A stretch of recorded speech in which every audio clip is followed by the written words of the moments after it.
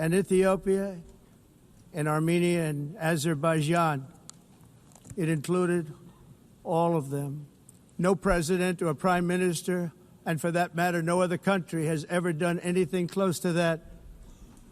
And I did it in just 7 months. It's never happened before. There's never been anything like that. I'm very honored to have done it. It's too bad that I had to do these things instead of the United Nations doing them. And sadly, in all cases, the United Nations did not even try to help in any of them. I ended 7 wars, dealt with the leaders of each and every one of these countries, and never even received a phone call from the United Nations offering to help in finalizing the deal. All I got from the United Nations was an escalator that on the way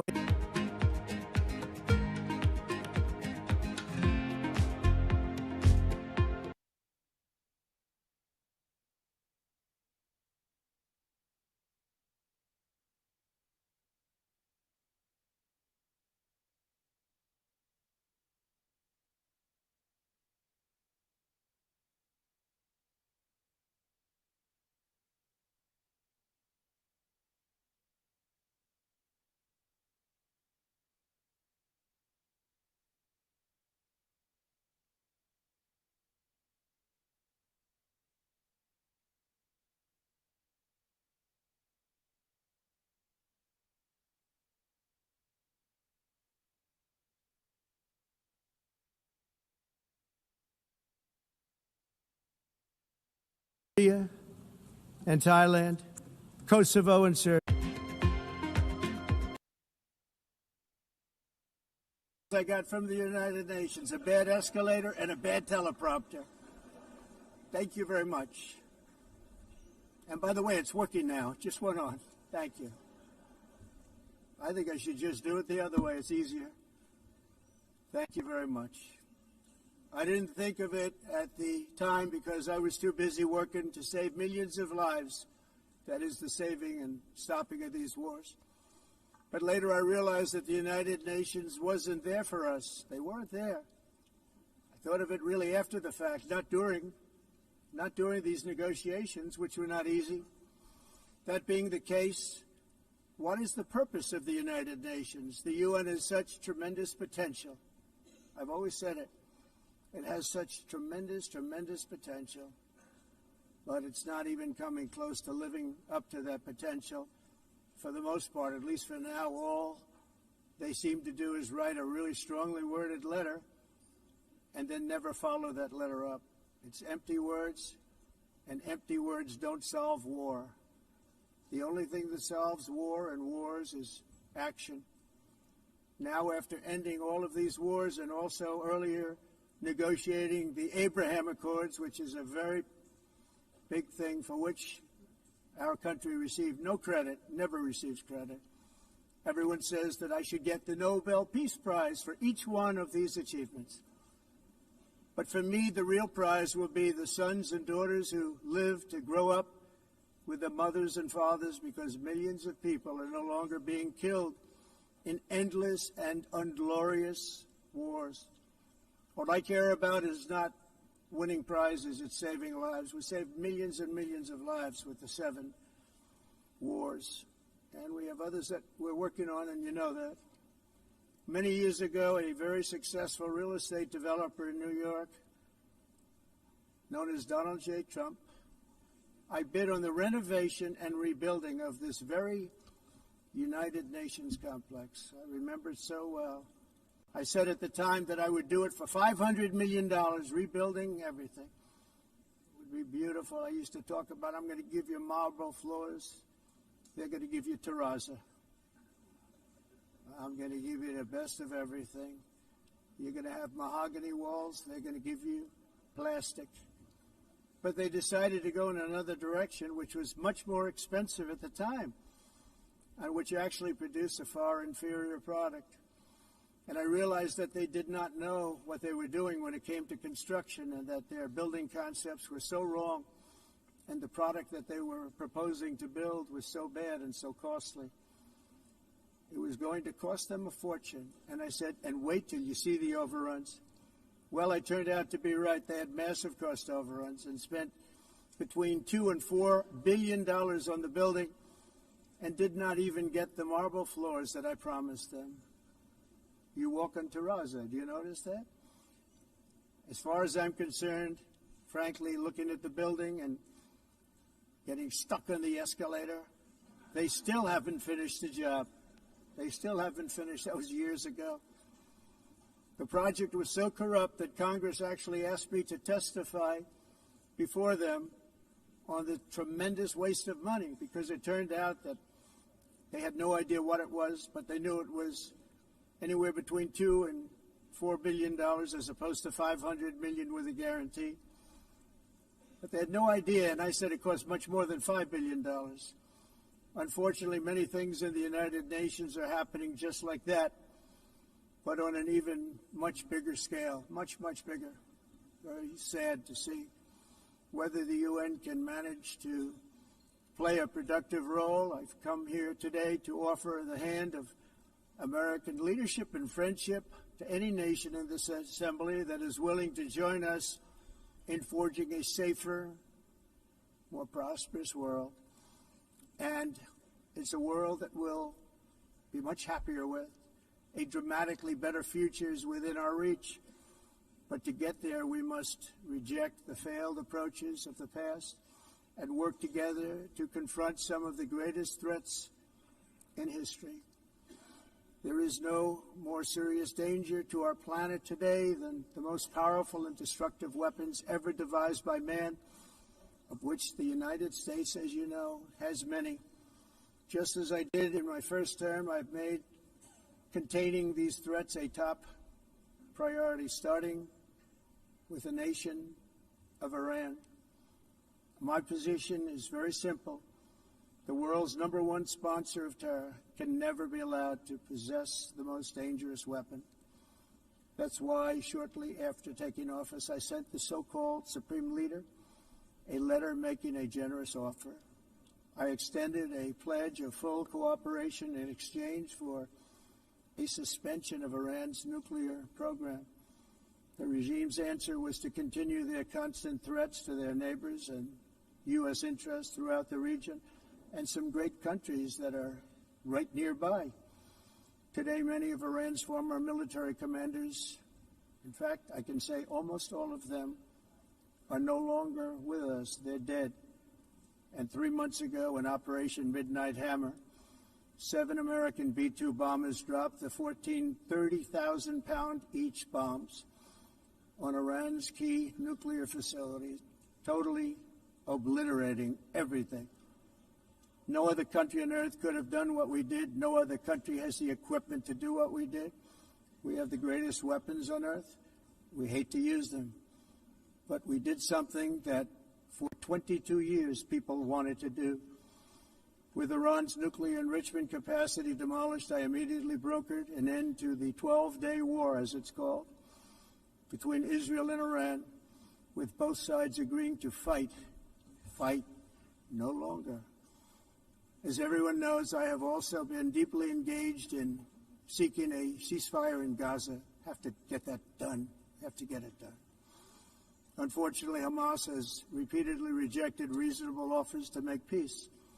We can't forget October 7th, can we?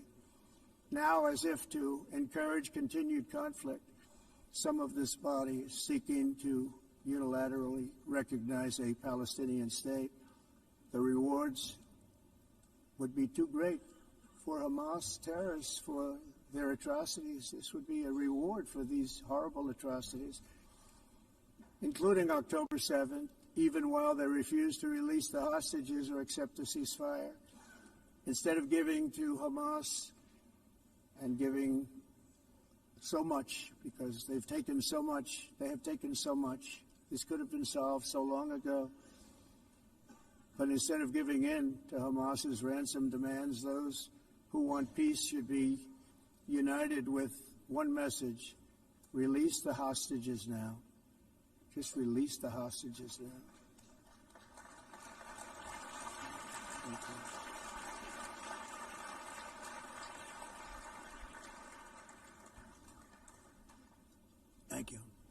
as we have got to come together, and we will come together, going to get it done.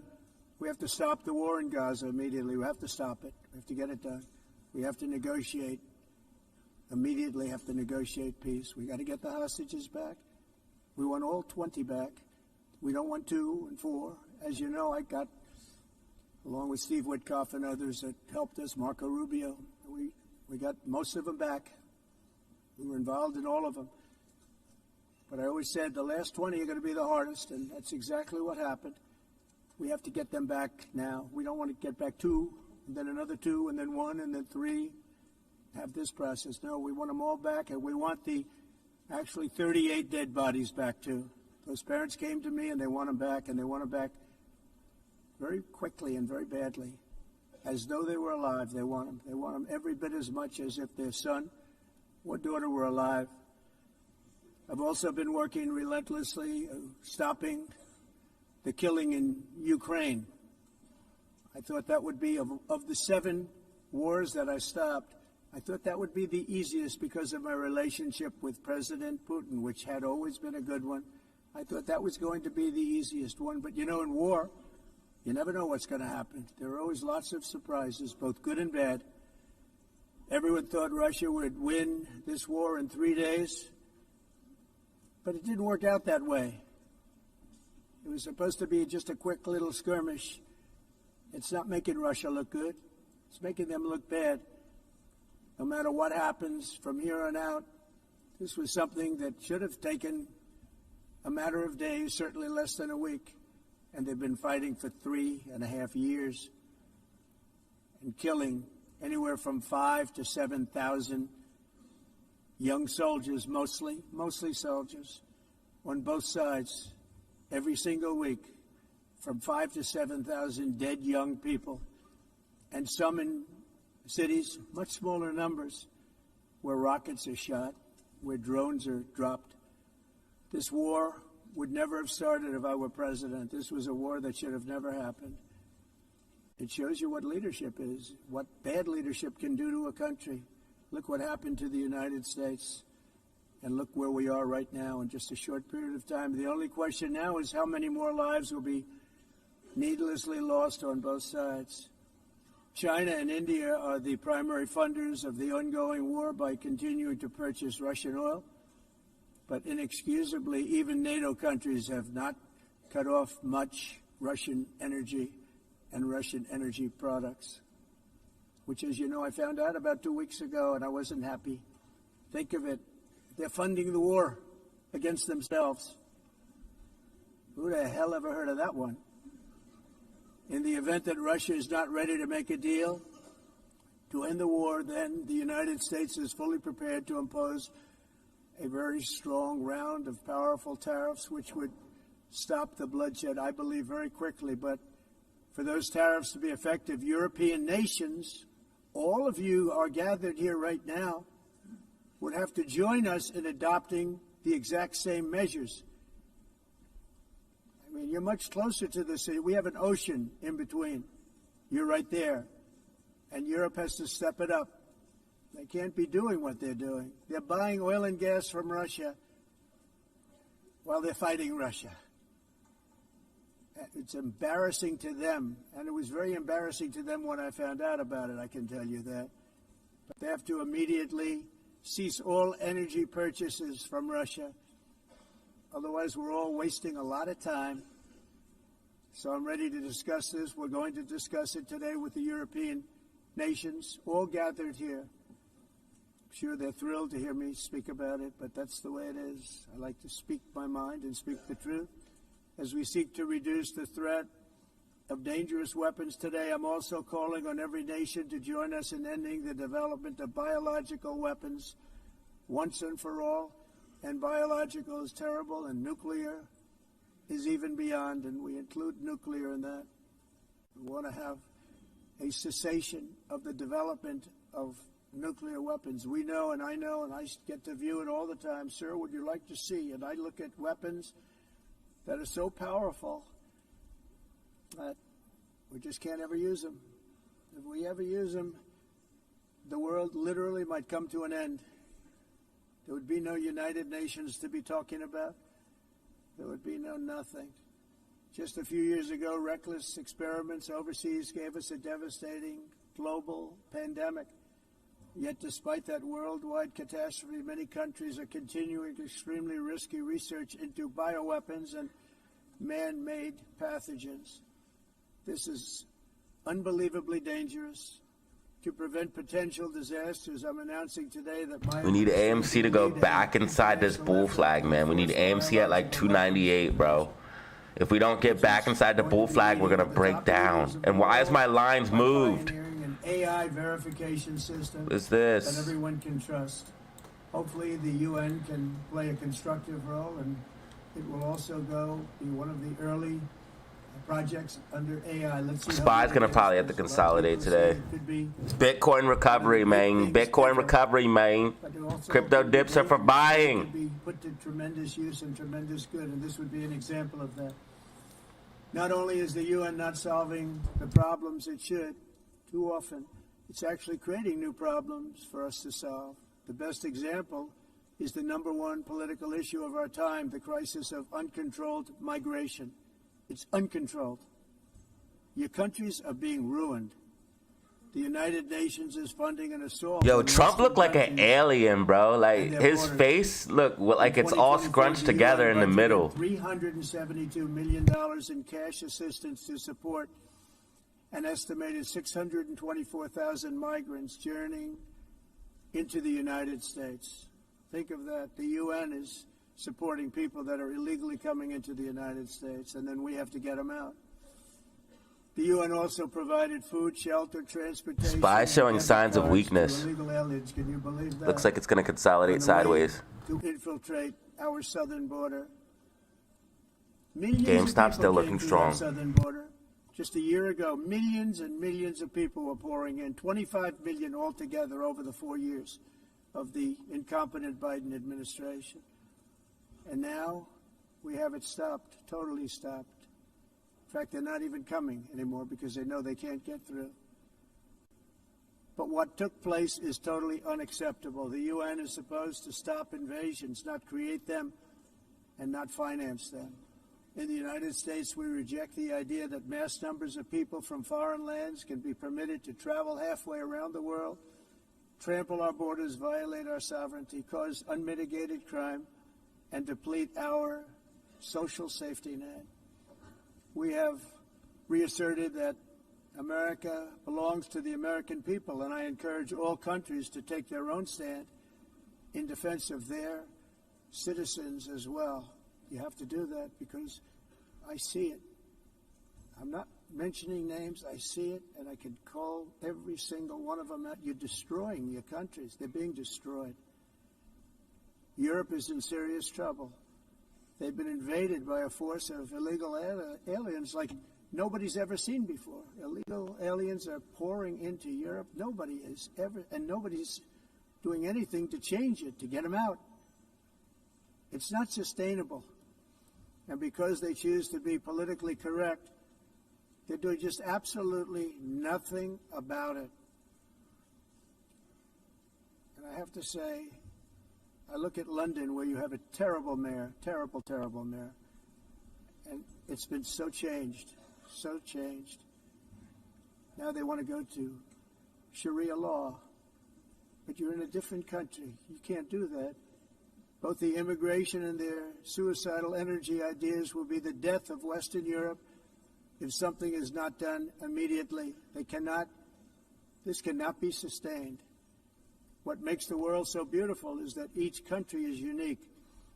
But to stay this way, every sovereign nation must have the right to control their own borders. You have the right to control your borders, as we do now, and to limit the sheer numbers of migrants entering their countries and paid for by the people of that nation that were there and that built that particular nation at the time.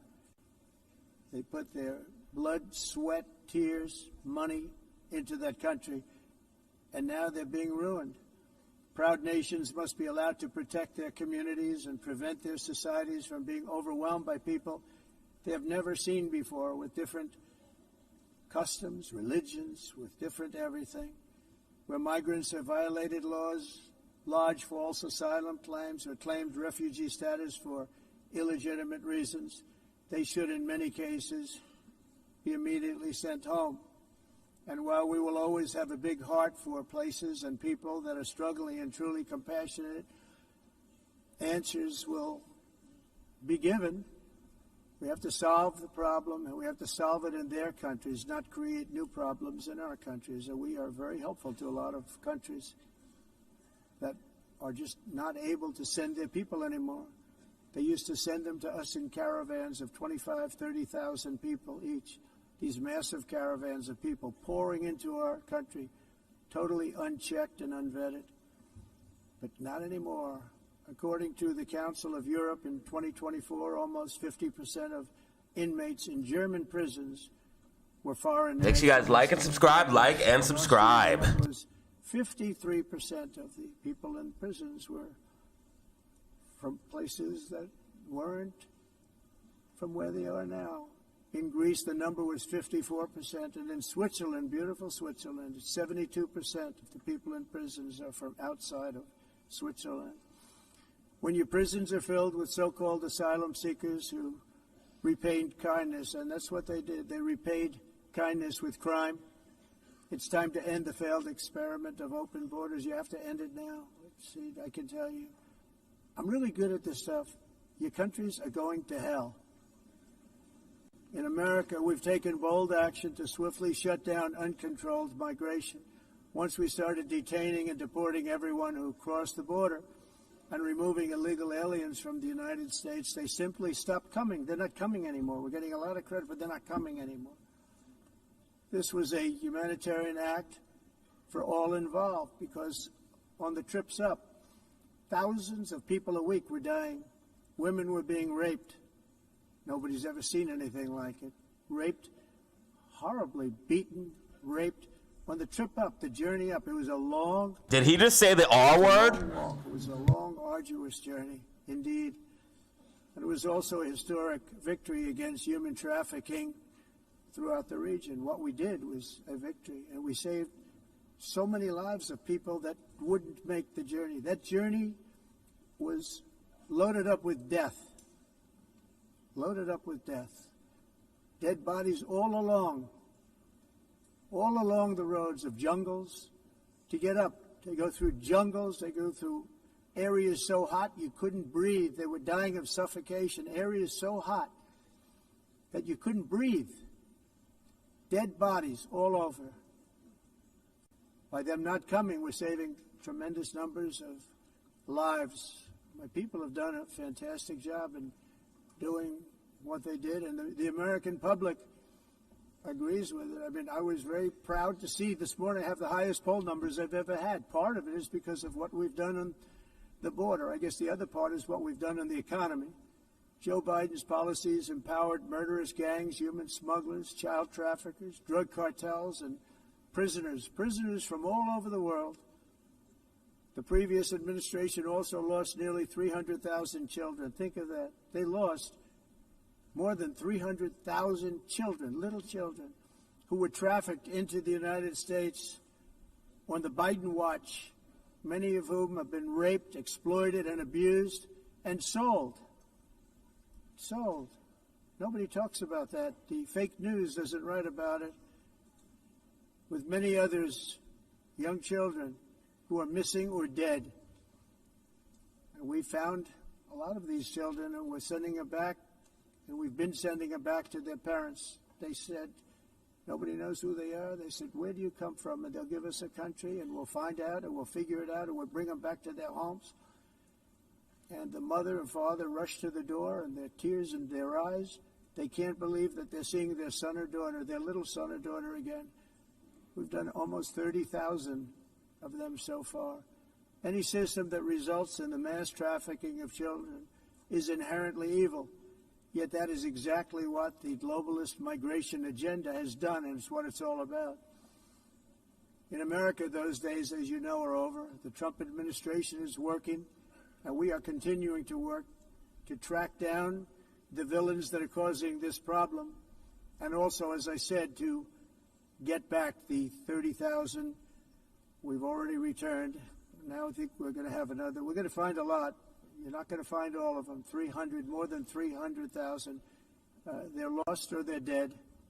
They're lost or they're dead because of the animals that did this. To protect our citizens, I've also designated multiple savage drug cartels as far as... Guys, GameStop pulling back. GameStop pulling back. Let's put it this way. People don't like taking big loads of drugs in boats anymore. There aren't too many boats that are traveling. People don't like taking big loads. Overseas by Venezuela, they tend not to want to travel very quickly anymore. And we've virtually stopped drugs coming into our country by sea.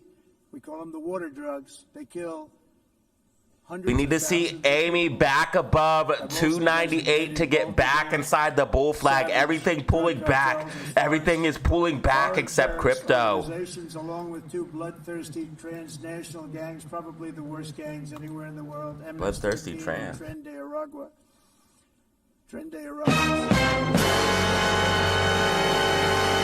Torture, maim, mutilate, and murder with impunity. They're the enemies of all humanity. For this reason, we've recently begun using the supreme power of the United States military to destroy Venezuela terrorists and Nicolas Maduro, to every terrorist thug smuggling poisonous drugs into the United States of America. Please, guys, they're going to use crypto to reset the debt. Out of existence. That's what we're doing. We have no choice. Can't let it happen. They're destroying. I believe we lost 300,000 people last year. They're going to use crypto to reset the debt. Fentanyl and other drugs. Each boat that we sink carries drugs that would kill more than 25,000 Americans. We will not let that happen. Energy is another area where the United States is now thriving like never before. We're getting rid of the falsely named renewables. By the way, they're a joke. They don't work. They're too expensive. They're not strong enough to fire up the plants that you need to make your country great. The wind doesn't blow. Those big windmills are so pathetic and so bad, so expensive to operate. And they have to be rebuilt all the time, and they start to rust and rot. Most expensive energy ever conceived, and it's actually energy. You're supposed to make money with energy, not lose money. You lose money, the governments have to subsidize. You can't put them out without massive subsidies. And most of them are built in China, and I give China a lot of credit. They build them, but they very few wind farms. So why is it that they build them and they send them all over the world, but they barely use them? You know what they use? Coal. They use gas. They use almost anything, but they don't like wind. But they sure as hell like selling the windmills. Europe, on the other hand, is a long way to go, with many countries being on the brink of destruction because of the green energy agenda. And I give a lot of credit to Germany. Germany was being led down a very sick path, both on immigration, by the way, and on energy. They were going green, and they were going bankrupt. And the new leadership came in, and they went back to where they were, with fossil fuel and with nuclear, which is good. It's now safe. You can do it properly. But they went back to where they were, and they opened up a lot of different plants, energy-producing plants, and they're doing well. I give Germany a lot of credit for that. They've said this is a disaster, what's happening. They were going all green. All green is all bankrupt. That's what it represents. And it's not politically correct. I'll be very badly criticized for saying it, but I'm here to tell the truth. I don't care. It doesn't matter to me. I'm in New York City. I'm feeling a lot safer. Crime, we're getting crime down. And by the way, speaking of crime, Washington, D.C. was the crime capital of America. Now it's after 12 days, it's a totally safe city. Everyone's going out to dinner. They're going out to restaurants. Your wife can walk down the middle of the street with or without you. Nothing's going to happen. My people have done a fantastic job, and yes, and he also has freaking U.S. military walking around. Now, guys, some of you guys love Trump. Some of you guys hate him.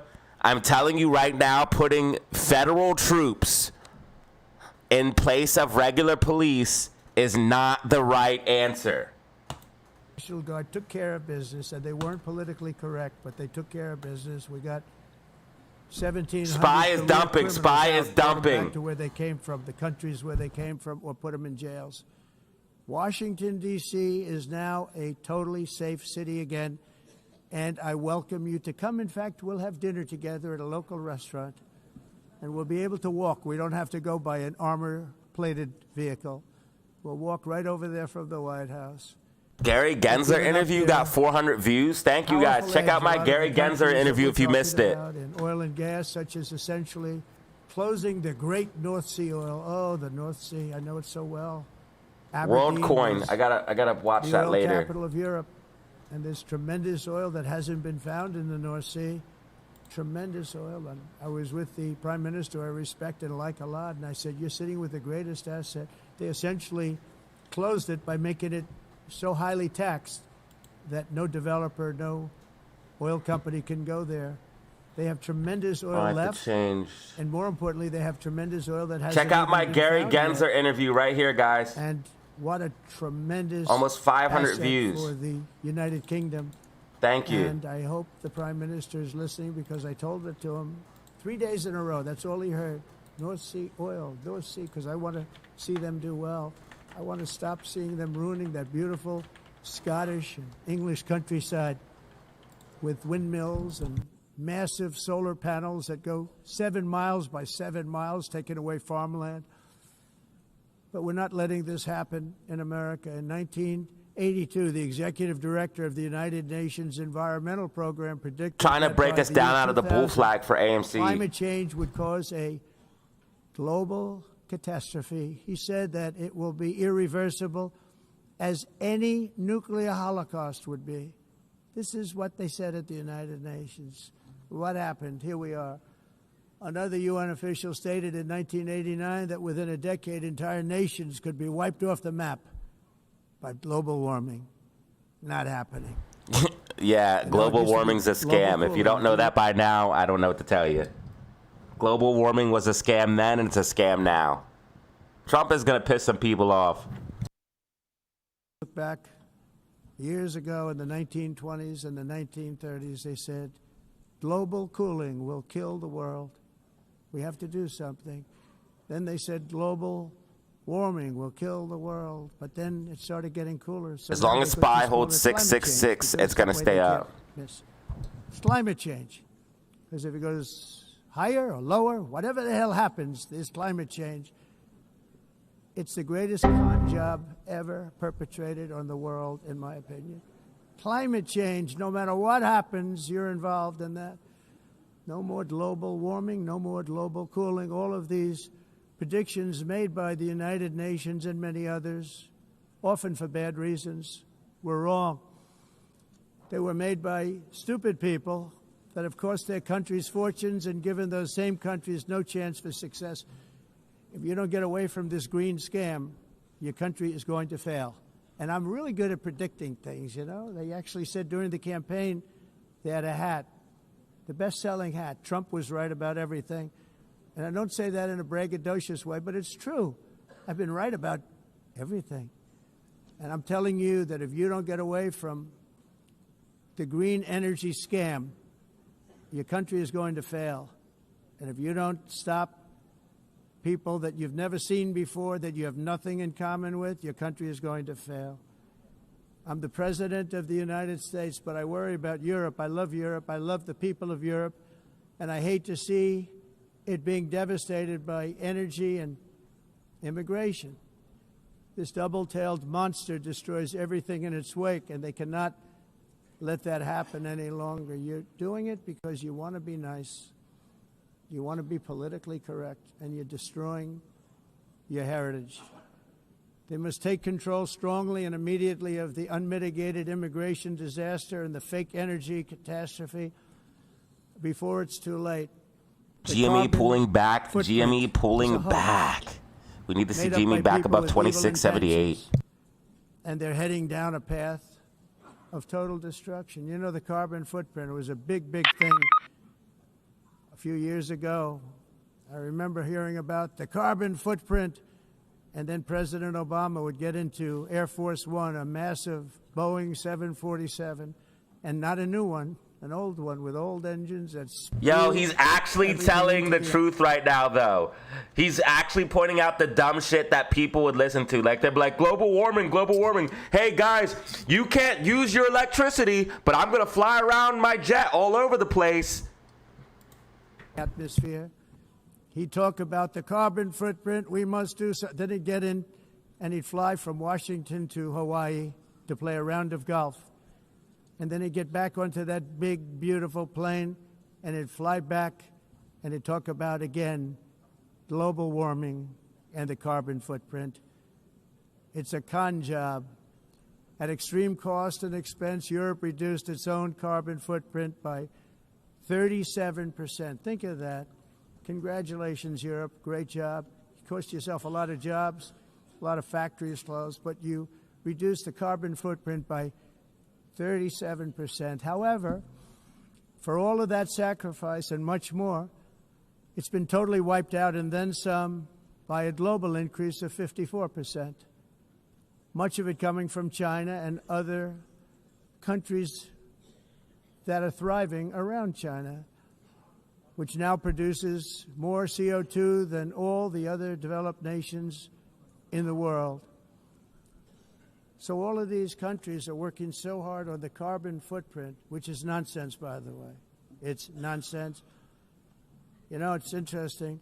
In the United States, we have still radicalized environmentalists, and they want the factories to stop. Everything should stop. No more cows. We don't want cows anymore. I guess they want to kill all the cows. They want to do things that are just unbelievable, and you have it too. But, you know, we have a border, strong, and we have a shape, and that shape doesn't just go straight up. That shape is amorphous when it comes to the atmosphere. And if we had the most clean air, and I think we do, we have very clean air. We have the cleanest air we've had in many, many years. But the problem is that other countries, like China, which has air that's a little bit rough, it blows.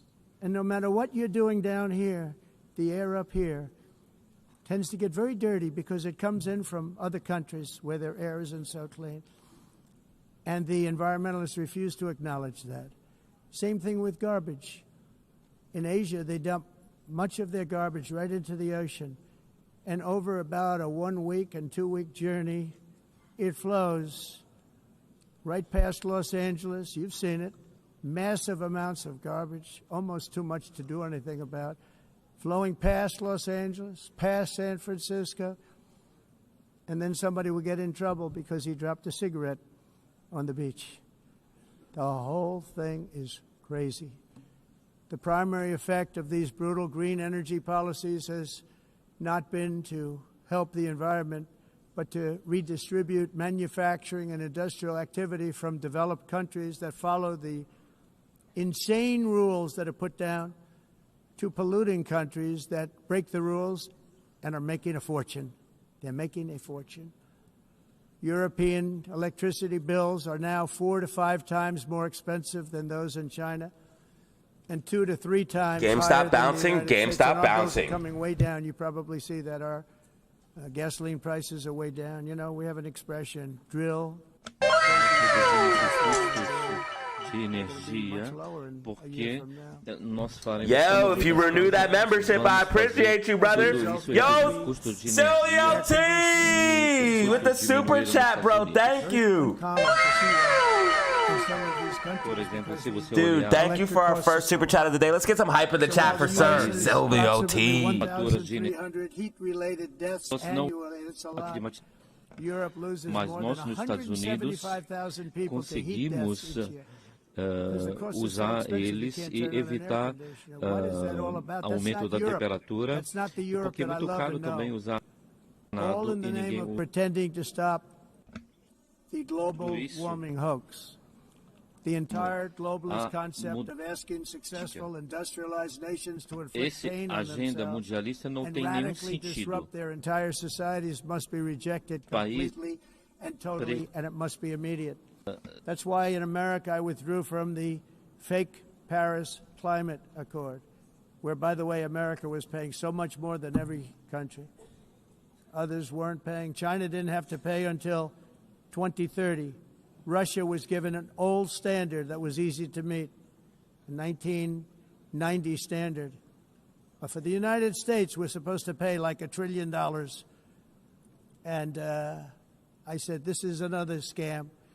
The fact is, the United States has been taken advantage of by the world for many, many years, but not any longer, as you probably noticed.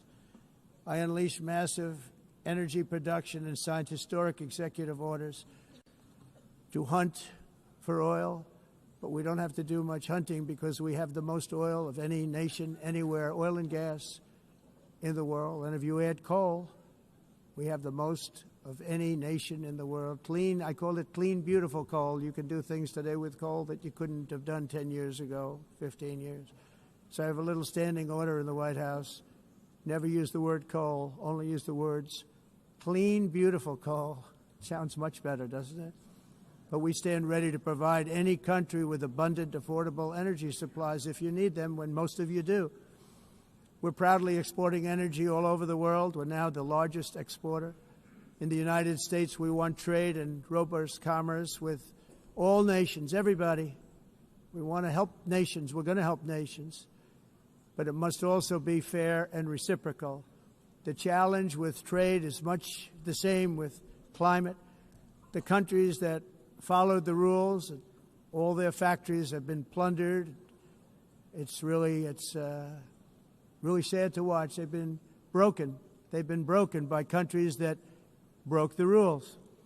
That's why the United States is now applying tariffs to other countries, and much as these tariffs were for many years applied to us. We just got another super chat. We've used tariffs as a defense. Bro is wildin'. Thank you so much. Sir T, Sylvia T, Sylvia T.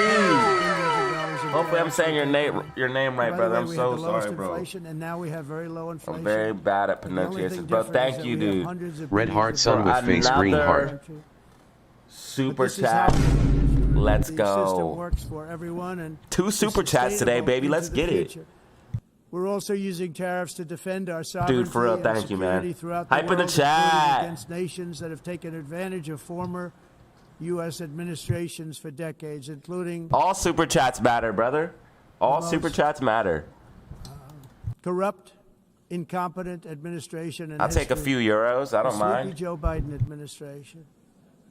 Brazil now faces major tariffs in response to its unprecedented efforts to interfere in the rights. Hopefully AMC goes back up here into this bull flag and we break out, because it looks like we're using it as resistance. This could be bearish. Weaponization, judicial corruption, and targeting of political critics in the United States.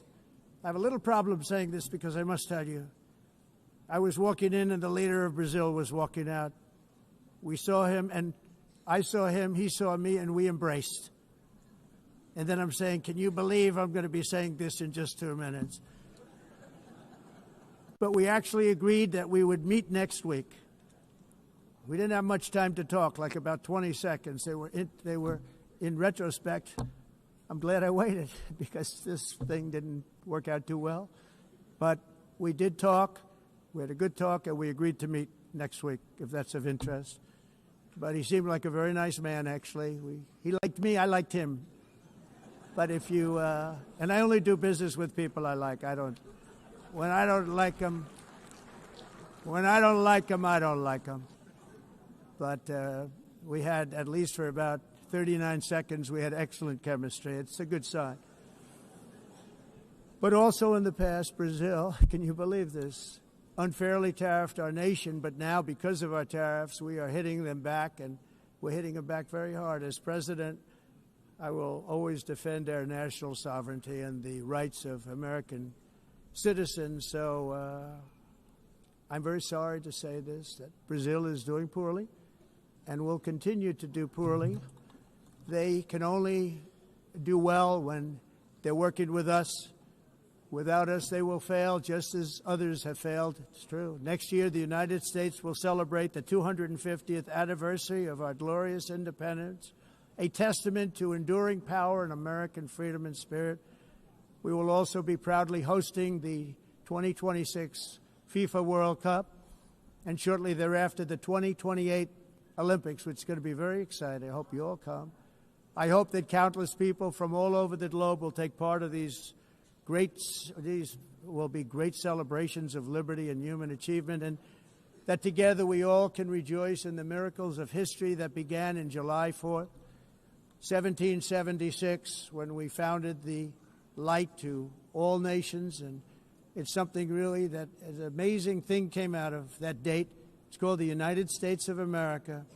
In honor of this momentous anniversary, I hope that all countries who find inspiration in our example will join us in renewing our commitment, values, and those values, really, that we hold so dear. Together, let us defend free speech and free expression. Let us protect religious liberty, including for the most persecuted religion on the planet today. It's called Christianity.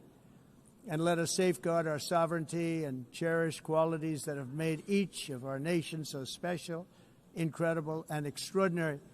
In closing, I just want to repeat that immigration and the high cost of so-called green renewable energy is destroying a large part of the free world and a large part of our planet.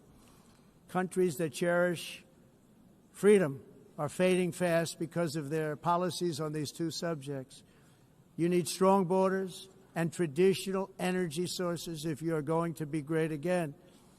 Whether you have come from north or south, east or west, near or far, every leader in this beautiful hall today represents a rich culture, a noble history, and a proud heritage that makes each nation majestic and unique, unlike anything else in human history or any other place on the face of the earth. From London to Lima, from Rome to Athens, from Paris to Seoul, from Cairo to Tokyo and Amsterdam to right here in New York City, we stand on the shoulders of the leaders and legends, generals and giants, heroes and titans who won and built our beloved nations, all of our nations, with their own courage, strength, spirit, and skill. Our ancestors climbed mountains, conquered oceans, crossed deserts, and trekked over wide-open plains. They charged into thunderous battles, plunged into grave dangers, and they were soldiers and farmers and workers and warriors and explorers and patriots. They built towns into cities, tribes into kingdoms, ideas into industries, and small islands into mighty empires. You're a part of all of that. They were champions for their people who never gave up and who never, ever gave in. Their values defined our national identities. Game, stop pulling back, guys. Game, stop pulling back. Our magnificent destiny. Everybody in this room is a part of it in your own way. Each of us inherits the deeds and the myths, the triumphs, the legacies of our own heroes and founders who so bravely showed us the way. Our ancestors gave everything for homelands that they defended with pride, with sweat, with blood, with life, and with death.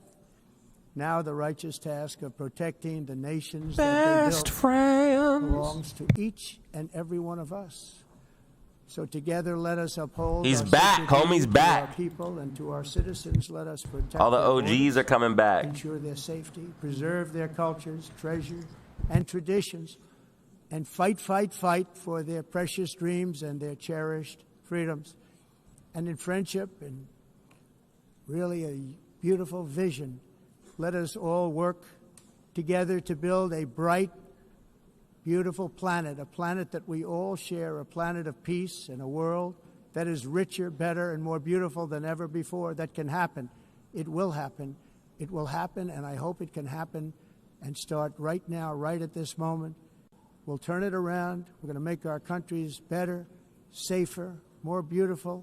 We're going to take care of our people. Thank you very much. It's been an honor. God bless the nations of the world. Thank you very much. Bye. Bro, welcome to level 1, baby. Welcome. Official DZ fam, bro. Thank you. That's going to put us at 1 brand new member, 101 people watching, 59 likes already. Today is popping off multiple super chats. We got 50 freaking likes already. One brand new member. Today is getting crazy.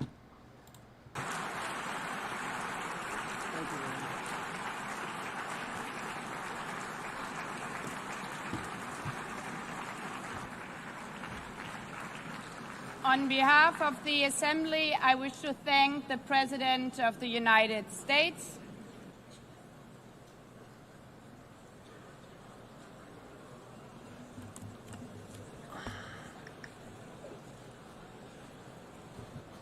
She is resting bitch face.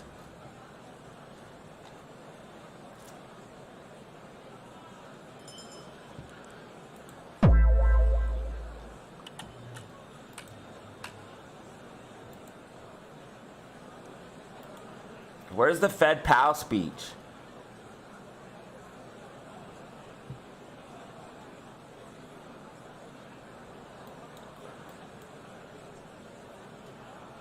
Isn't there gonna be a Fed speech here soon?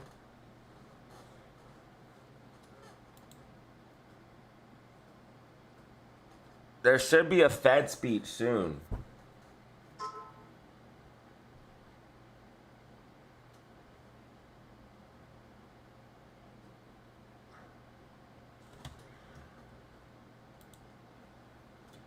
There should be anyways.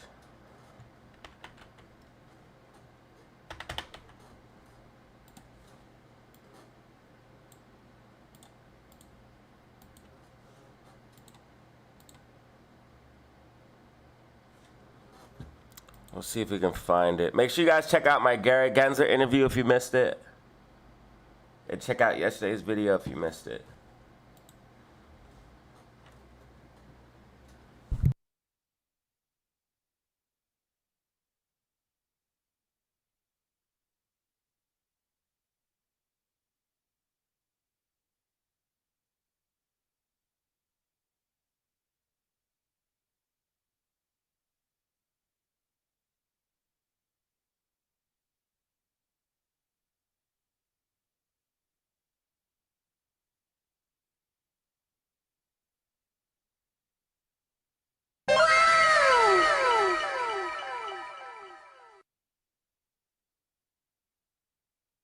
Spy holding 666 as support.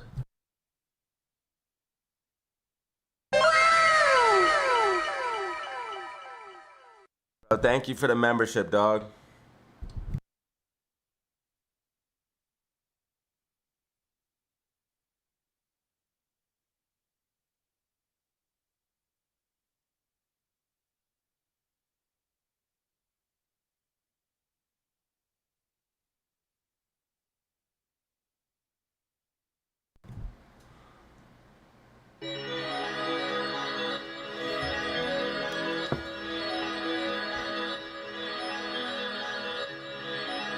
I'm him!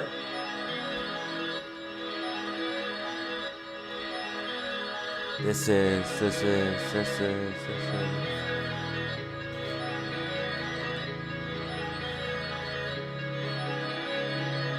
Show your what? You're not real unless you got DZ merch. You're not real unless you got DZ merch. All the real ones got DZ merch. Get your DZ merch, man. Get your DZ merch.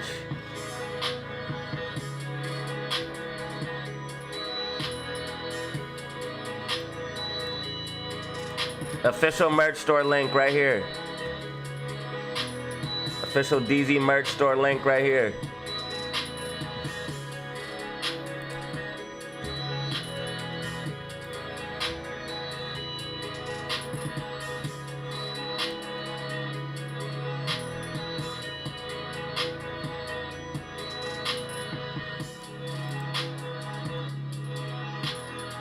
Yeah, new shirts.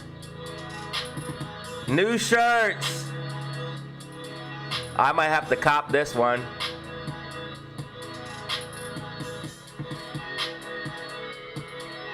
Aaron's getting better with the designs.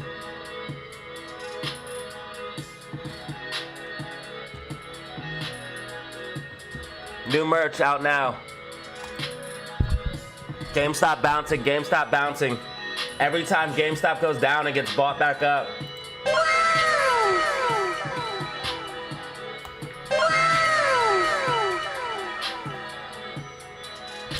AMC, we need to see back inside of the bull flag. If we don't get back inside of this bull flag, it's all bad.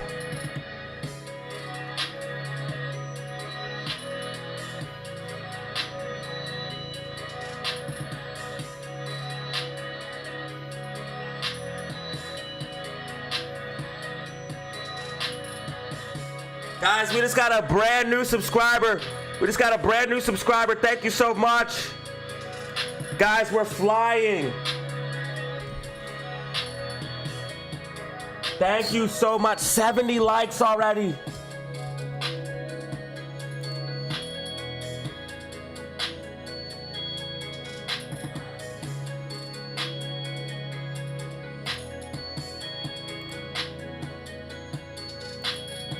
$16,437 subscribers.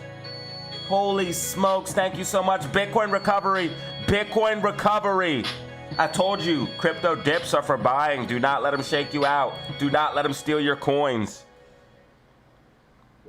Crypto dips are for buying. Do not let them steal your coins.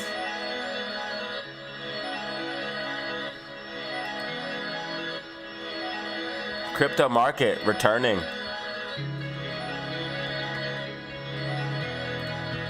Looking at the market, trying to find some money, looking at price targets, trying to make a bag. Gotta make it fast. Rent coming due. Gotta pay for class.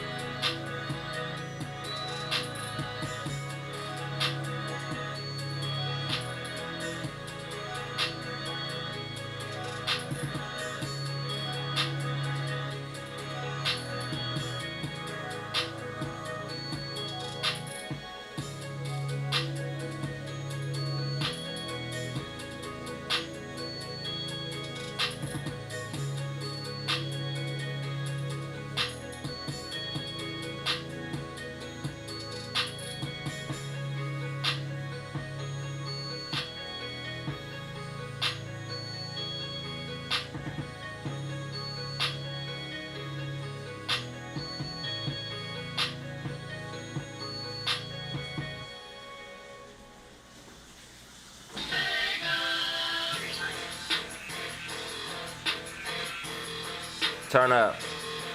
Turn up. Turn up. Whoa.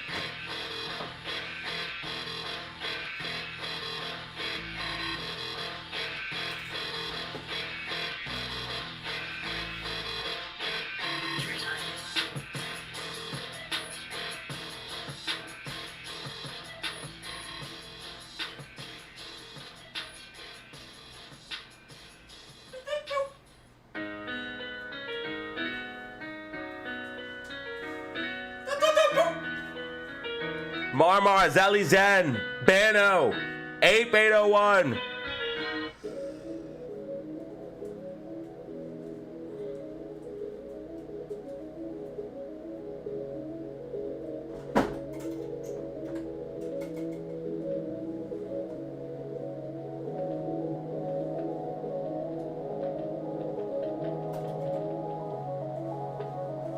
Find me.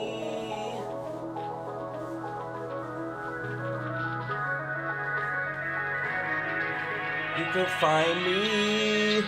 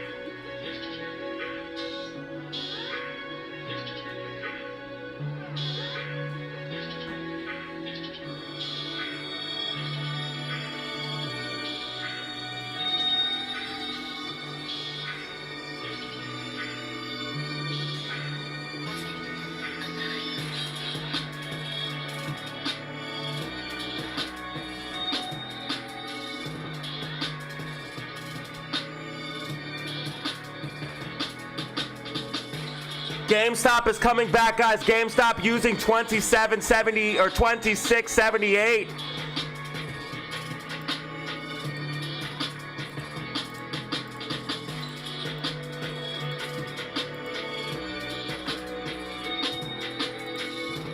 Spy coming back as well. Spy coming back as well. Spy tracking.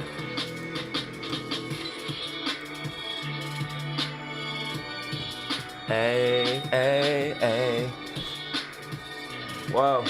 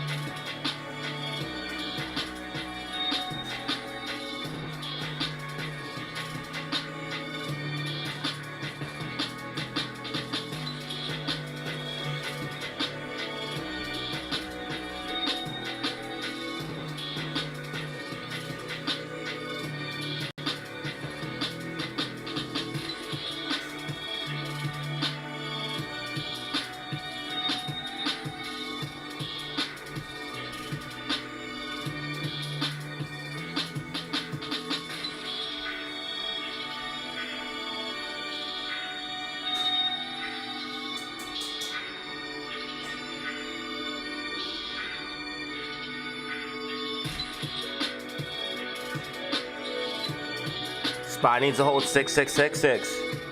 I think it's gonna hold. I think it's gonna hold. I think it's gonna move back up. GameStop pushing back higher. AMC pushing back up where it needs to be. AMC pushing back up where it needs to be, guys. We need to see AMC get back up. This is what we want to see right here. We need to see AMC get back up into this pennant. If GameStop starts moving back up, AMC will.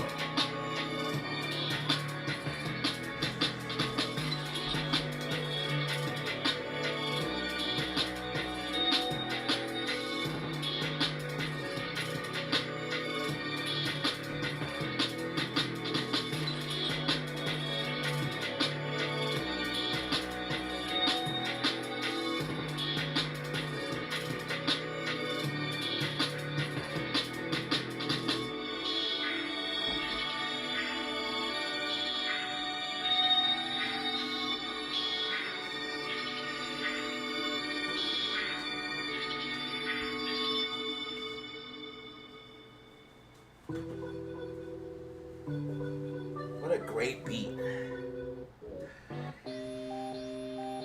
All right, guys, we're pushing up. GameStop, Green MACD. Turn up.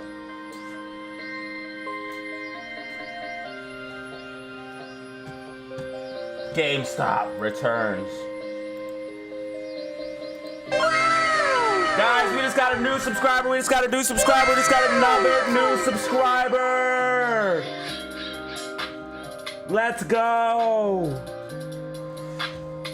We're at 16,438 subscribers. Unbelievable.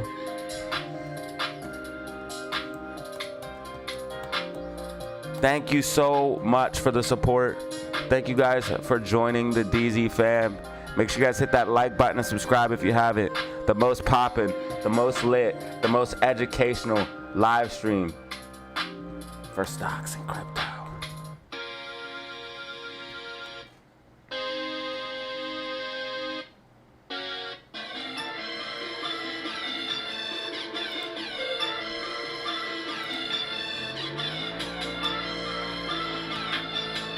The most poppin', the most lit.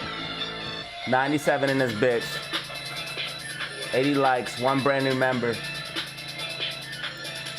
Nice.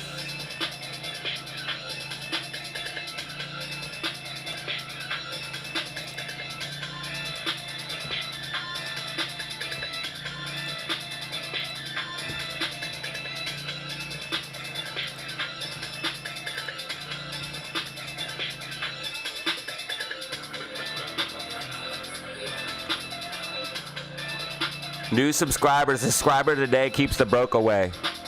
Yo, SPY. If SPY loses 666, man, it's going to dump.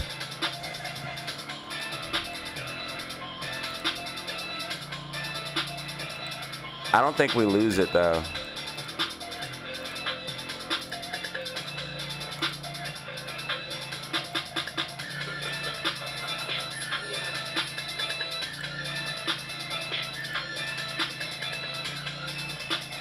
All right, crypto definitely going green, guys. Crypto definitely going green. ADA green, Ethereum green, Bitcoin green, crypto recovery. Crypto dips are for buying.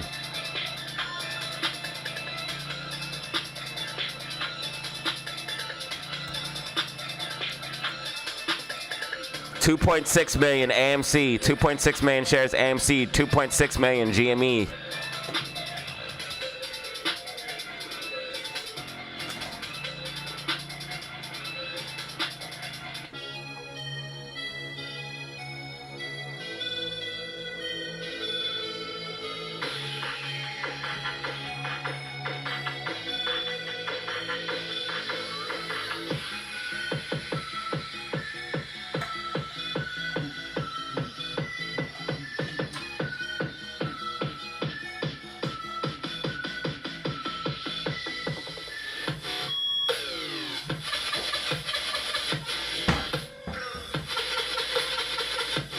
GameStop tracking, GameStop tracking.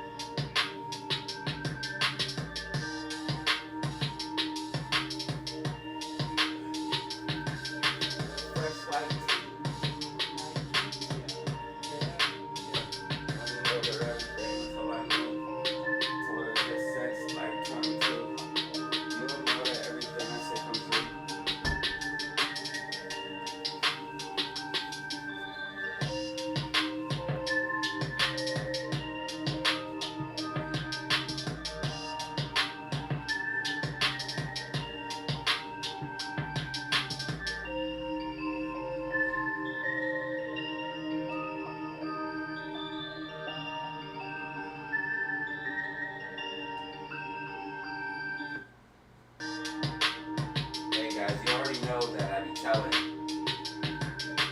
future.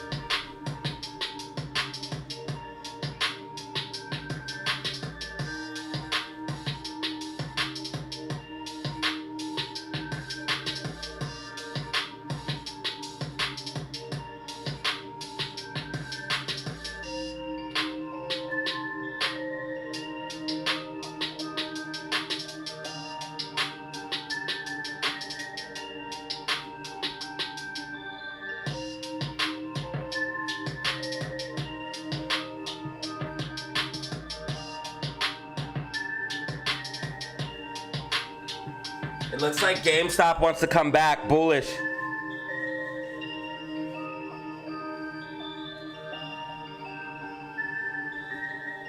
GameStop might come back and SPY. If SPY loses 666, that's gonna dump, dude. SPY better hang on for dear life now. GameStop might come back and SPY might die. That'd be cool.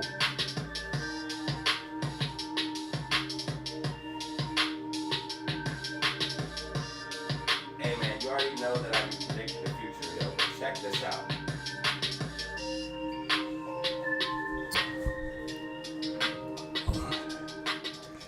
Crypto debt jubilee. So now it doesn't seem so crazy that I talked about them using crypto to erase the debt.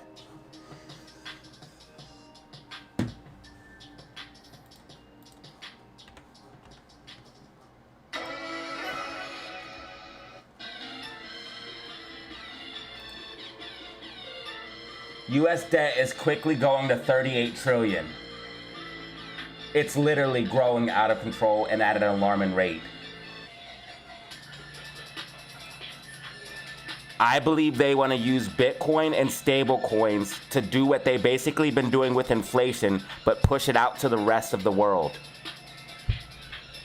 Now, I would have to make a video about all of this. It's very complex. But basically what I think they're trying to do is bring out the old system and bring in the new one being crypto. This has been making the rounds on the news. Putin advisor claims US is using crypto to ease 35 trillion debt.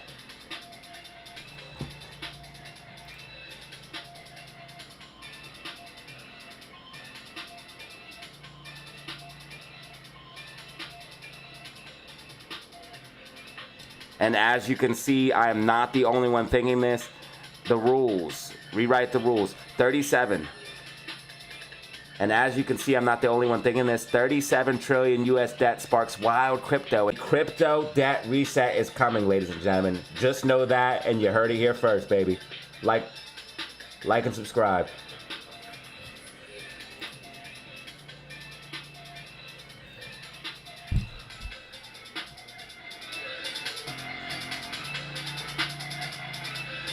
You got clear heels?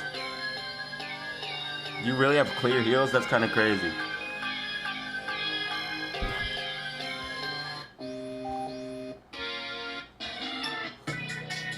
Hey, turn up. Yo, SPY might dump, bro. It's really testing right now, man. If SPY loses this shit, it's gonna dump. It's gonna come down to like 665.05.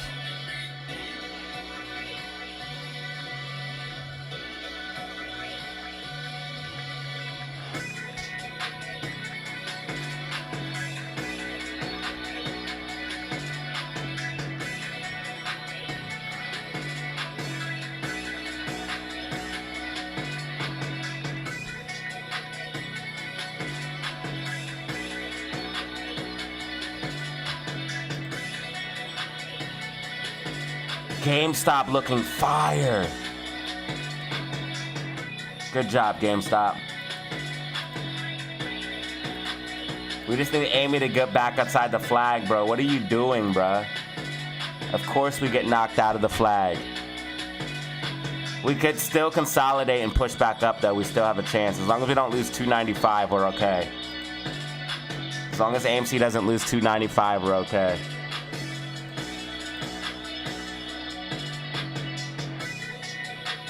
$118 in the building, 118 in the building. One brand new member, multiple super chats. Let's go.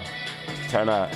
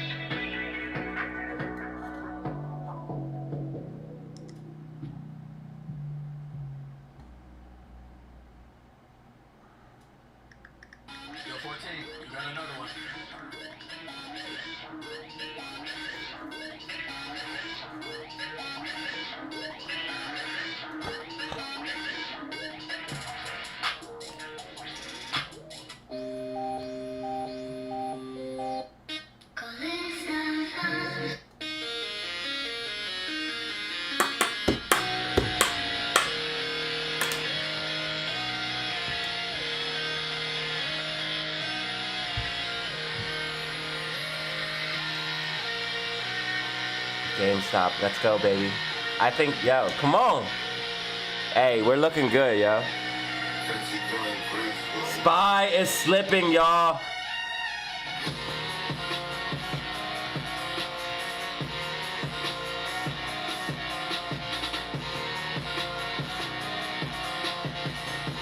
Oh, shit. SPY RSI close to oversold. Not yet oversold, though. SPY better hold 666 or that shit dumping, bro. They love that number, don't they? They love that number, bro. Stock market people love that number. They just want to keep it there. They love seeing that on the screen.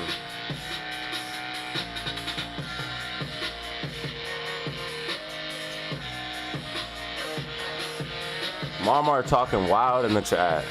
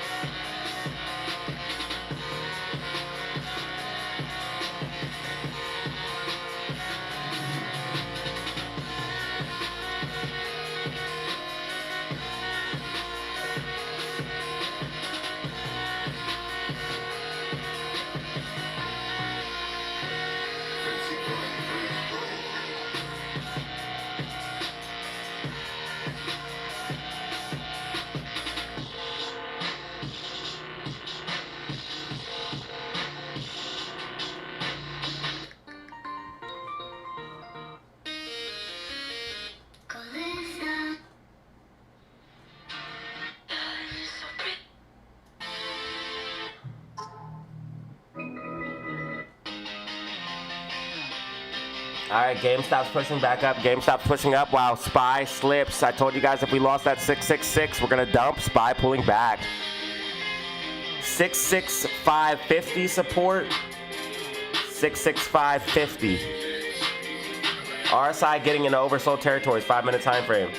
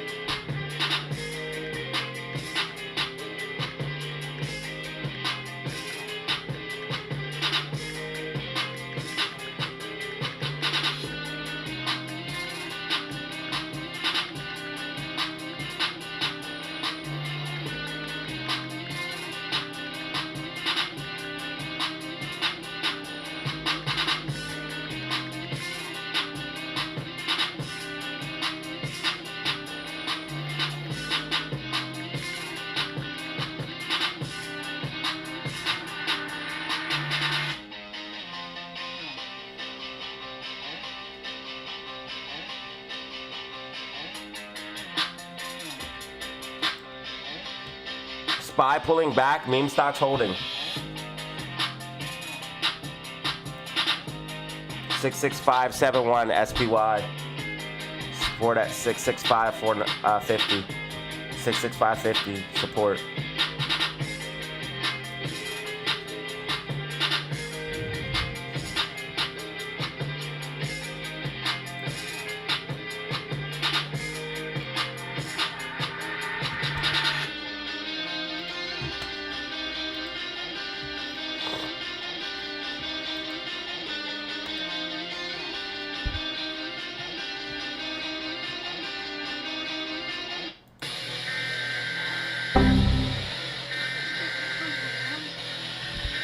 Got the rock and roll beats.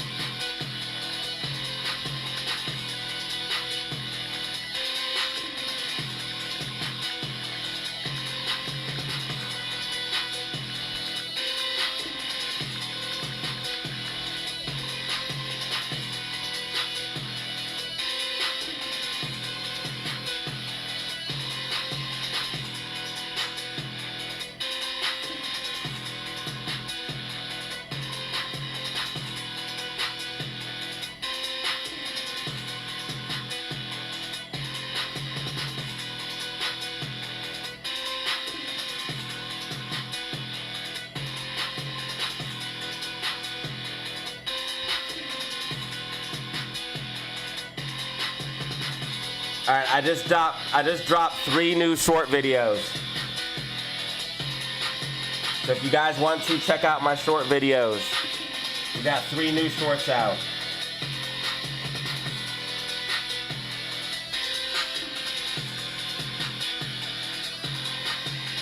Let's see if our TikTok got any views. I have an official TikTok. Make sure you guys give me a follow.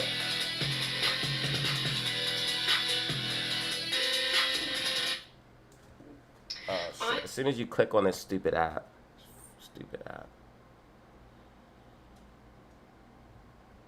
All right, we got 28 likes and 700 views. All right, I posted one video on TikTok. It has 28 likes and 700 views. Okay, yeah, this is definitely worth it.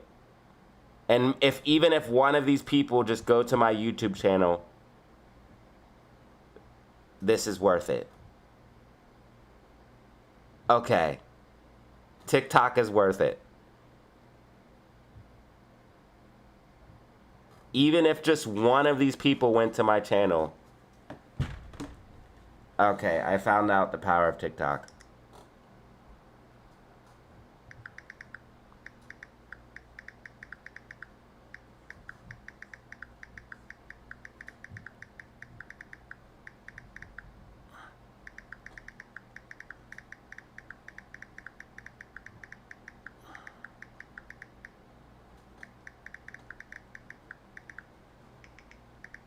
100% worth it.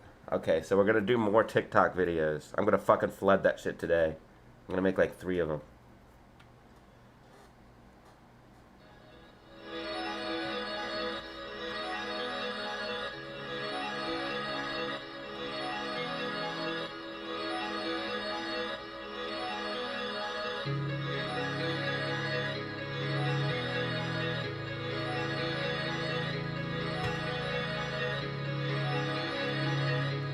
I thought I got paid from Facebook $6, but now I can't find it.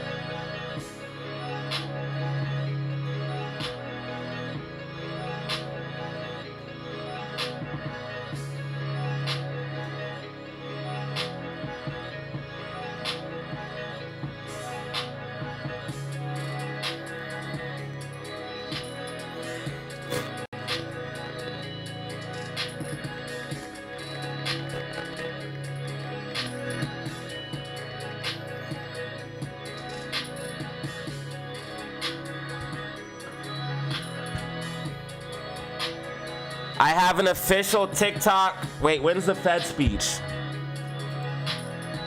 So here's my official TikTok. If you guys want to check it out.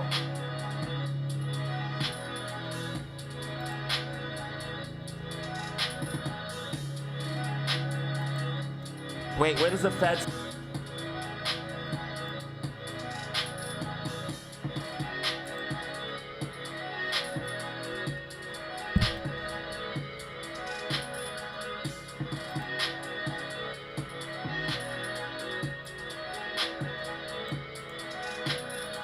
All right, so make sure you guys check out my official TikTok, guys. 4 followers, 29 likes. And I'm gonna be flooding that thing with videos. So make sure you guys check that out for me if you guys don't mind and want to help out the channel and help me out.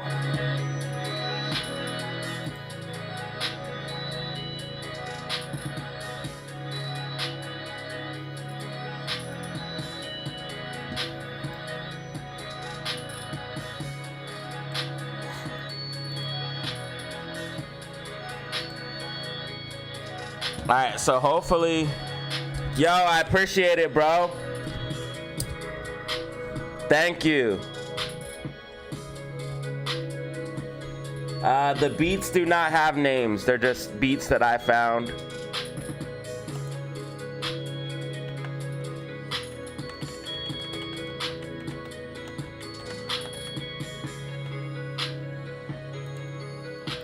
Yeah, everything's pulling back except for like GameStop. Even Amy's pulling back. Spy's pulling back. Crypto is okay. It's kind of flat, but it's like kind of recovering from yesterday, but still basically flat.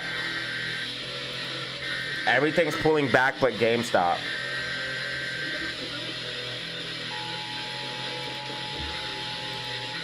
Most of the market's pretty red. Most of the tech stocks anyway. Nvidia, Microsoft, Apple.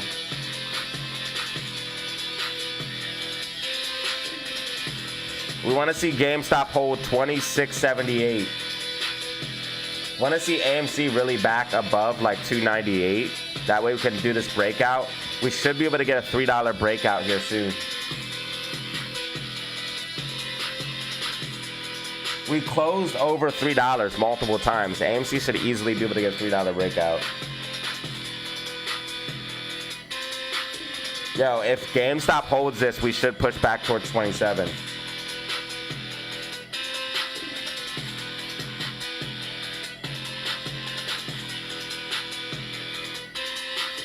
Official DataZero TikTok, man. We're gonna blow this shit up. So TikTok, Rumble, and YouTube is where you can find me. And X, Twitter/X. Twitter and Instagram.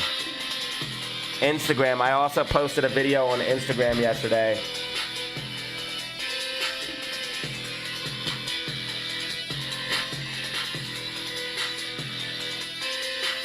To promote the channel.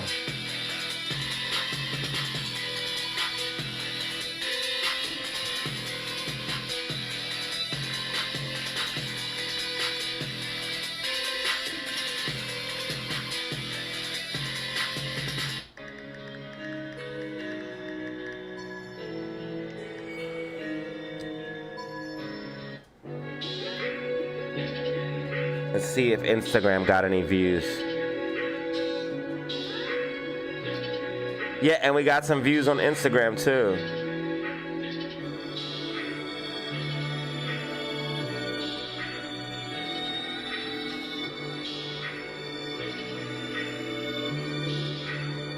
All right, so we're gonna put more videos on TikTok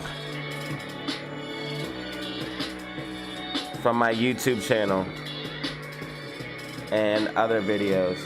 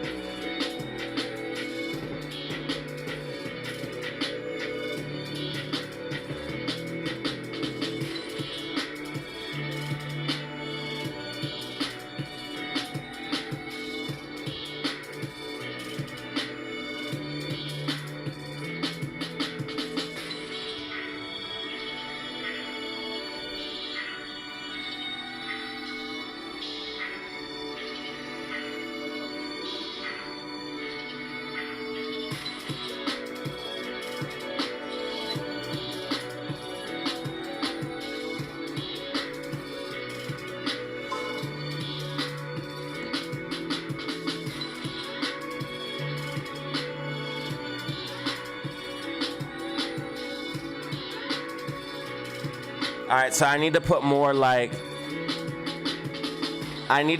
more. Yeah, I don't have any names for them, brother. I be looking up different artists and then like style of beats.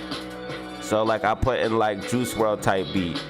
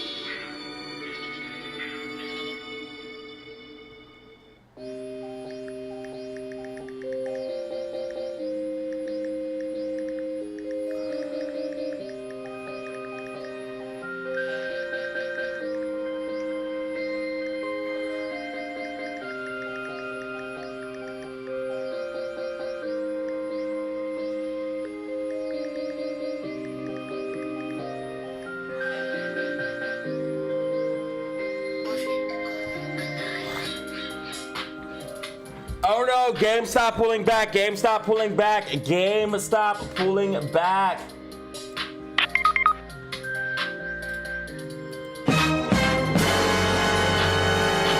Guys, SPY slipping after losing 666.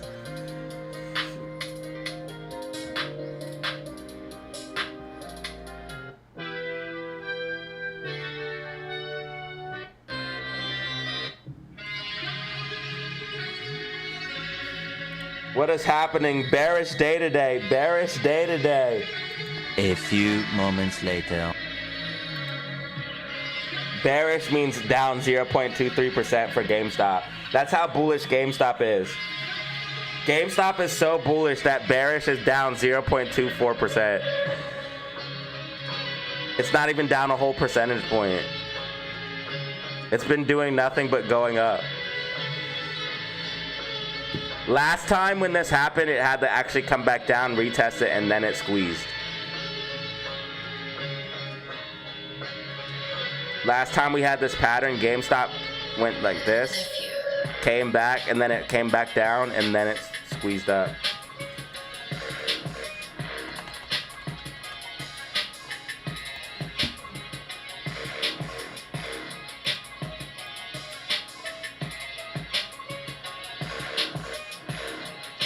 If you look, it did the same thing with the last bull flag, look. And then it went all the way up and then came down, but then just squeezed up. Maybe that's what's happening here. We're coming back down for a retest. Look, it's the same shit. It's literally the same shit, actually. It's literally the same shit. We have all these buy orders for GameStop right here. So we'll come back down for the retest, and then tomorrow or Friday squeeze up. No guarantee that we squeeze up, but if it's the same pattern as before, we're gonna come back down to like 26.50, 26.30, and then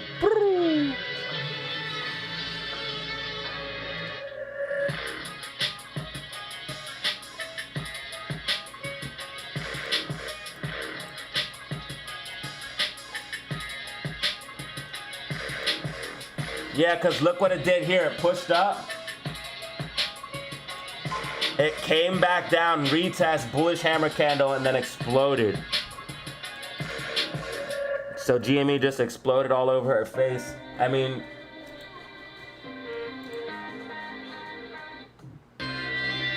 so it came up, came back down, and then retested, boom. So we're looking for a possible retest here. Bull flag breakout.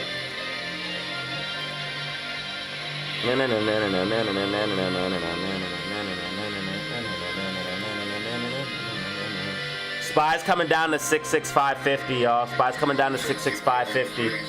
That's where it's gonna find support, or has support anyways.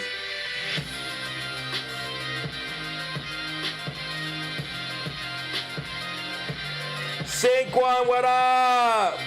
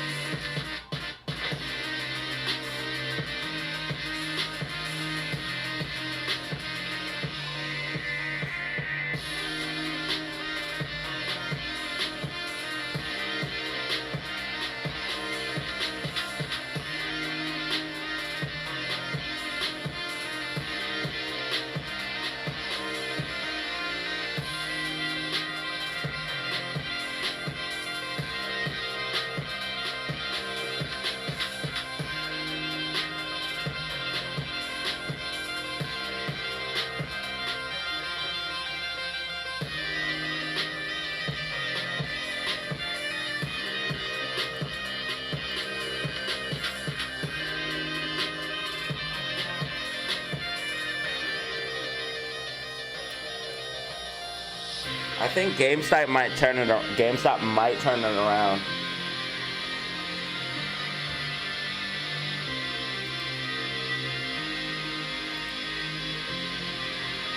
$105 people in the building right now. 105 people in the building.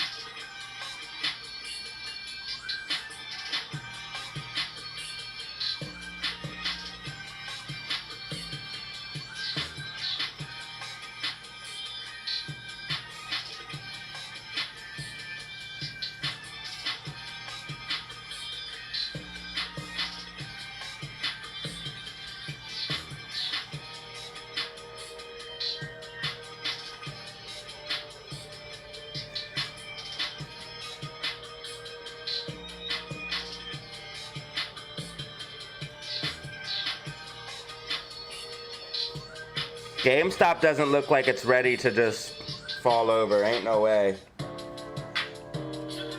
SPY coming down to 665.50 price target.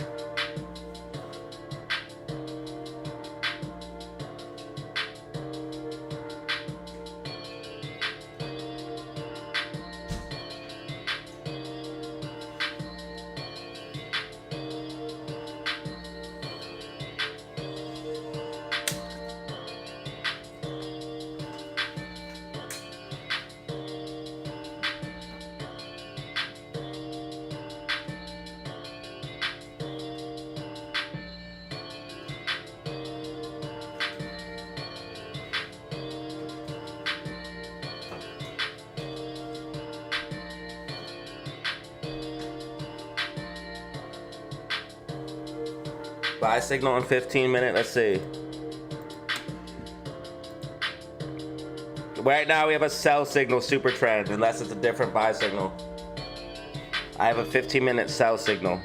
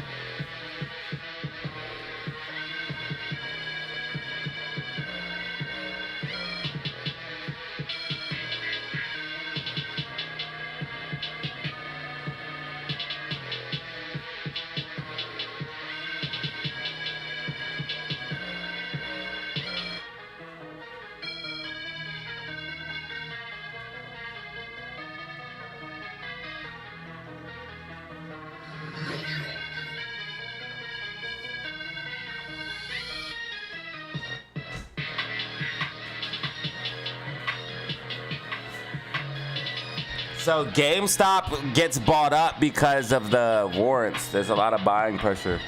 This could be the retest though, the breakout like we've seen before. RSI is still extremely overbought, so consolidation wouldn't be bad on GameStop. In fact, we're seeing a little bit tiny bearish divergence here. RSI trending down, price trending up. So yeah, consolidation wouldn't be bad. We need to consolidate. SPY is dying, dude. SPY just lost 665.50. There's a potential chance for it to come all the way down to the 665.05. I told you guys if we lose 666, we're gonna dump. Potentially as low as 665.05. And it looks like SPY is actually heading towards that now. RSI is oversold. I can't find the PAL speech, dude. very obscure.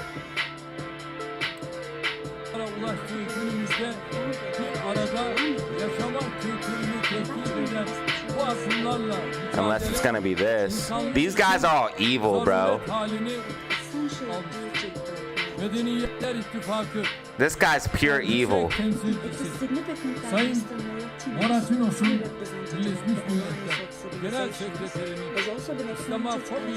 They be lying, they be lying.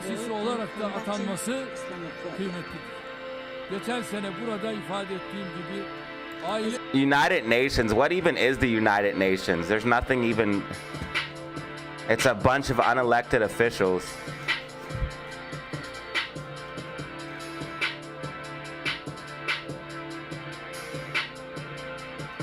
Fed Marin says rates should come down faster. Are often, in my view, underappreciated. Some argue that no changes to the inflation forecast. Housing represents nearly. Yeah, I can't find it.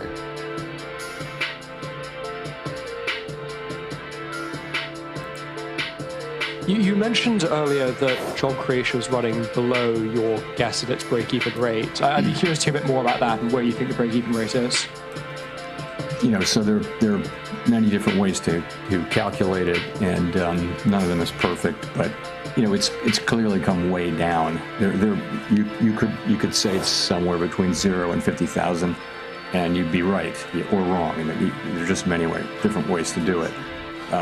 So wherever it was, 150,000, 200,000 a few months ago, it's come down quite significantly. And that's because a very lower amount of people are joining the labor.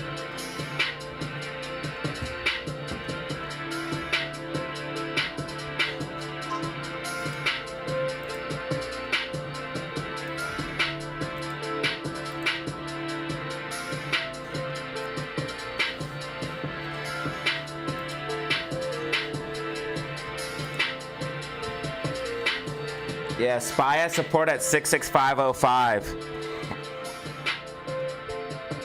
I told you guys if we lose 666, we would pull back to about 66505, 66550.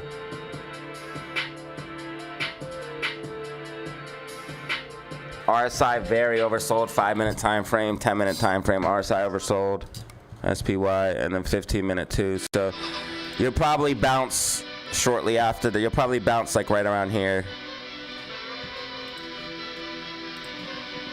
Like you'll come down a little bit further and then bounce. That's probably what you'll see, something like that.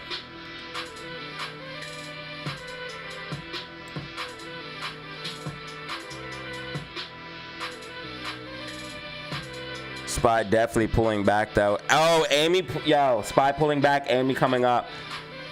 Oh my God, dude, this is sick.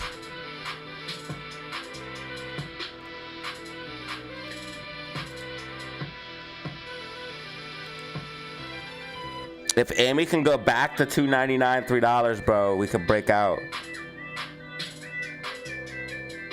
We gotta get back over $3. We could break out so hard, bro. This is so bullish if we can just get back above $3.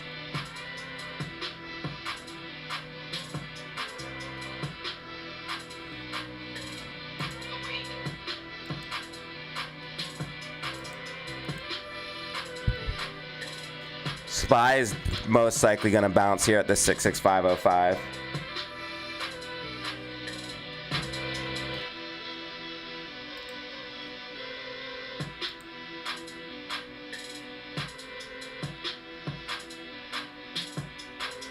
This lady looks like a drunk. She looks like a drunk. Ladies and gentlemen, present here in this August forum. Peru is the center and cradle of great millennial civilizations. Señora, señora. Was the Inca Empire, which left us a legacy of greatness. We are also heirs. We are a mestizo nation. A fundamental mix between Señora, señora.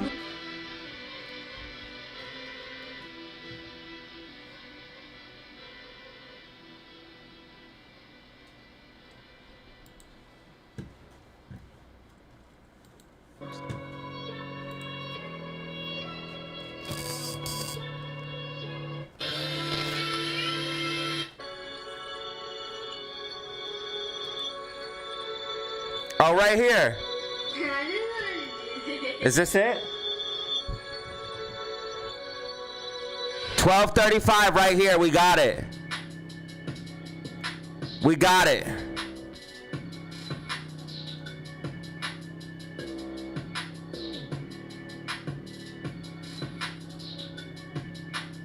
So I might even be able to record this and make a little video out of it or something. Hopefully Fed Pal gets us a bounce or something.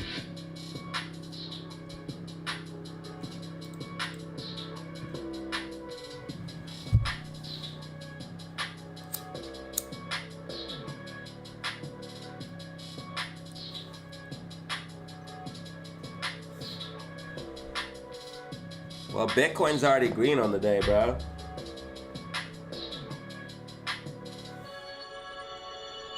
We just passed 100 likes. We just passed 100 likes. Thank you so much.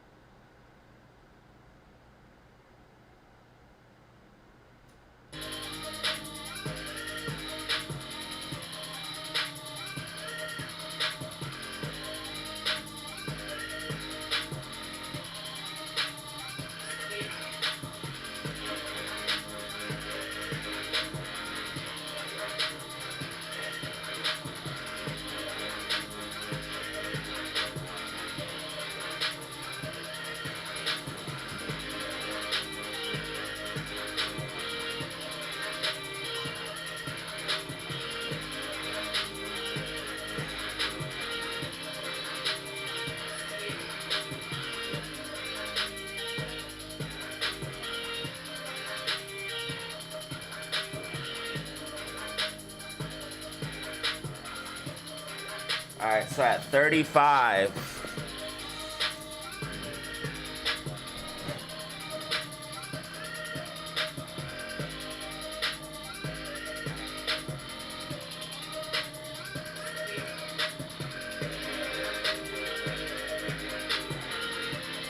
At 35.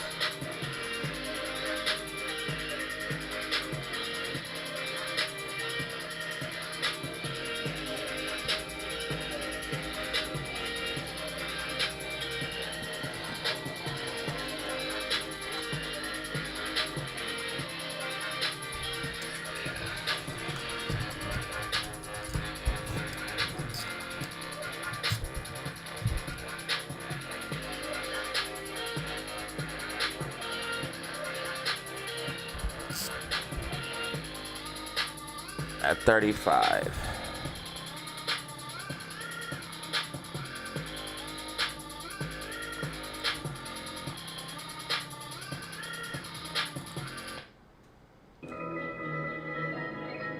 All right, GameStop getting a bounce here. GameStop getting a bounce. SPY also bouncing off a 665. SPY also bouncing off a 665 as projected. Told you guys if we lost 666, we would dump down to about 66505. We came right down for that level. We're now bouncing. You're probably gonna see SPY like consolidate and then push back up now. But it's gonna end up breaking back above this line and recovering. I'm telling you that now. SPY's not gonna dump. It's a bear trap. I'm telling you right now, this is a bear trap. So SPY's gonna end up recovering fully. Ooh, Amy's coming right back up into the bull flag. Amy's coming right back up into the bull flag. Yeah, it's not over. I think AMC, GameStop, and SPY are actually all gonna recover. I think everything's gonna recover. It's definitely a bear trap. I think GameStop's gonna recover. I think SPY's gonna recover, and I think Amy, as long as we can get back inside that flag, which we're trying to do, we have to get back inside of it. We cannot retest it as resistance. We have to get back inside of it.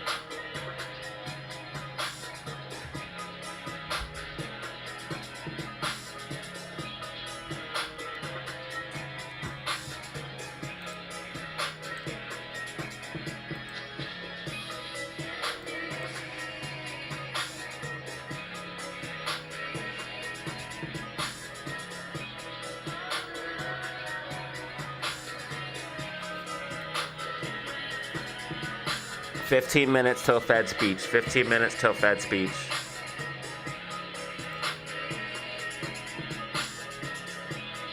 Should I record it?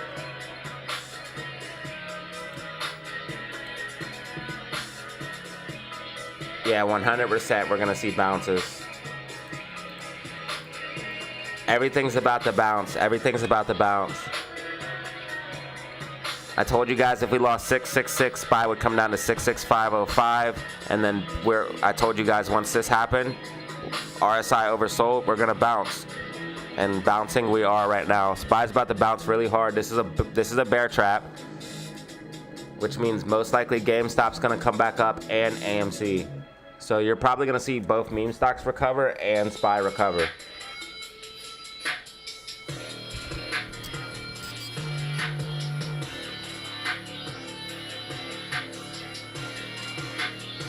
Record it for more content. I could maybe even release it today. I don't even know.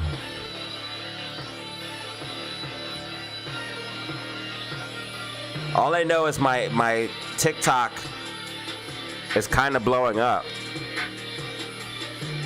I need to put more videos on there.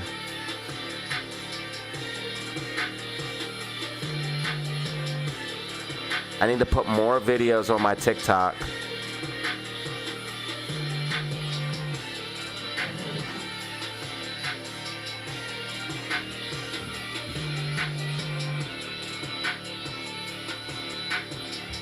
Make sure you guys follow me on TikTok.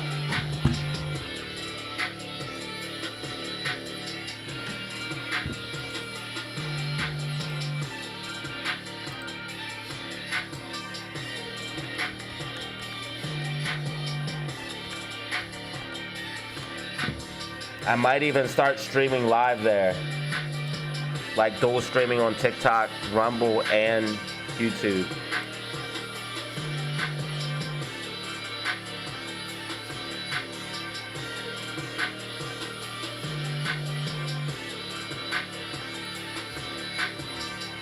AMC's coming back, guys. So is GameStop. AMC and GameStop coming back. AMC and GameStop coming back.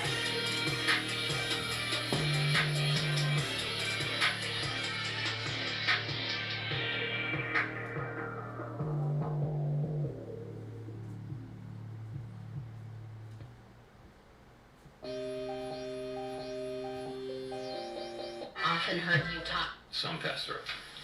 I also wanted to ask if you could share with us the conditions under which you might consider leaving the Fed in May. I have nothing new on that for you today. You didn't seem too happy about that question, huh? Yeah, I got 700 views on that, 29 likes, and we have 5 followers now. We have 5 followers. So if we can get 100 followers, that would be dope. I don't even know how to use TikTok all like that, but I'll learn. I will learn. Looks like Misty Blue was my first follower. We got Droom, Hector, Luis, and Auntie's Designs. I appreciate y'all.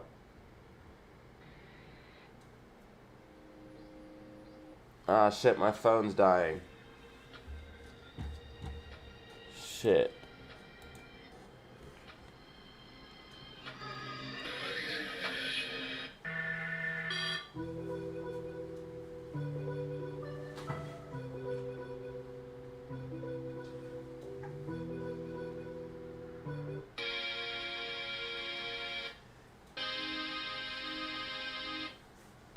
Got too many devices. GameStop's coming back and AMC's coming back. Fuck what you heard. Fuck what you heard! Bull flag breakout is coming!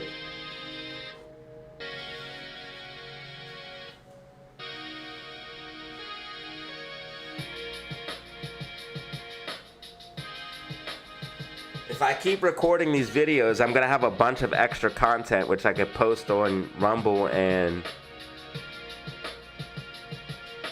TikTok. Spy is bouncing hard. Wait, Spy's. Wait, what the fuck? Yeah, Spy's bouncing hard. Spy's bouncing hard.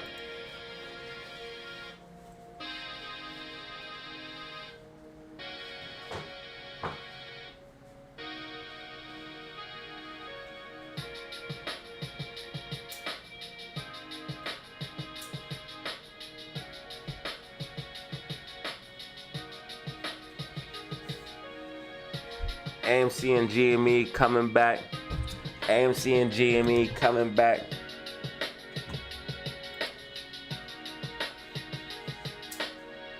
AMC and GME coming back. Like we gon' fall flat. Then we go around like the track.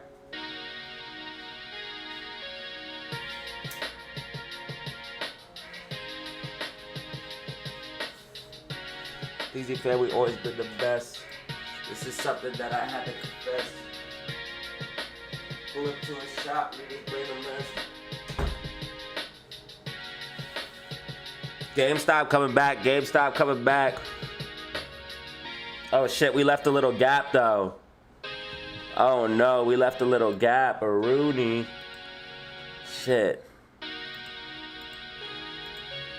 GameStop just left a little bit of a gap. Alright, AMC bull flag breakout, bro. Drop those fucking rockets so we can get back inside this pennant. If we retest this as resistance, we're fucked.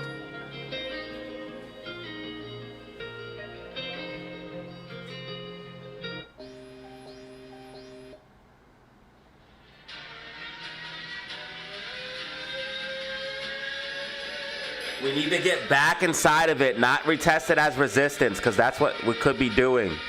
We need back inside of it like that. Look, this is what we want when we're inside of it. If we're outside of it, bad. This is bad, really bad. This is really bad. If we're inside of it, really good.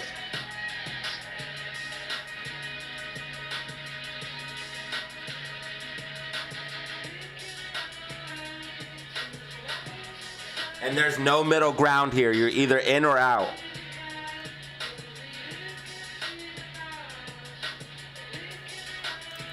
We need GameStop to bounce.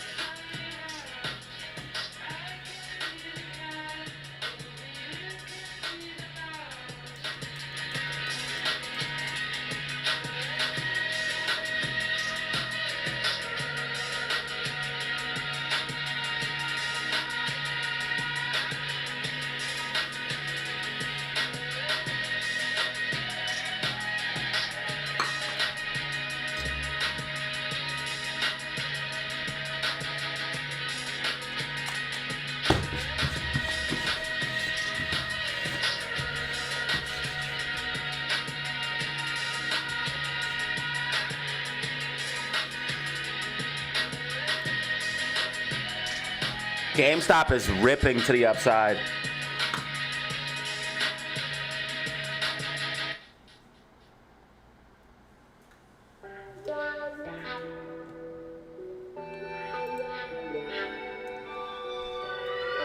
Hey TJ, you made this?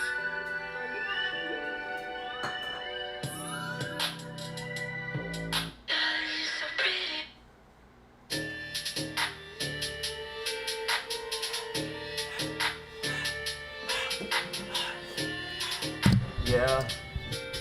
Turn up. Whoa.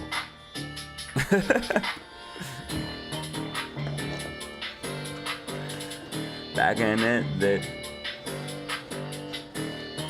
stacking our chips until we get rich. You already know what it is. You already know what it is. Yeah. And we turn up money over everything until I get enough. Yeah, my pockets Oreo double stuffed, and I like my bitches double cupped. Back in this bitch. And we stay lit. You already know what it is. My car came with a kit. My car came with a key. Push the button, start automatically. Yo.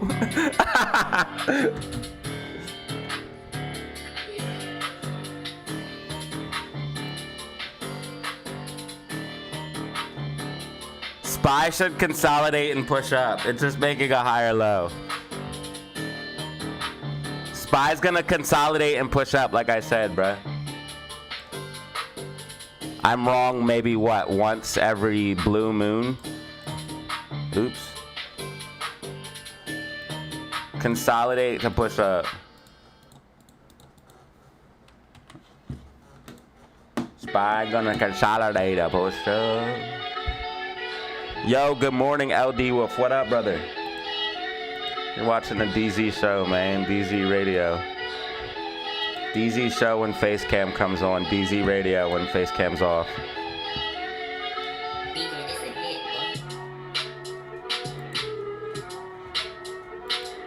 132 in the building. Is that real? 132 in the building right now. 5 minutes till Fed meeting. 5 minutes till Fed meeting.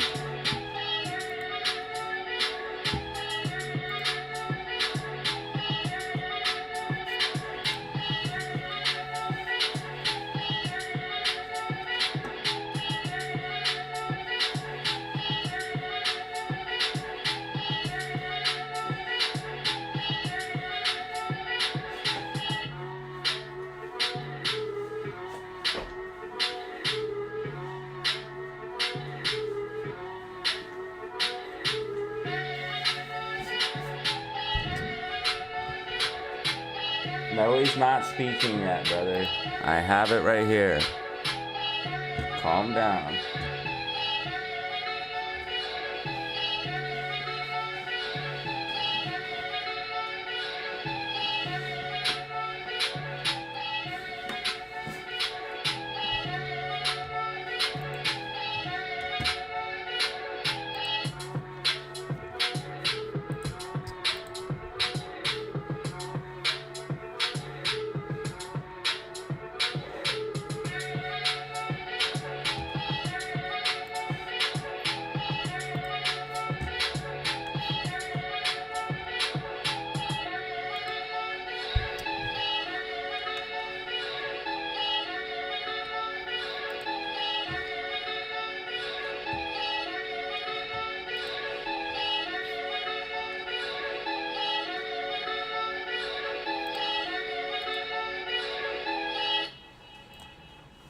So when it gets like a 30-second countdown, I'll start it.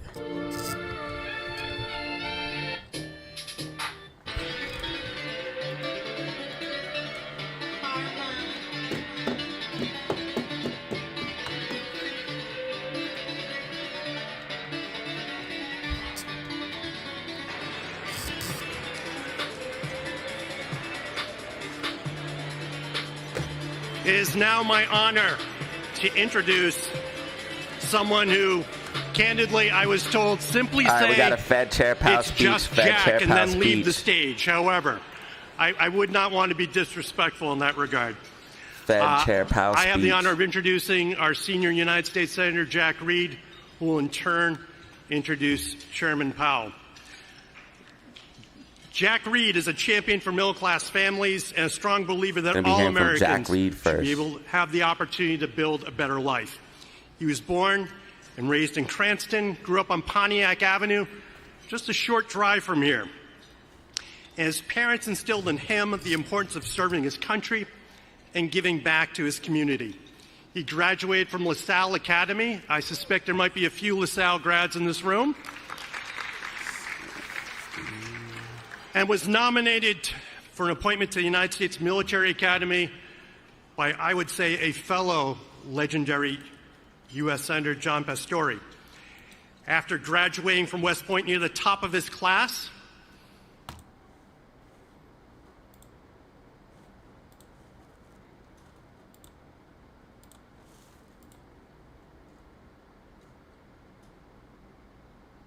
Harvard's John F. Kennedy School of Government, and a law degree from Harvard Law School. One of the highest honors and greatest privileges of his life was commanding his fellow soldiers. He served in the 82nd Airborne Division and eventually joined the faculty at West Point, where he served until August of 1979, resigning from active duty as a captain, but continued to serve in the reserves, where he left with the rank of major in 1991. After graduating law school, the senator was an attorney in private practice back in Providence. He served 3 terms in the Rhode Island State Senate. AMC's coming back inside of it, guys. AMC's coming back inside. In 1996, the people of Rhode Island elected him to succeed Claiborne Pell as the state's 46th United States Senator. But GameStop left a nasty gap to the downside. He has worked every day since to help make the federal government more efficient, effective, and responsive to the people of Rhode Island. He has a proven record of working on a bipartisan basis to help solve problems and achieve results. Many of us in this room also had the opportunity to go to his Business Leaders Day in Washington recently, and we saw firsthand the respect of his peers from both sides of the aisle. He is the senior member of the powerful Appropriations Committee, which controls the funding of the United States government. It's a glaze fest. Worked tirelessly to direct federal funding to the Ocean State. He is one of just 8 United States senators in the history of the United States Senate to graduate from West Point, and has used that knowledge as the ranking member of the Armed Services Committee, where he's played a pivotal role in safeguarding our nation and growing Rhode Island's defense sector. And as senior member of the Banking, Housing, and Urban Affairs Committee, he has authored several key pieces of legislation, 140 in the building right now. Wall Street Make sure you hit that like button if you haven't. Has been a nationally recognized leader for his dedication to protecting U.S. consumers. Today, Senator Reid continues to use the lessons he oh my learned God, growing they up are in glazing this Reid fella. which were deepened in the Army. We need Amy back inside the bull flag. Congress, and stands up and speaks out for hardworking families who are the heart and soul of this country. If you want to see Spy go up, you want to see Green Mac D 5 minutes. The nation's security and ongoing prosperity. It's going to consolidate and push Senator, up. we are grateful for your support for this event, for the work of the Greater Providence Chamber of Commerce, your advocacy for our members and their businesses, and for being a champion for our state, and putting into practice each and every day the values that you learned at that kitchen table on Pontiac Ave in Cranston. What a glaze Senator Jack Reid. fest. Go, go, go, go, go, go, go, go, go, go, go, go, go, go, go, go.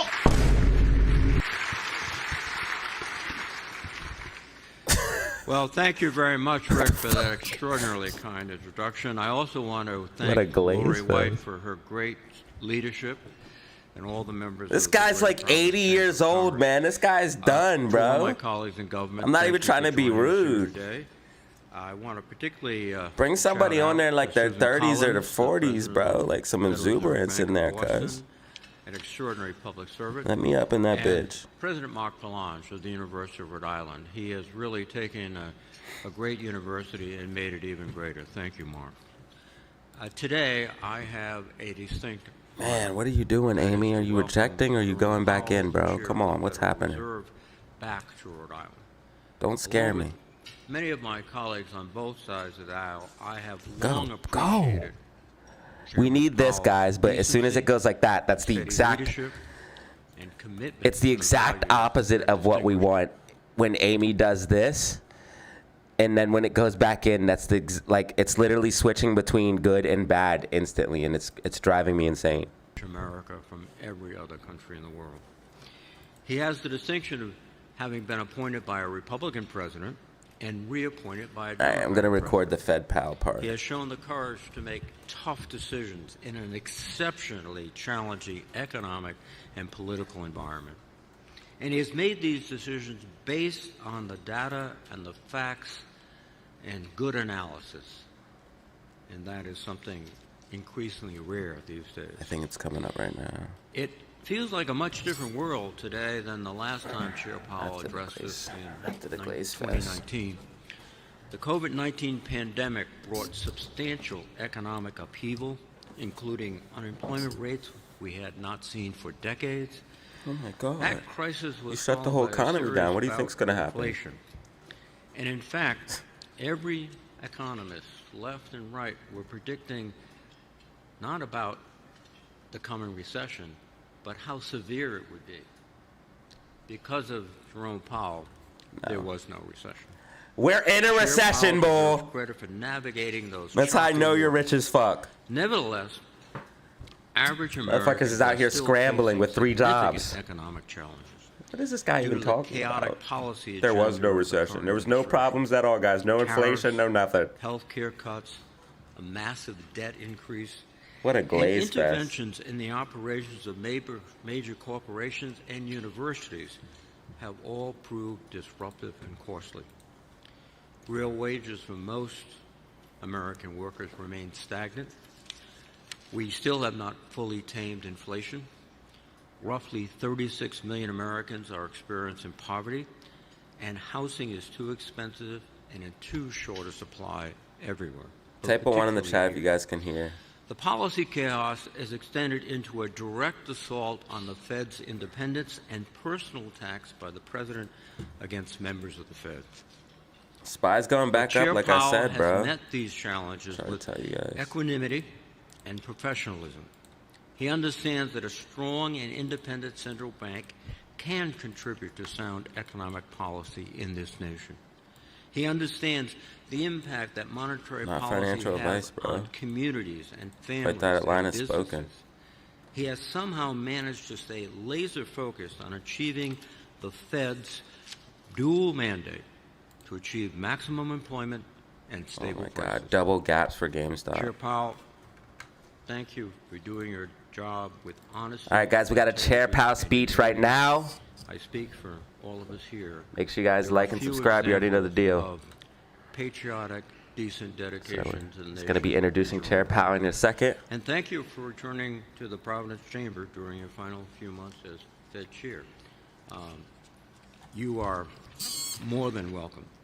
Ladies and gentlemen, would you please join me in welcoming Chair of the Federal Reserve, Jay Powell.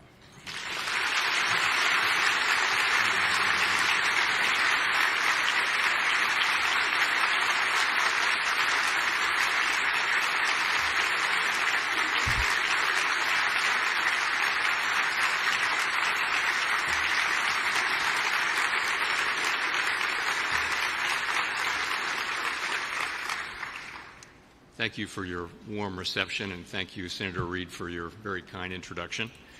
It is a pleasure to be back in Rhode Island, the last time I had the opportunity to speak to the Greater Providence Chamber of Commerce, as Lori mentioned, was in the fall of 2019, actually November 25th, 2019, and I said then, quoting, "If the outlook changes materially, policy will change as well."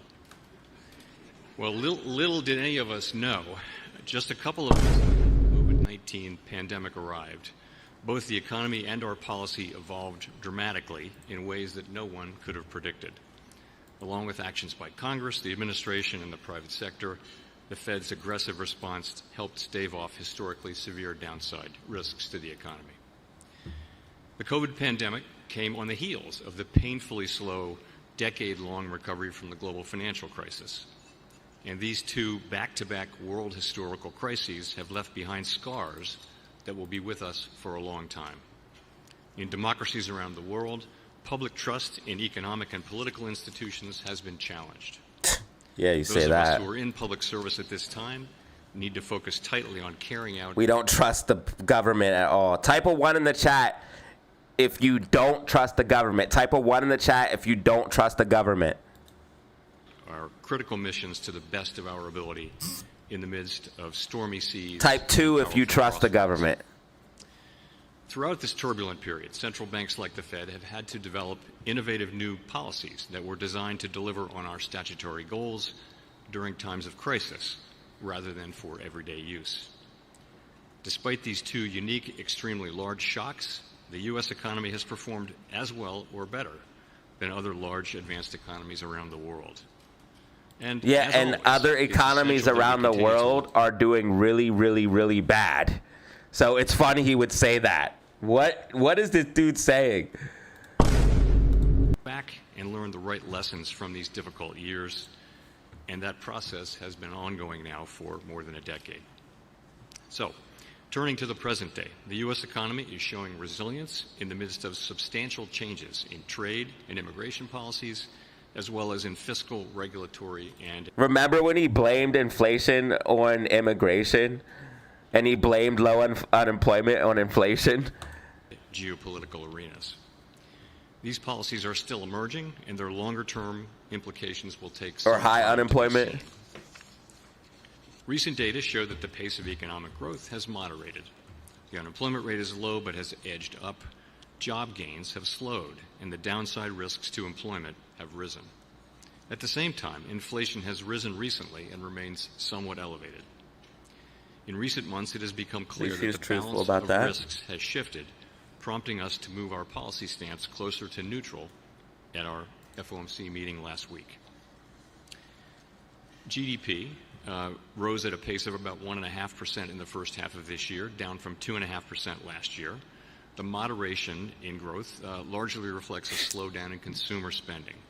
Activity in the housing sector remains weak, but business investment in equipment and intangibles has picked up from last year's pace, largely reflecting the AI build-out. As noted in the September Beige Book, which I bet you wonder what it is, the September Beige Book, that's a report that gathers qualitative information from across the Federal Reserve System, we'll talk about later. Businesses continue to say that uncertainty is weighing on their outlook. Measures of consumer and business sentiment declined sharply in the spring. They have since moved up, but remain low relative to the start of the year. In the labor market, there has been a marked slowdown in both the supply of and the demand for workers, an unusual and challenging development. In this less dynamic and somewhat softer... This is when he blamed that on immigration. He was like, that's what he was blaming on immigration. What is this dude doing? The labor market, the downside risks to have risen. The unemployment rate edged up to 4.3% in August, but has remained relatively stable at a low level over the past year. Payroll job gains slowed sharply over summer months as employers added an average of just 29,000 per month over the past 3 months. The recent pace of job creation appears to be running below what we call the break-even rate, that is the rate needed to hold the unemployment rate constant. But a number of other labor market indicators remain broadly stable. For example, the ratio of job openings to unemployment remains near 1, and multiple measures of job openings have been moving roughly sideways, not down, as have initial claims for unemployment insurance.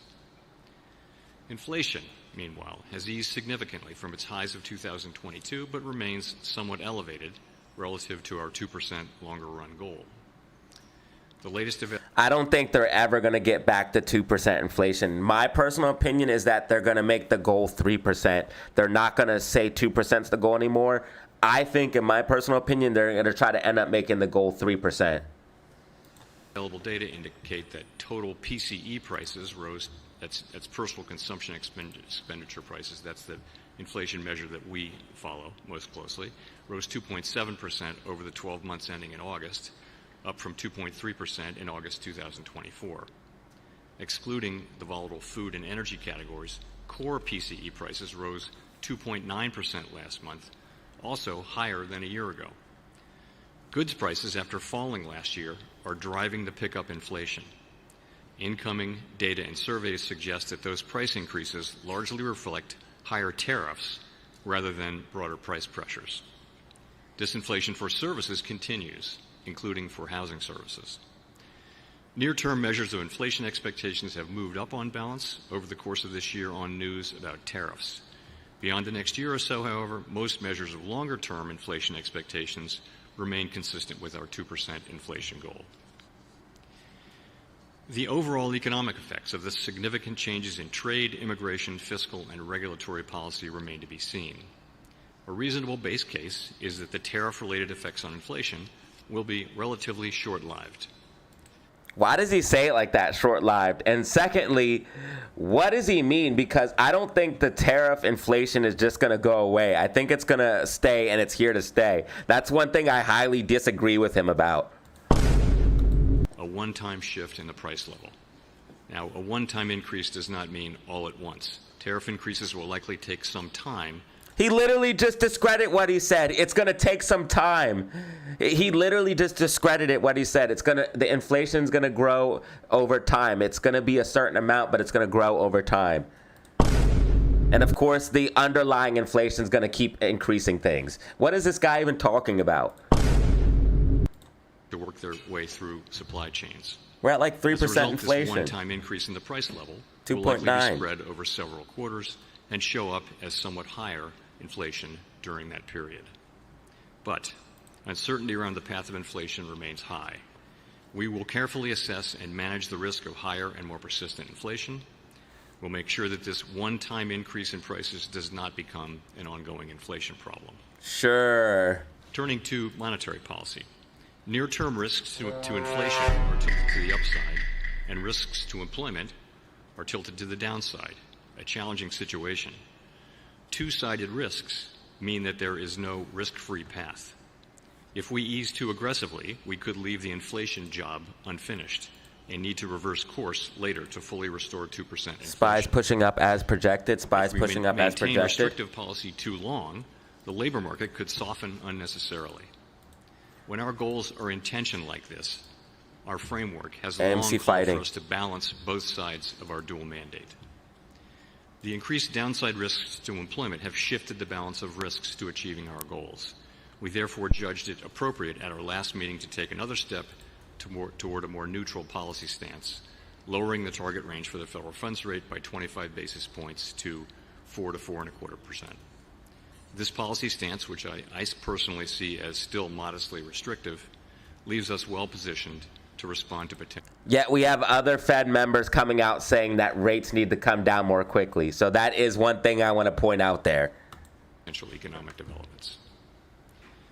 And I think personally rates should have came down sooner than they have. But the Fed's always behind the curve. They're always behind the ball.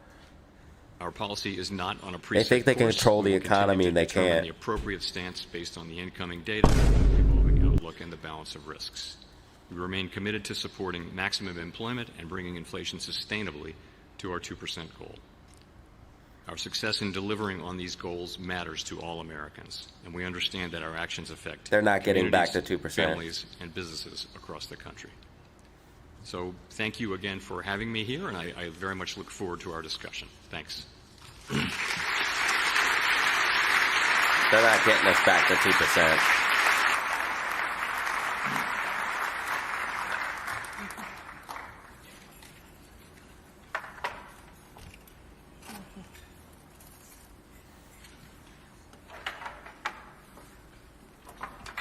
Look at bro scrambling to get all the mics and stuff ready. Get the podium out of the way.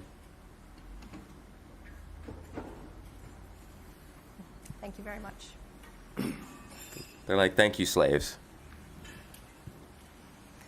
Good afternoon once again, Mr. Chair. Thank you for those opening remarks and reminding us just how tremendously the world has changed and evolved since you were last here in 2019. President of the Federal Reserve Bank of Boston, Susan Collins, is also here with us today. And President Collins, we have had the opportunity many times to discuss with you the conditions in this Fed region, of which Rhode Island is part of the Boston region. So, Mr. Chairman, I would ask you to think about your comments reflecting on the importance, what you have said, the importance of deeply understanding local labor markets. And I'm wondering if in your deliberations leading up to the most recent FOMC meeting, whether there was anything particularly distinctive in what you saw coming out of the Boston Beige Book. So let me say a word about the Beige Book. So there are 12 reserve banks, as you know, around the country. AMC's looking good for a possible bull flag breakout. Into not just the business community, but GameStop pushing back up, but it left a gap. Educational community, nonprofits. SPY moving back to the upside as projected. FOMC cycle, which is sort of 8 of those a year, they do a deep dive and they collect lots and lots of information about the economy. And so, and that information gets collated and put into what we call the Beige Book because it's beige. And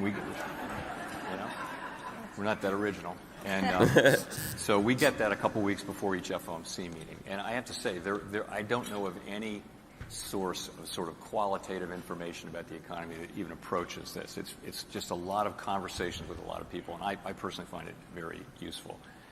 Sometimes you look at that book and you see significant regional differences, and this is not one of those times. So, for example, the Boston Fed piece in the last Beige Book talked about lots of spending on AI. Well, guess what? That was pretty common across 8 or 9 of the districts. So I would say nothing really jumped out from the Boston piece. What you saw was all around the country, you saw pretty modest growth, wage and price inflation at modest to moderate levels, the economy growing but not fast, and uncertainty, significant uncertainty about federal public policy is kind of weighing on investments and the decisions about investment and hiring, except in the area of the AI build-out, which is just going really strong in pretty much many parts of the country. So nothing distinctive from the Boston region that would inform your future decision-making, looking at the setting of monetary policy? What I saw from Boston was quite similar and overlapping with a number of other districts. Again, sometimes that's the case where things are pretty much of a piece. Sometimes different regions, particularly if there's a commodity price thing, you would see maybe things in the commodity-oriented regions doing differently from other regions of the country. Right now, it's it's much more the same around the country, I would say. So let's talk about and build on what you described a few moments ago about the dual mandate of the Fed. And if you could talk about these conditions that wax and wane over time, what signals will you be looking for in the run-up to the next FOMC meeting, which is... SPY needs to get back above this yellow line, or you could see a little bit more downside before recovery, goals, but as you mentioned, still looking maximum good. Employment and price stability. Don't want to see it lose 66505. So if you're almost bullish. all the time, they work together. They complement one another. So, for example, when the economy is weak, I'm going to see AMC push up a little bit higher, rate might too. be high and the inflation rate would be low, and that it calls for stimulus from us. And when the economy is really strong and the labor market is tight, Definitely that's when volatile right now going on up, Fed speaking. And so policy might be a little bit tighter. That's almost always the case. Right now is the quite unusual case where risks to, as I mentioned in my remarks, risks to employment are to the downside and to inflation to the upside. Now, we only have one tool, which is monetary policy, really interest rates, and really it's calling for... And he's expecting to control the whole entire economy with one tool, ladies and gentlemen. This is how you know the Federal Reserve, aka the United States Central Bank, is a fraud. And let me remind you, it's a private entity. It has nothing to do with the federal government. It only has that name to give you the perception that it does. For different answers. So abolish the Fed. We have a document called the Statement on Longer Run Goals and Monetary Policy Strategy. We call it the at the same time. That says for a long time it said that when the two goals are in tension, we'll look at how far each one is from its goal and the time that it's expected to take to get back to that goal. And so we balance the two goals. So what we've done all year this year is we've had our policy rate has been tight because inflation has been above our target, but the labor market was very solid. Now, over the last really 4 months, really over the summer, the labor market has softened, payroll jobs have dropped a lot, so we can't really say that anymore. And I think what that told us is that stance of really having a tight focus on inflation crypto really needs getting to green moderate toward a more balanced approach. And so across that's the why board, we crypto took going the green action across the board. At our last meeting, and as we go to our next meeting, to your question, we'll be asking ourselves, we'll be looking at the data very carefully, labor market data, growth data, inflation data, all of the vast quantities of data that we get, and asking ourselves what's the right is our policy in the right place? Spy holding. And if not, we move it there. Some may wonder about the frothiness of the markets reaching record heights. So we definitely have an AI bubble, guys. We definitely have an AI bubble. The markets are extremely frothy. If you guys look at the SPY charts, RSI is blown out. I'm interested to see what what he has to say about this, but we definitely have an AI bubble, ladies and gentlemen. And NVIDIA is like a systemic risk that, like, if NVIDIA pulled back, it would literally tank the market. And also record valuations. How does the Fed think about that in the equation? Financial markets. So we monitor financial markets very carefully. Our policy works through financial conditions. So that's credit spreads and interest rate levels and equity prices in the aggregate that can affect spending, for example.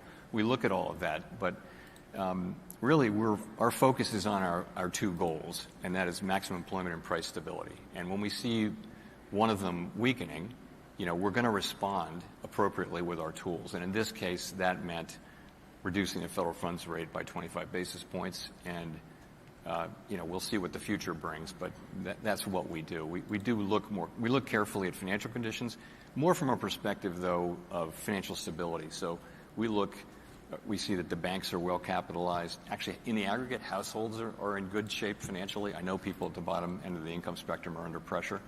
No question about that, but it's not a time of elevated financial stability risks.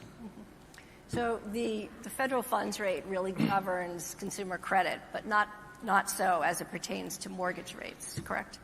That's right.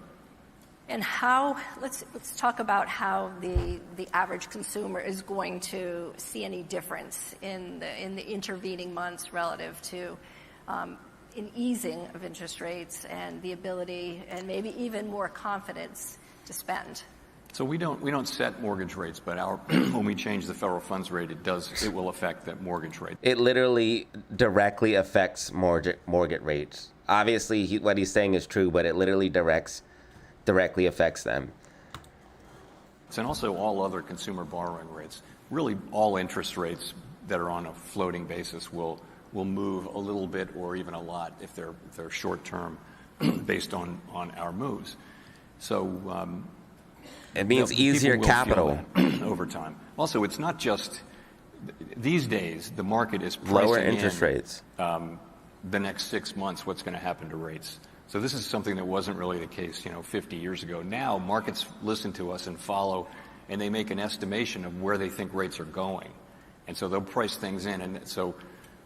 Longer term rates will move because of what the market participants expect us to do. So you'll begin to see, and you're already seeing, changes in rates long before we make the decision. It can often be already, priced in.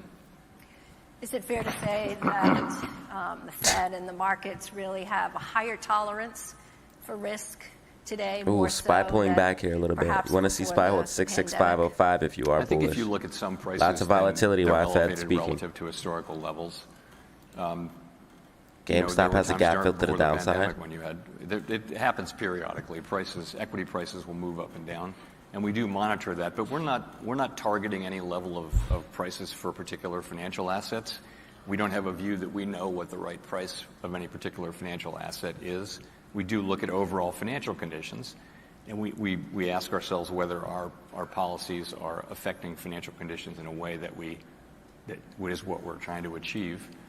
But you're right. It by many measures, for example, equity prices are fairly highly valued.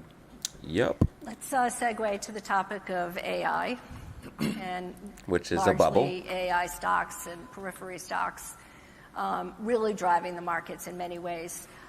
Let's talk a little bit about the great unknown of AI, and if we think about So if the spending stops in AI or AI doesn't pan out like everyone is thinking, the market will just implode, man. It's crazy. We are literally being held up on stilts by basically a few key companies which make up most of the S&P 500, and that's why we've seen this huge rally, and the concentration in those stocks is so high, and that's why we're seeing these huge rallies in NASDAQ and SPY.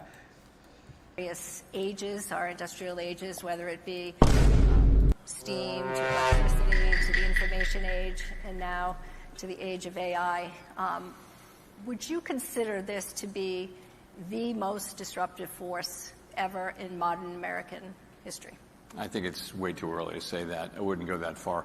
I would say clearly generative AI has all the earmarks of an emerging technology that could be very important in our economy and in our society. But it's very early to be, to be making that kind of bold statement. Yeah, and exactly why the AI bubble is speculation. So, what we're seeing is... It's kind of like the .com thing. So like how everything with .com blew up, but then it imploded, and then eventually a few key companies came out on top. That's what's going to happen with AI. Companies and institutions like the Fed for that matter, are starting to experiment with what they can, how this new set of tools can be used in our operations. And it's very early days on that. And, I think we have to wait and see. Spy pulling back, spy pulling back. Many of the large financial Should be able to get a bounce here, guys. RSI trending up, price trending down. Asking ourselves, how can this help us do our jobs better? And I think it's going to be a period of experimentation over a period of years. And, the history is always that there's a lot of fear that technological innovation will eliminate jobs. What has tended to happen in history over time is that it just raises productivity and creates new jobs to replace the old jobs. And that happens. And sometimes it can take a long time, but ultimately that has been the pattern for the last couple of 100 years. Is this time going to be different? I just don't think we know yet. I don't think anybody knows. Mm-hmm. You are a labor market futurist, also a historian. And the concept of AI and humans in the loop, very profound impact on the labor force. What are your thoughts about specifically agentic AI as a differentiator from generative AI? And how will the Fed be looking at the impacts of the workforce, the labor participation rate, given the unknown of what could happen with displacement around AI tools at all ends of the spectrum? Our tools work on demand, basically. Lower interest rates, higher interest rates, they work on demand. When there are structural changes in the economy, there's not a lot that an interest rate change can do for that. And so if you're talking about distributional issues or labor force participation or retraining or any of the things that come to mind in connection with those questions, that's really going to be something for legislators and the private sector. We of course, we have many labor economists, and a good portion of them are studying what the potential effects of AI on the labor force, and many great economists around the country and around the world are publishing on that now. And it really is too early to say. I think you can say that some jobs are going to be phased out. Some jobs are going to evolve. Absolutely. And people are going to be further trained and that sort of thing, and be able to keep a job like that. And there'll be new jobs. A lot of people aren't going to be able to keep up. But you're either going to evolve or get left behind, for sure. And how will that balance work out? Start using AI now, guys. I think it's just quite hard to say. But how does that factor into the deliberations on a near-term basis? Things are moving so quickly, and the observation and the argument that artificial intelligence GameStop pushing up nicely here, guys. GameStop pushing up nicely back towards $27. And AMC also moving up, guys. We could see this breakout here for AMC and GameStop. Into highly skilled professions, as SPY slightly pulls back. I still think we'll see a pop to the upside. I did call for this drop down here. SPY is still tracking, not financial advice. Finance. So all ends of the spectrum. GameStop is ripping. Highly educated individuals down to more easily automated tasks. $27 GameStop, guys. $27 GameStop. Those of you that are studying labor market economics, how do you approach that? Well, a lot of what we're doing with our time is trying to understand the current position of the economy, what's actually going on in the economy today. Pardon me. So part of that is hiring rate has really dropped. Job creation has dropped very sharply. So What are the factors there? So I mentioned earlier, I think, part of it just is there's a lot of uncertainty about the direction of public policy, and so companies are holding off. They're not hiring, and when you don't hire through attrition, your labor force shrinks, and you save money that way. That may be a way of passing on tariff costs. It may be something like that. So that's happening. Lots of questions around whether AMC AI also is pushing, guys. AMC $3. AMC $3. AMC going green on the day. Rate for people just graduating from school and just entering the labor market. And, people are doing studies on that. Told you guys we could see this push up. From the New York Fed in the last week. And the sense of it was, we think we can find some evidence that generative AI is having it's one of the reasons here, but we can't really say it's the main reason. And, we have our Jackson Hole conference every year in Jackson Hole, Wyoming, and we had some great labor economists, and one of the big debates was what's going on with AI, and there was a professor from, I want to say, Columbia, who just basically said, there's no evidence that this is acting any differently than her view was, not acting any differently from other technological, movements, waves. And so I think she would be more at the end of an optimist, a techno-optimist. Mm-hmm. We've all, there are books out there that will tell you the world is ending. But I don't think we know. Again, I think we're going to see how this evolves. And again, if it does turn out to be something where labor force participation really declines in a way that we don't know. Creates social difficulties, that's going to be something that legislators and the private sector will have to address. We just and then that's when they're going to make universal basic income, which makes you basically a slave to the government. I know it sounds crazy, but UBI and AI are like tied hand in hand. Basically, people stop working and they give you universal basic income, and or they set up a system where you can purchase an AI and it works for you and generates income for you. Know that yet, though. Over the weekend, I read where you had been. But you would have some people get so successful because they'll be able to purchase AIs, then they could work for them, and then also they could be doing stuff at home, like making a YouTube channel, creating content, stuff like that. You're going to have some people that it helps explode, and then you're going to have other people that get left behind. And that's just how every technology was. Same thing with the internet. A lot of people got onto things with the internet, started working with the internet, started working from home, started making YouTubes, started doing content, all that type of stuff. Some people grew, some people got left behind, man. And people even got less intelligent because they use smartphones for predicting what they say, predictive spelling. They can't even spell anything anymore, calculating everything. So it's crazy. Discussing just some people get left behind, some people thrive. It's all if you use the technology. And any possible disruptions in trying to find jobs. So Gen Z would be those born between 1997 and 2012, roughly ages 13 to 28.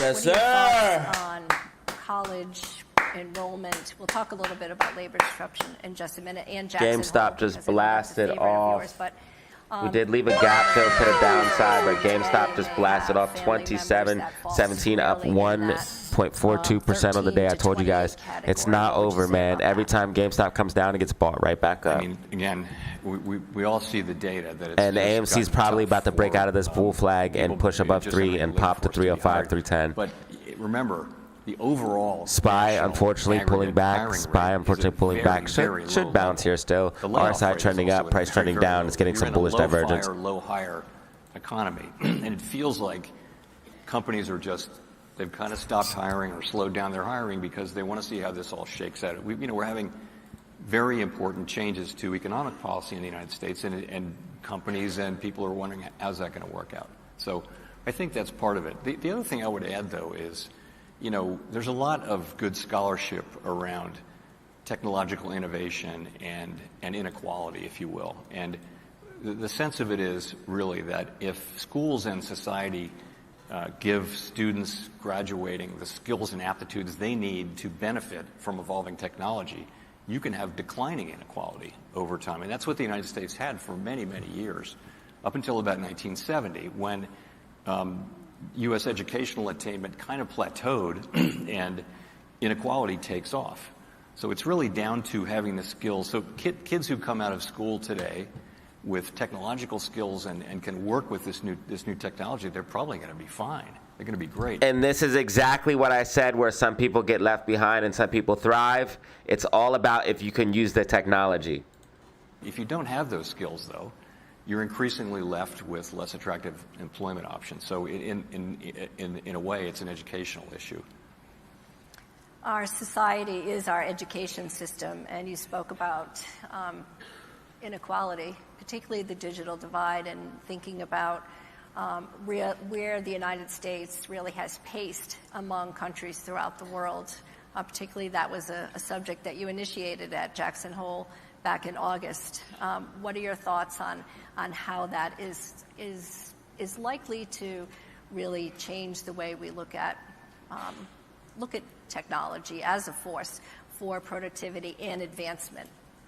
I mean, technology has been raising incomes and productivity for really a couple hundred years since the Industrial Revolution. It's been an amazing thing for the quality of human life, and there's no reason why that has to change. In the United States was the first country to have gender-blind secondary education, and if you go back, you'll see that there's a great book on this, but it just basically the U.S. had fast technological innovation for a century, and also declining inequality because people were coming out and their educational the capabilities they took out of the educational system gave them the ability to benefit from evolving technology. So, and that's really the key, because of technology, what it does is it makes us more productive.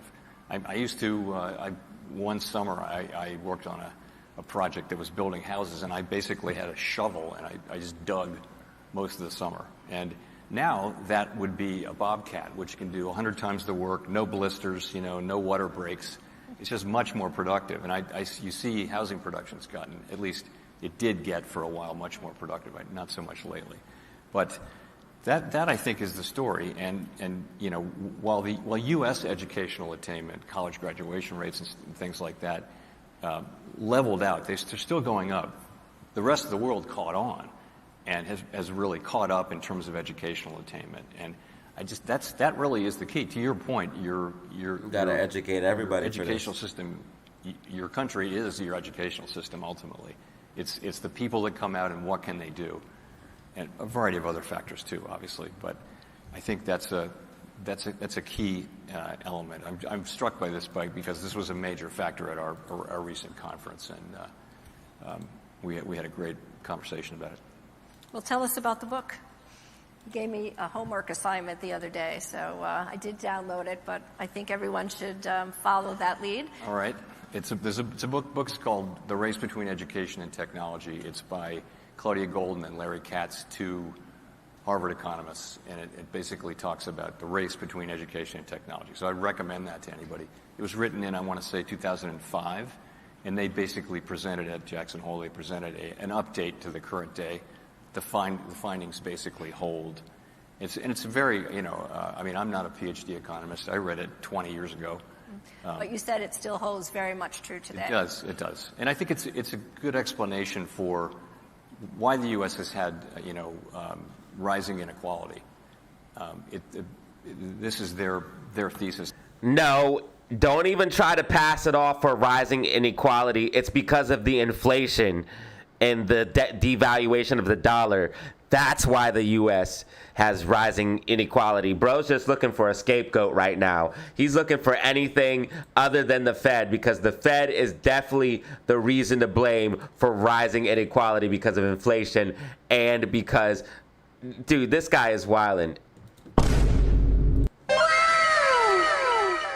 He's looking for a scapegoat. They call it assets go up, inflation, rich get richer. So you need skills to benefit, but if you have those skills, then technology makes you more productive, and that's what we need. Incomes can only rise if productivity is increasing. We're sort of working as many hours as we can work now, so it really is down to. People are working 2 or 3 jobs, bro. They're increasing productivity just to stay in the same place because the dollar's being devalued. Your legs are getting kicked out from underneath you because you guys keep printing money. This guy's insane. How much output can you have in an hour? And that's productivity. So I would recommend that. I'm not getting any royalties for that. But by the way, Claudia Golden won the Nobel Prize for her work about 2 years ago. So I'm not the only one. Good work. Chair Powell, let's move on to tariffs. This is an issue that confronts the business people and here with us today. AMC pushing for $3. If AMC breaks and holds $3, you're going to see a nasty pop to the upside out of this bull flag breakout. I repeat, if AMC breaks and holds $3, you're going to see a nasty pop to the upside from this bull flag breakout that it's in. We held the line, baby. And we could break out here shortly. So we're now collecting a good bit of revenue. The government is, federal government, collecting a good chunk of revenue, $300 or $400 billion. SPY pulling back, guys. SPY pulling back, but getting some bullish divergence. RSI starting to trend up. Price trending down. Price will flatten out and correct up. Foreign exporter, or someone on our shores. It could be meme stocks holding up, even though SPY pulling back. Using the imported product to manufacture something, or the end consumer. And so Bitcoin trying to go green. So Bitcoin green on the day. All coins trying to go green. Follow up. It doesn't look like the GameStop $27 are carrying the bulk of it. It looks like it's that middle group. It's retailers and it's importers, and they're not passing along to consumers that much of the cost. So the actual effects on inflation have been quite modest so far. It's really not. It's a small amount, but I mean, for example. I mentioned that core PCE inflation is 2.9%. Maybe 0.3 or 0.4 of that is tariffs.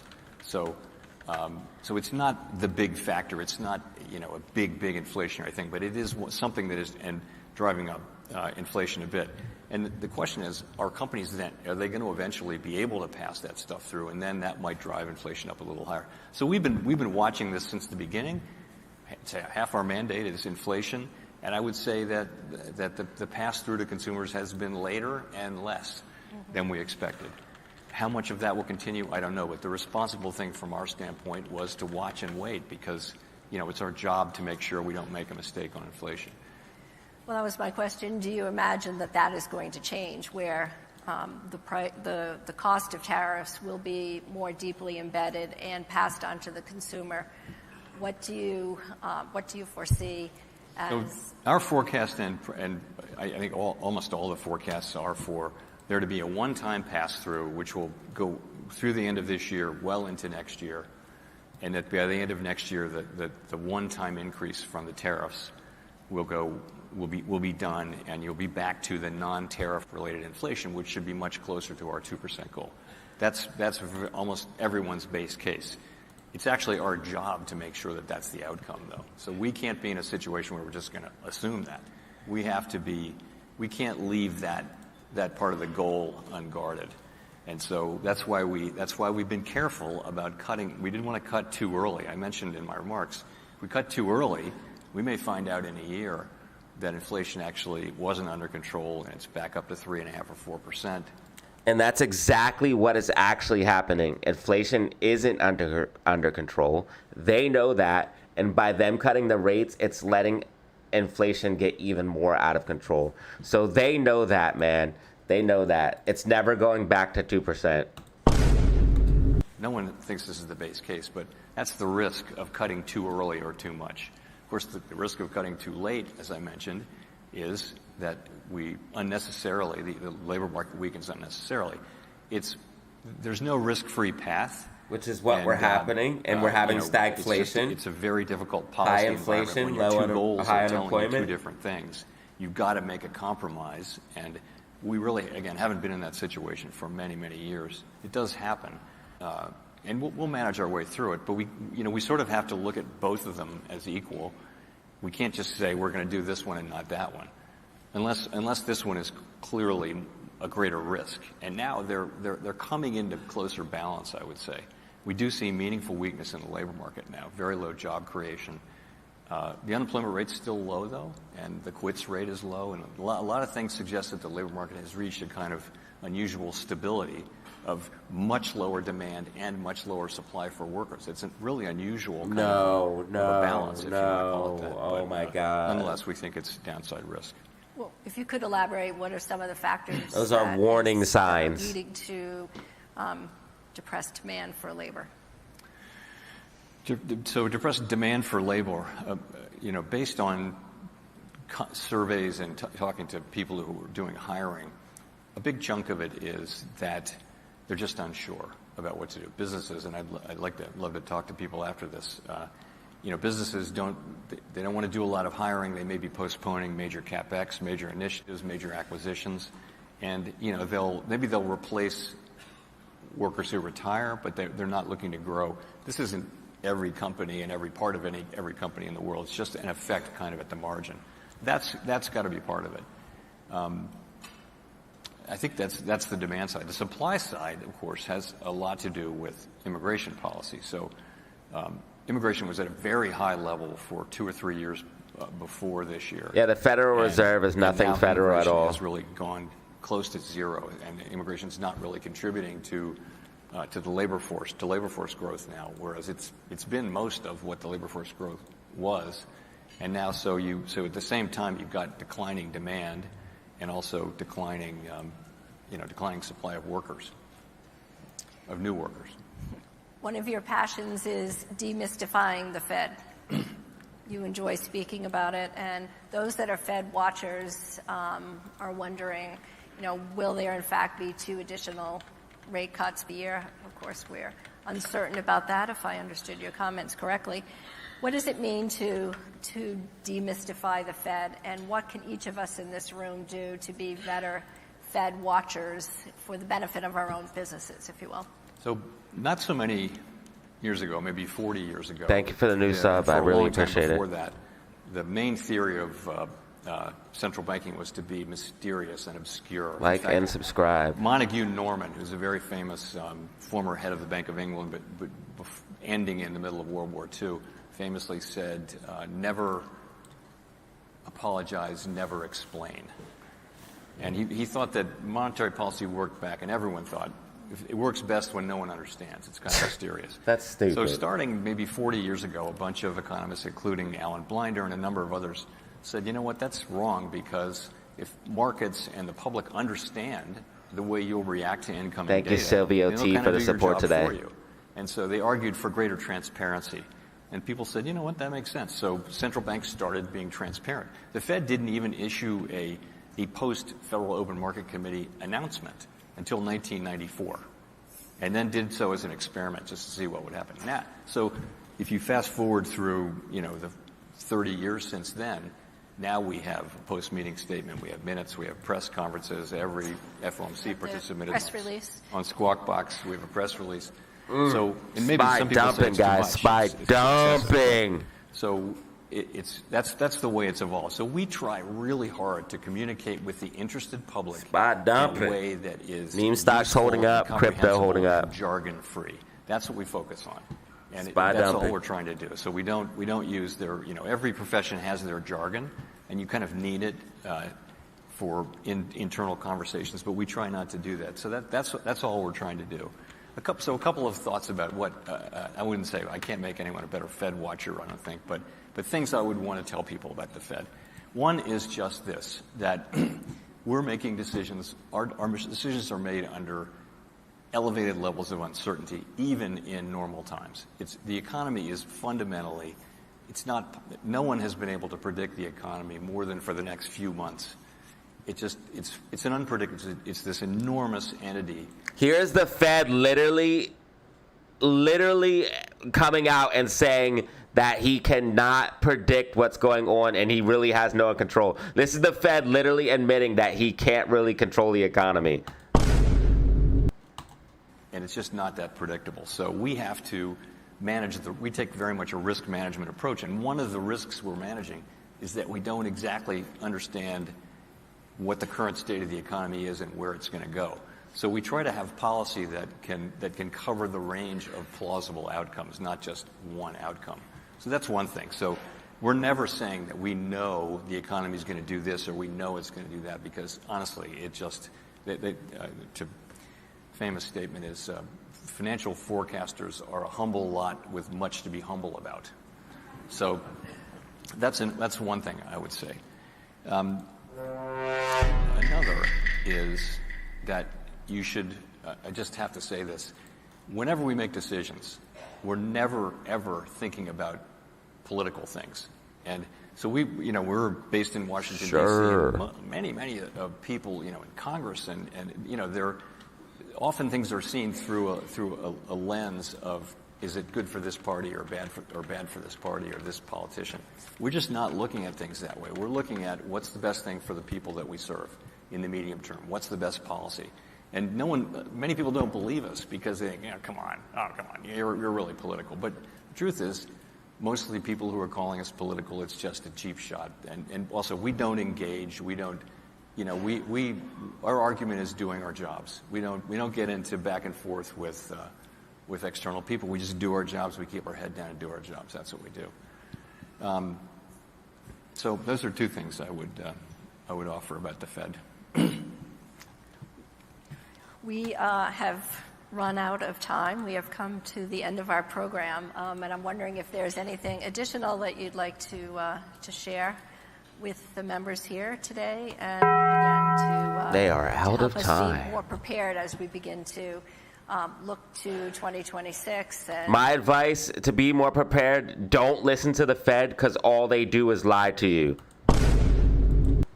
strategic plans for business and things on the horizon that would help to, of course, create more jobs and more prosperity.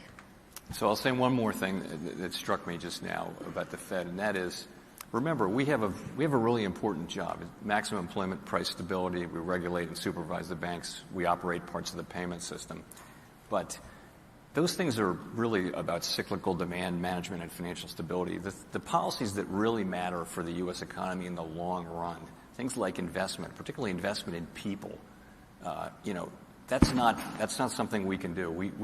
I think we get a disproportionate amount of attention compared to the things that really matter for the country, which are the things that Congress can do and the private sector can do, which are the things that will really matter for future generations, are not interest rate policy and the things that we do as important as we are. He's like trying to pass the blame. Beyond that, I'll just say this has been great, as always. I've enjoyed talking to so many people here today, and I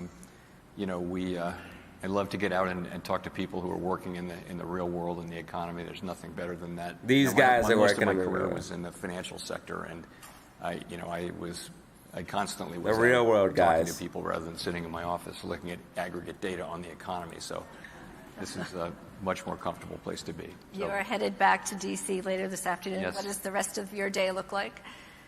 Get home. I won't get home until after dinner, so it looks like me working on the plane on the way back. So he's trying to get a number real Anyway, quick. thank you so much. It's been Thank great. you. Thank you. All right, guys. That was the Fed Chair Powell speech. That was the Fed Chair Powell speech, ladies and gentlemen. 2025, Jerome Powell speaks on interest rates and the economy, man. So make sure you guys like and subscribe. I appreciate you guys for watching, man. You already know what it is.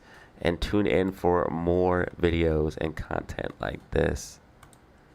All right, we got that one recorded as well. So we're on a roll with those, guys. We're on a roll. We're on a roll with that type of stuff. We just dropped the Gary Gensler interview yesterday. So we just dropped the Gary Gensler interview yesterday.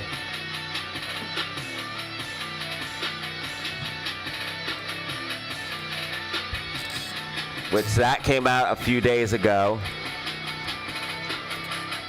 Make sure you guys check this out too. We're close to 1,000 views on that one. But we dropped the Gary Gensler interview yesterday. I'm going to be dropping the Fed interview today. So yeah, we dropped the Gary Gensler interview yesterday. We also had the Fed meeting. And the Adam Aron interview did numbers. 1.5K view on the Adam Aron interview. And then we did the Fed meeting as well. And then the clips have been going crazy. Also, make sure you guys follow me on TikTok as well. We did, 700 views on this one, 1.2K on this one, 2.1K on this one, 2.9K on this one. So, yeah, that's been working out. That's been working out. Let me know if you guys like the new content. If you guys like watching that type of stuff with me.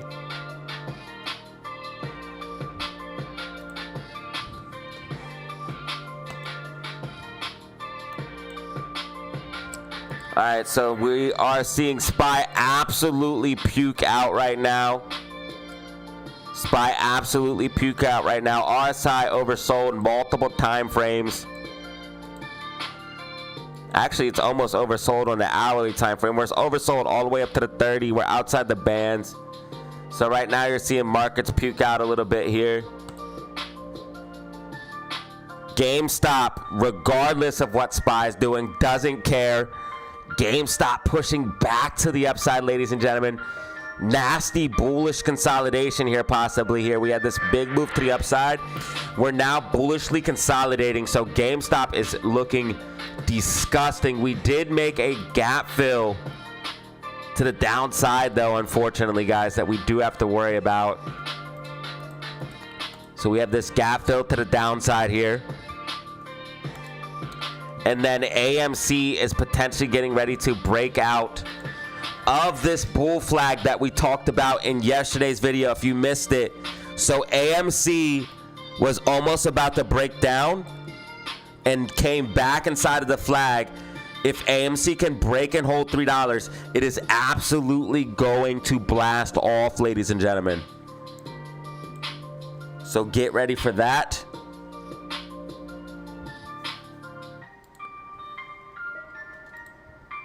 I think SPY slight red on the week. RSI was overbought. This might be the first red week here we're gonna get, but hopefully not, so I can get that 3P. If SPY is the one thing that doesn't get me right, I would be so pissed. But RSI is cooling down on the daily time frame. Even if we pulled back, we should be able to get a bounce. I think we're just in the rising wedge still here for NASDAQ. RSI for NASDAQ starting to cool down. So we'll probably pull back a little bit here and then pop back to the upside.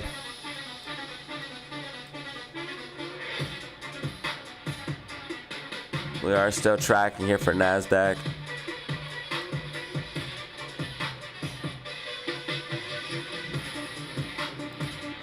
I would be so pissed if SPY was the one thing that messed it up, because AMC is about to push up and make that green week. So AMC is about to push up, make that green week. GameStop is already green on the week. SPY just needs to bounce a little bit and then it'll be green week. I'd be so mad if SPY is the one thing. Right now we're making a gravestone doji candle though on the weekly time frame. That is not good. But yeah, SPY is outside of the bands with RSI oversold.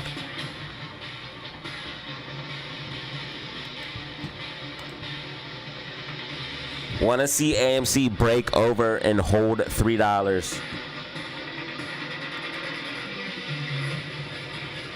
We got 140 in the building right now, 140 in the building, and 140 likes, guys. Thank you so much for the support today. Yo, shout out, first of all, shout out to the homie,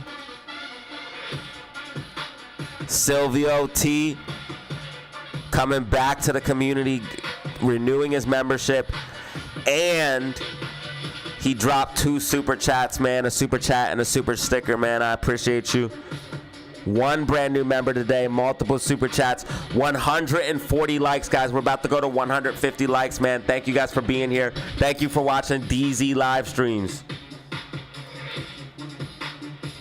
140 in the building right now.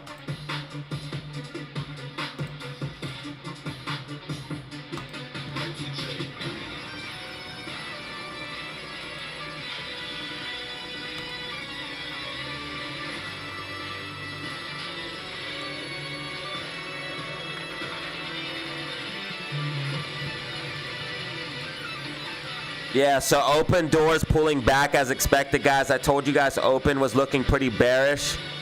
I told you guys that yesterday. Open pulling back 10% today. I told you if it lost to 884, you would see a big move to the downside. Open pulling back as expected. XRP ETF slightly up today. Plug Power still holding $2. Plug Power blasted to the upside as expected. We talked about that in the Discord before it took off. Plug Power, absolute beast, moving up to 316 high. QSI moving up as expected as well. If QSI continues to hold 152, you could see a continuation to the upside if QSI can remain above 152. Bed Bath & Beyond is also issuing warrants, or has issued warrants if you guys didn't know. Bed Bath & Beyond issued warrants, guys. Look at this. Bed Bath & Beyond issued warrants. And guess what? It's they're doing the record date the same day as GameStop. Bed Bath & Beyond's doing the record date the same day as GameStop. Look. And they're releasing them the same day as GameStop. October 7th. Bed Bath & Beyond is releasing its warrants the same day as GameStop.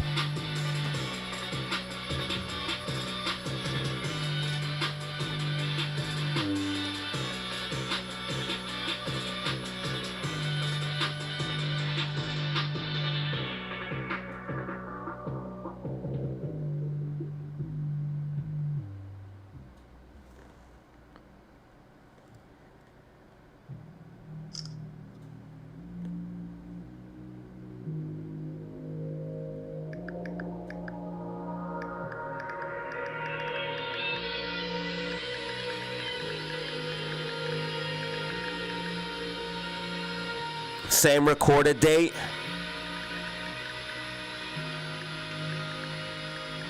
And same release date.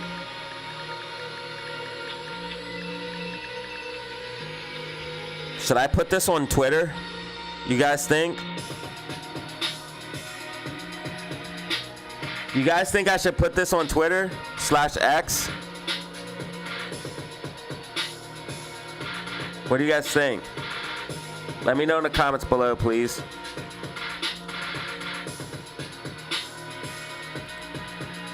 Bitfarms is another one we called out that was going to blow up. I told you guys Bitfarms was going to blow up. Bitfarms blew up.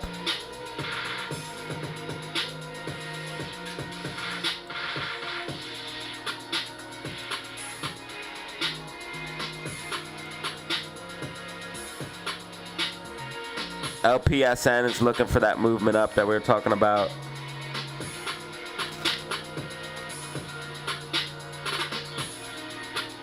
Lunar still tracking. Lunar still tracking. Lunar tracking.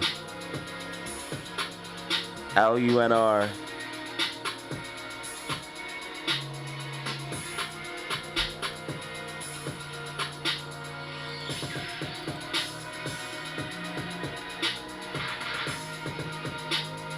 Tesla RSI very hot.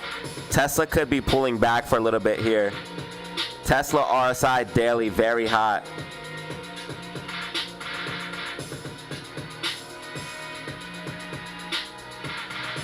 Bands hella tight for GameStop 1 hour time frame. GameStop pulling back, guys. GameStop pulling back. GameStop pulling back.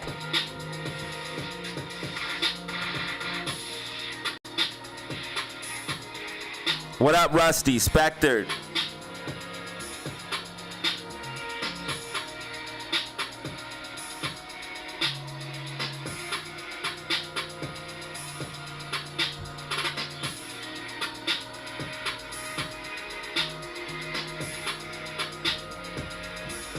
Yeah, sorry, Alien Connect. Sometimes I'm human. Sometimes I make mistake. Like, you guys are gonna try to grind me up for shit. Because the one time I'm wrong.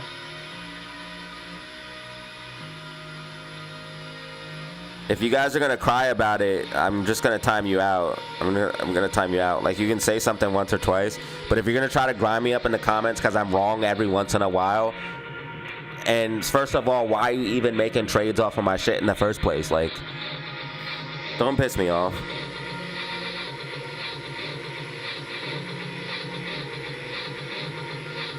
When it comes down to it, bro, I'm gonna say the same thing every time. It's not financial advice, and it never was. When it comes down to it.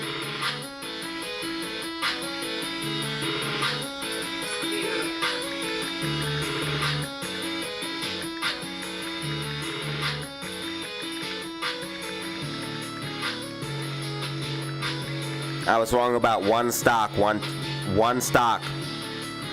in a blue moon. Out of the million predictions I make.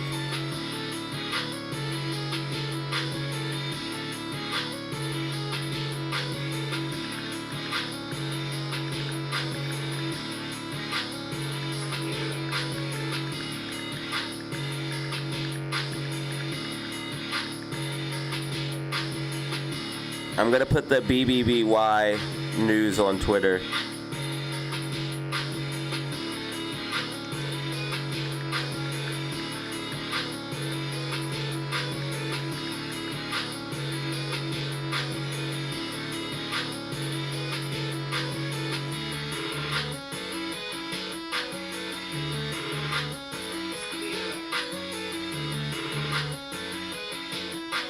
All right, so as October 2nd is their recorded date.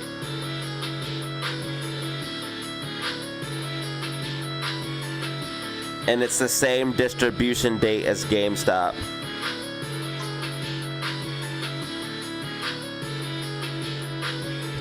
I'm gonna put it online. We got a bullish hammer candle on SPY, bullish hammer candle on SPY. Also, RSI is extremely oversold, so I don't see how SPY won't bounce. I just don't see how SPY won't bounce.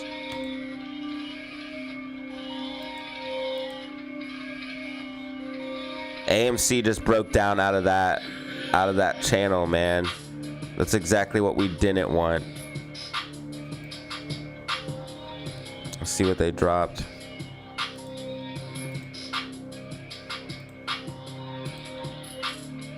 They dropped 100,000 on GME. Let me just confirm.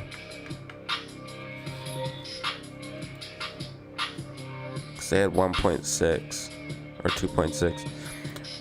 Yeah, they dumped 100,000 on GME just now. Just now dumped 100,000. And we have a gap to the downside, so we have to fill that.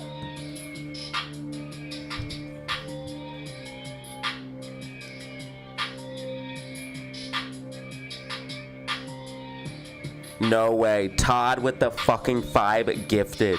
Todd with the fucking 5 gifted, bro. Legend!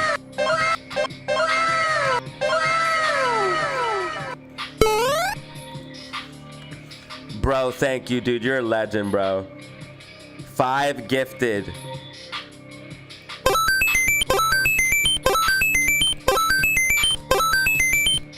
Thank you for the 5 gifted, bro. That's gonna put us at 6 brand new members for the day. 6 brand new members for the day. Let's get some hype in the chat for Todd. We're also at 16,438 subscribers.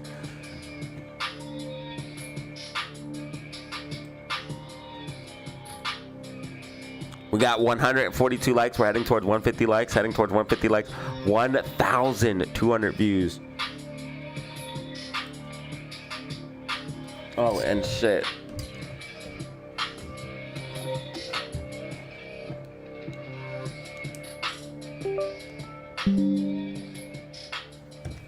Let's get that Fed press conference released, and then we'll clip that down, and then we'll drop some of them clips on TikTok. Make sure you guys follow me on TikTok.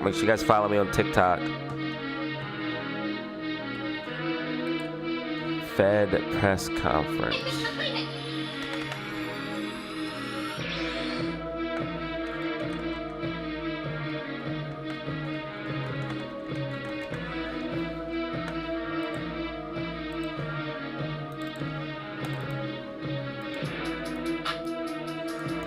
Keep the Gary Gensler interview.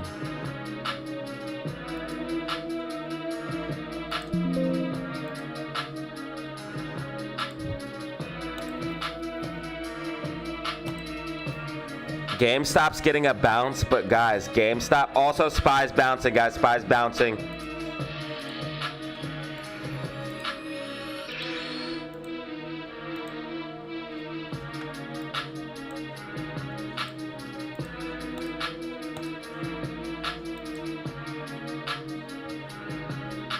Yeah, SPY's about to bounce hard. RSI is way too oversold, and it's outside the band. SPY's about to bounce stupid. We just got a bullish hammer candle, 5-minute and 10-minute time frame. SPY's gonna bounce so hard that calls are gonna print regardless.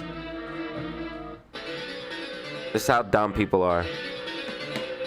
And emotional. I'm about to be right as fuck about everything. Like always.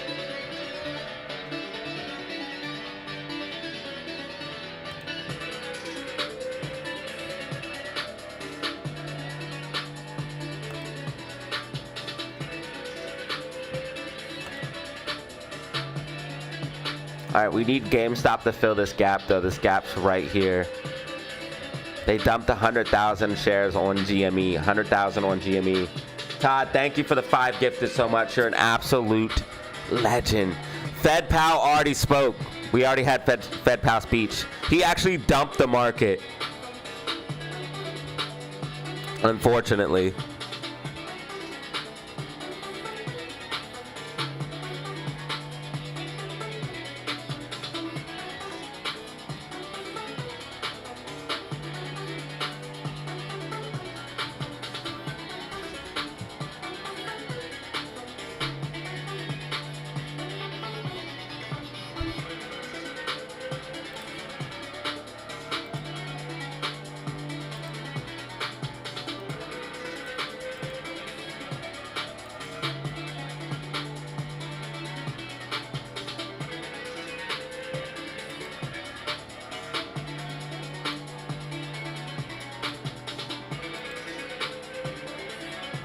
As long as AMC doesn't lose 295, we're okay. But if AMC loses 295, we're screwed, man.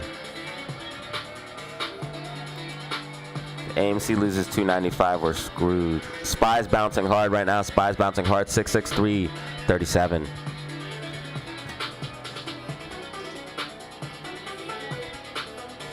Yeah, don't worry though, bro. I have an interview. I have the interview, and I'm gonna release it on video. So don't worry. Don't worry if you missed it. I have the interview. I'm literally uploading the video here in a few minutes. And I'll be releasing clips of it as well. So don't worry. I also have an official TikTok. If you guys can follow me on my TikTok, I'd really appreciate it.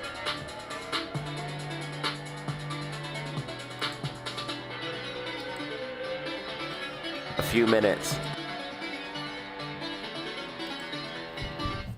If you guys could follow me on my TikTok, I'd really appreciate it.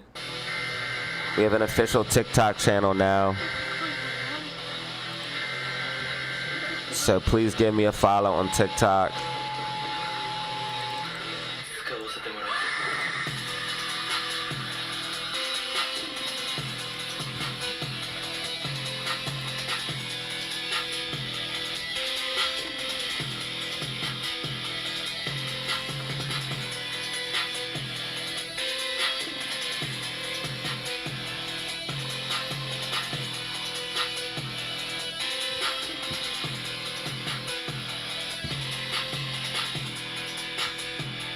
SPY bouncing as expected. SPY bouncing.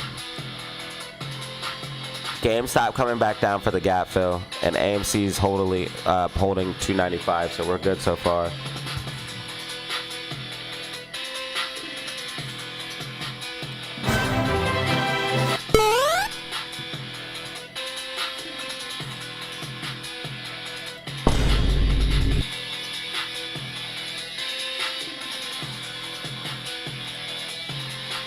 All right, GameStop just filled the gap. GameStop just filled the gap. So it should bounce around this area.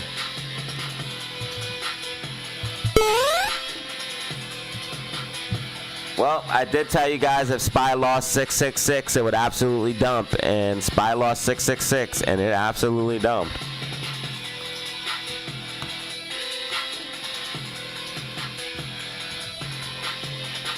Huh? Yo, Danny Lamb, thank you for the 20 freaking 3 months for support. Insanity. SPY's probably going to be coming back Upside up target for for like SPY. How far AMC would dump if AMC loses 2.95? 664. Rocket, rocket, rocket, rocket, rocket, rocket, rocket, rocket, rocket, rocket, full moon, full moon, SPY's full gonna moon, end up full moon, bouncing full moon, by full the moon, end of the full week moon, all the way camp, back camp, up, though. rocket. Green week, motherfuckers. GameStop's already green for the week. We just need Amy to push up a little bit higher. They got mad short shares on Amy right now, though. Motherfuckers.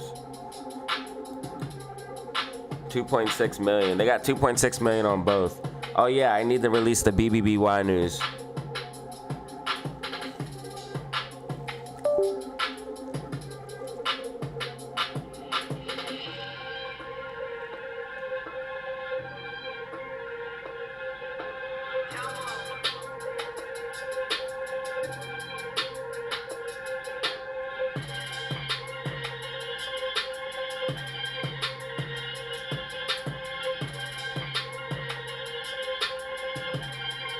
Alright, so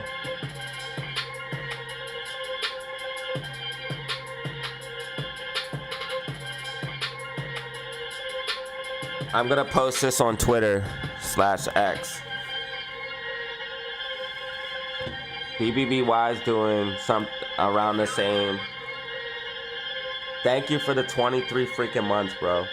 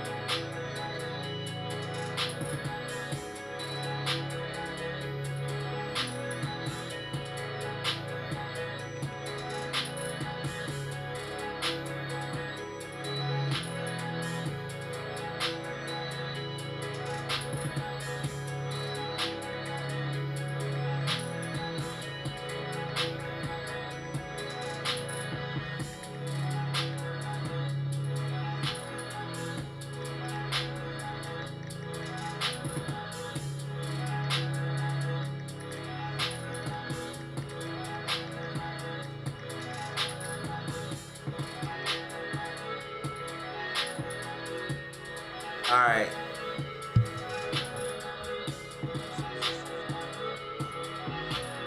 Both Jimmy and BBY stock are pretty much at the same time.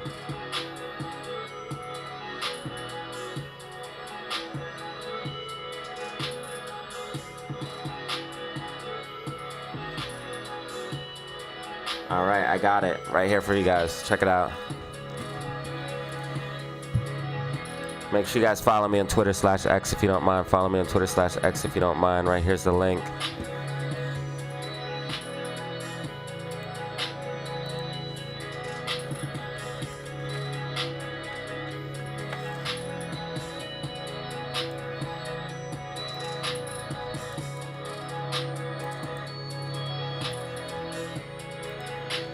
So check it out, guys. Are GME and BBBY trying to squeeze the shorts together? Obviously, this is highly speculative, but both GMEs... Oh my God, fucking typo! Don't like it, don't like it. I gotta fix it.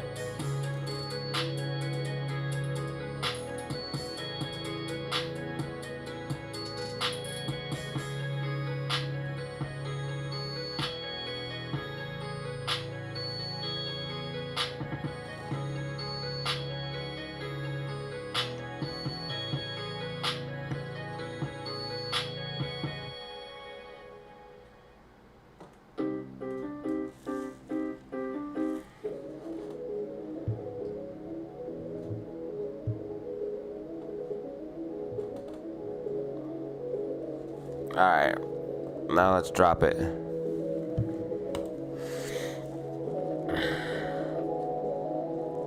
Are GME and BBBY trying to squeeze the shorts together? Obviously, this is highly speculative, but both GME stock and BBBY stock are doing warrants at the same time. GME recorded date October 3rd, BBBY October 2nd. Both release around October 7th. Both are meme stocks, which the same people are short. And then I drop this October 2nd, record date, around Tuesday, October 7th, 2025, distribution date, and then October 3rd, distribution or recorded date, and then the company will expect to deliver the warrants around Tuesday, October 7th. Both of them are October 7th.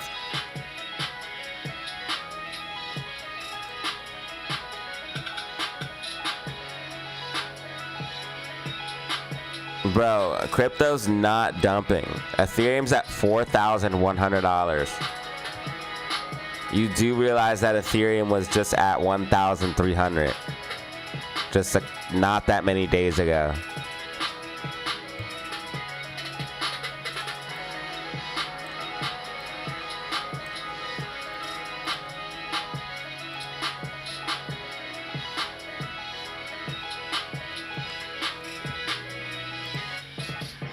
Bitcoin was just at 1,700 not too long ago. It's at 112,000.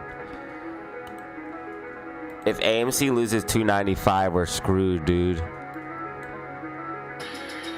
Because we just retested this as resistance. $3 as resistance. That's not good. Spy tracking, spy tracking. GameStop getting a bounce off of 2663. That's major support and resistance for GameStop.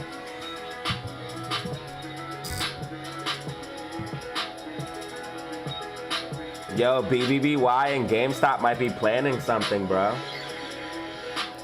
Should I do a short video on this? Because I think this deserves a short video, don't you guys?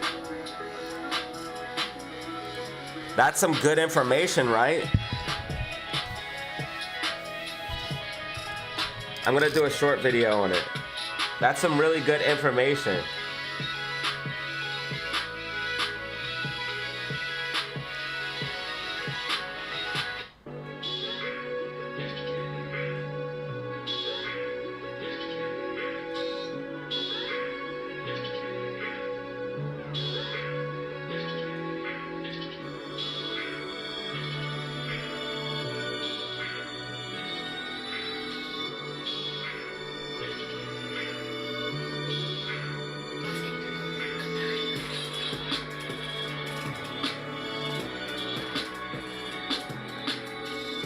All right, I'm gonna do a short video on it, and then I'll talk about it.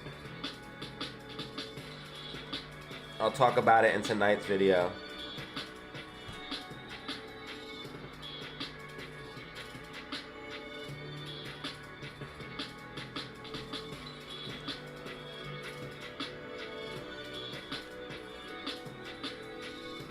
Hey, yo, you guys have to check this out. We got some dope information about some meme stocks. Check it.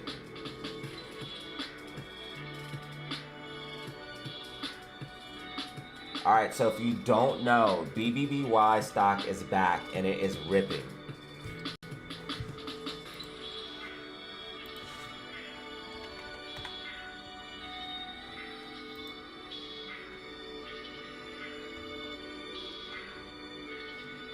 It went all the way from $3.50 up to $9.20, hitting a high of $11.67.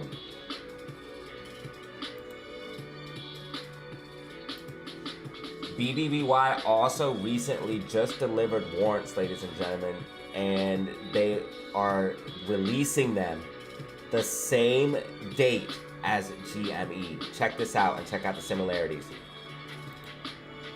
So here's the news for BBBY. They record for the shares that you need to have the shares to get the warrants by October 2nd. And they're going to release them Tuesday, October 7th, or around is what it says. So you'll get them on that date or like shortly after, depending on your broker and stuff like that. That's why they say it around for legal purposes. GameStop, October 3rd, recorded date. And they're releasing Tuesday, October 7th. Now, obviously, this is highly speculative, but are they trying to squeeze the shorts together? Both of them are meme stocks. They have the same or around the same recorded date, and they're releasing the same dates as well. What do you guys think of this? Let me know in the comments down below. And like and subscribe for more stock and crypto content. Yeah, I need to dig into that more. All right. We have about an hour till power hour. I'm going to turn face cam off for a little bit and then put it back on. Song names, we don't have any. I'm sorry, man. I'm sorry.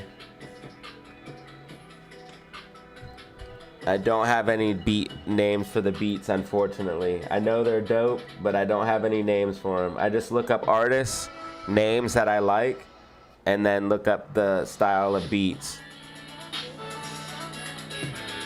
But I'm gonna have beats that no one else has because I'm looking up underground artists that not everybody know. Like, you have to be deep into the rap game or deep into the underground rap scene to even know about these artists. And that's why the beat sounds so unique and different.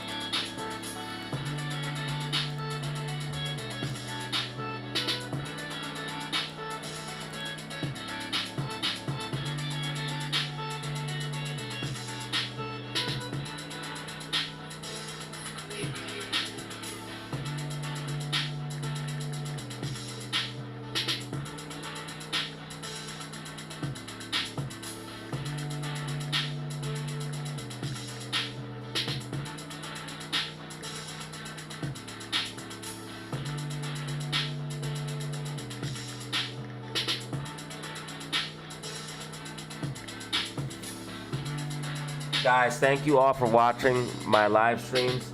Thank you so much for all of the support. Thank you guys for everything. I'm gonna do 15 push-ups for the super chats. We got 121 people in the building, 148 likes. We're about to have 150 likes, 6 brand new members and multiple super chats. I'm gonna do 20 push-ups.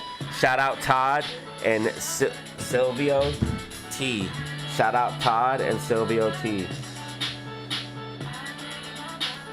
Thank you guys. We're going to do 25, 10, 15, 20, 25 push-ups. We're going to do 25.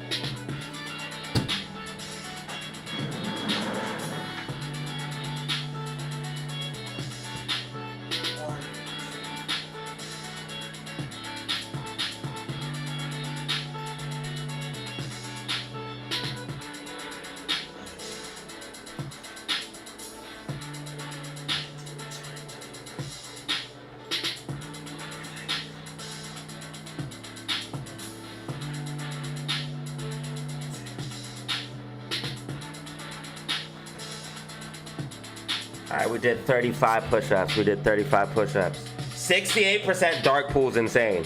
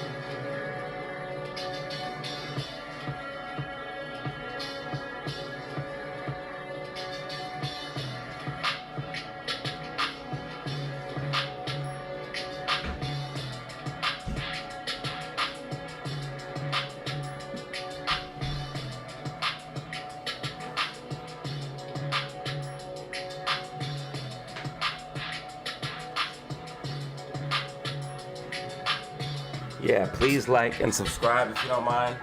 Like and subscribe if you don't mind.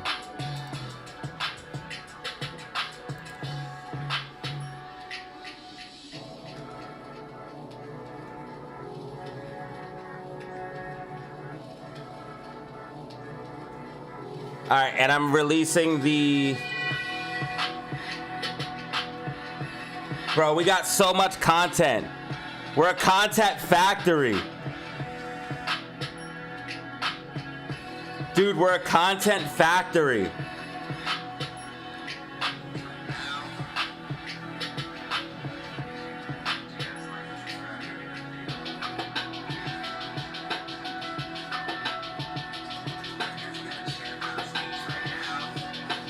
Dude, we're literal content factory.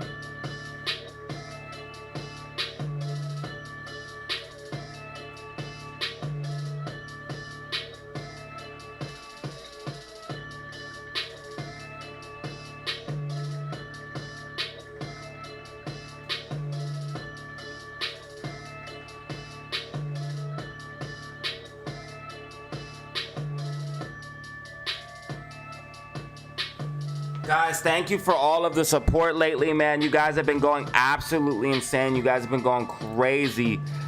We're starting to see the fucking stock market pull back, man. SPY is pulling back. Everything is pulling back.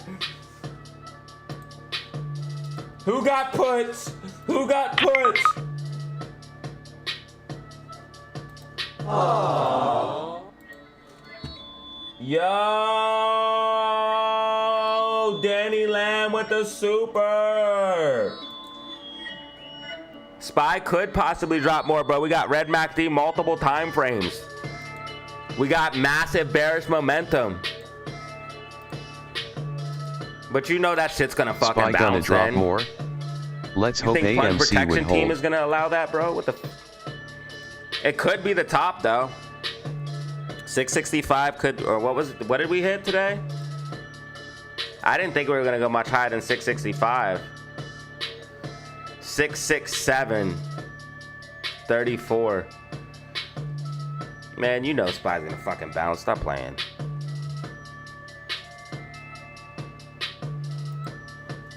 I did tell you guys though in the weekly outlook a prediction a correction is coming, but I didn't think it'd be till next week.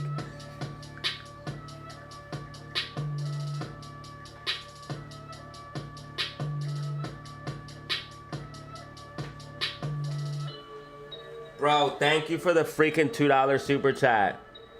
Got SQQQ calls yesterday. Good job, dude. Good fucking job.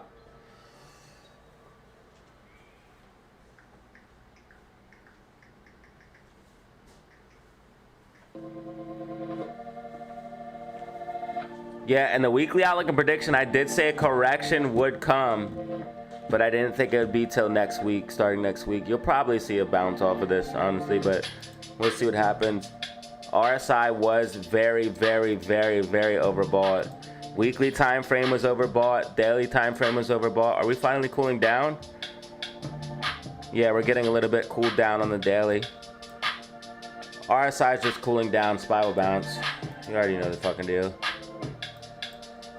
As long as AMC doesn't lose 295, we're fine. If we lose 295, we're screwed. Want to see GameStop hold 2663. If you missed the Fed Chair Powell speech, I'm putting it out right now.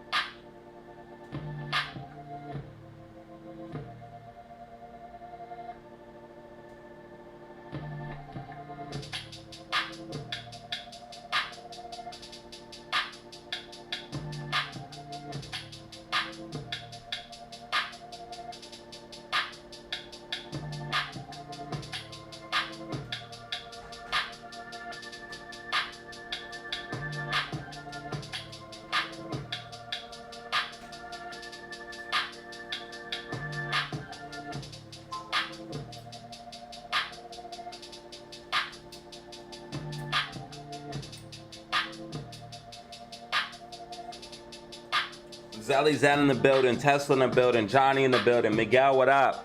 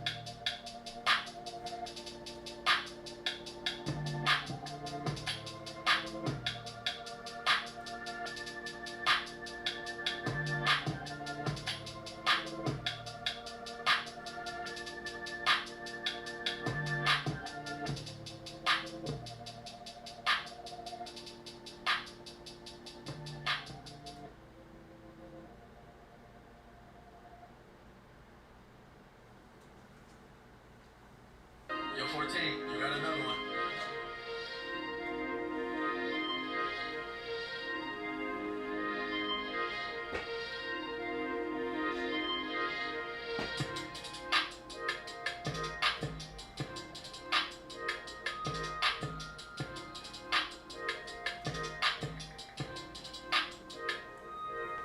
We need to abolish the Fed, bro. We need to abolish the Fed. Guys, drop rockets for GameStop. Drop rockets for GameStop. We want to see GameStop survive.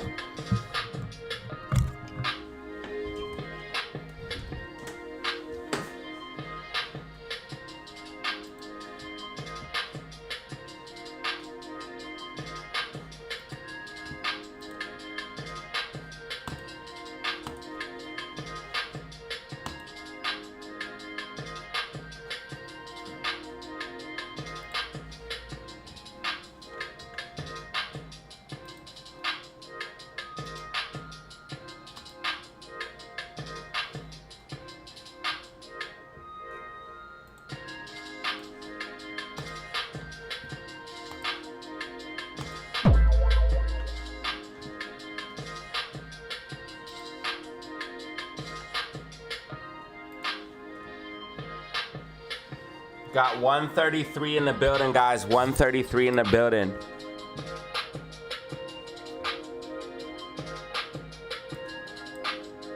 $1,300 views. 150 plus likes. Thank you so much for 150 plus likes, guys. Multiple super chats. 6 brand new members.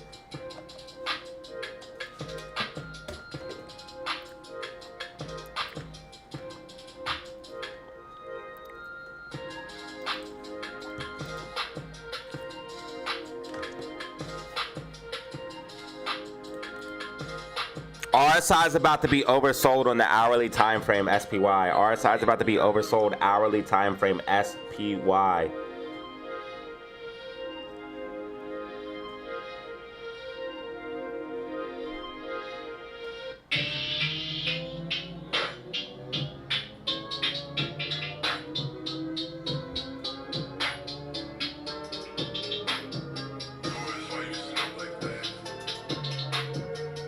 Try hard, go hard.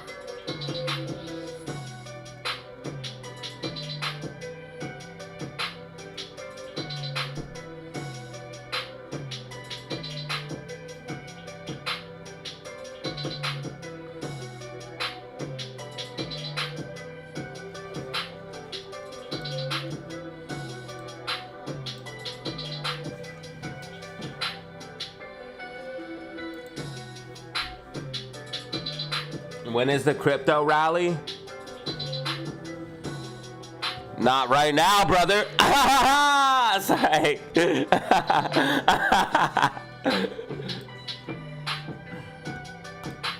All I know is I'm buying more crypto. You guys got to do you, man. And when 2030 comes and I'm rich as fuck, don't say nothing. Crypto debt, bro. Crypto is gonna be everything, bro. I don't know what to tell you. All dips are for buying. I just don't know what to tell you guys anymore. I'm the guy who told you Bitcoin was bottoming in 2022. Remember that. Just remember who told you Bitcoin was going to the moon in 2022. Just look at my old videos, by the way. Look at my old videos, by the way. I'm just saying, guys. That was foul. I know, I'm stupid. I'm being a dick today. I'm sorry, guys. I'm sorry, guys. I'm seriously sorry. But I want you to check out my old videos for real. On the crypto playlist. Check it out. Bitcoin is about to go on a massive bull run. Get ready. 2 years ago.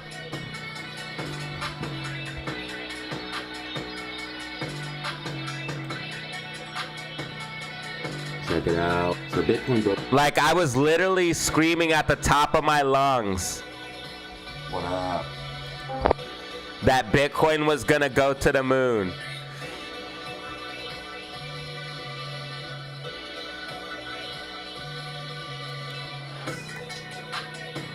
Don't be fooled. Crypto is still on the move. Don't be fooled. Bitcoin is gonna make a massive move. Like I was saying this a long time ago, man.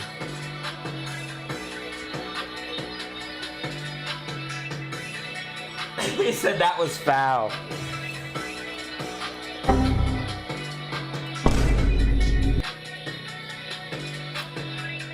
I'm sorry, I'm being mean today because people were fucking crying because I made one wrong SPY prediction. I've been right about SPY every day for the past like fucking 14, 15 days. I've been absolutely on point about SPY for like the past 15 days, if not longer. I make one wrong prediction and everyone's like, yo, you made a wrong prediction. Yeah, I did. I'm human, dog.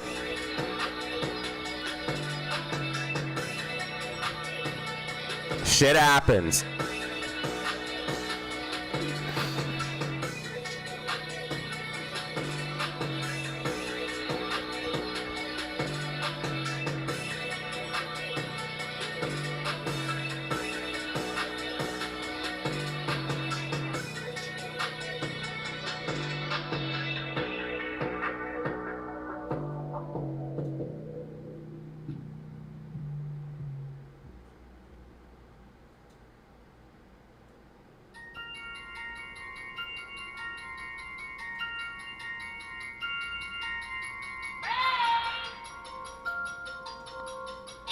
Katie, you made this?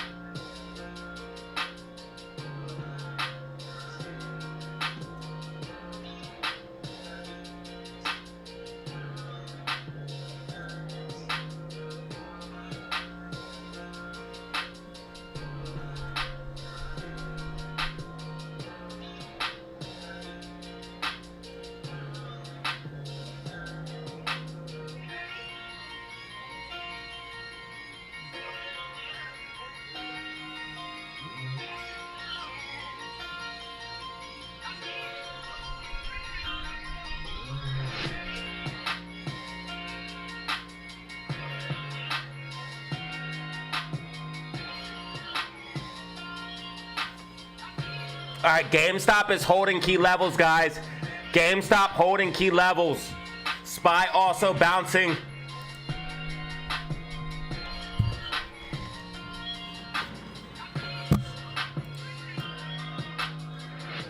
SPY is extremely oversold.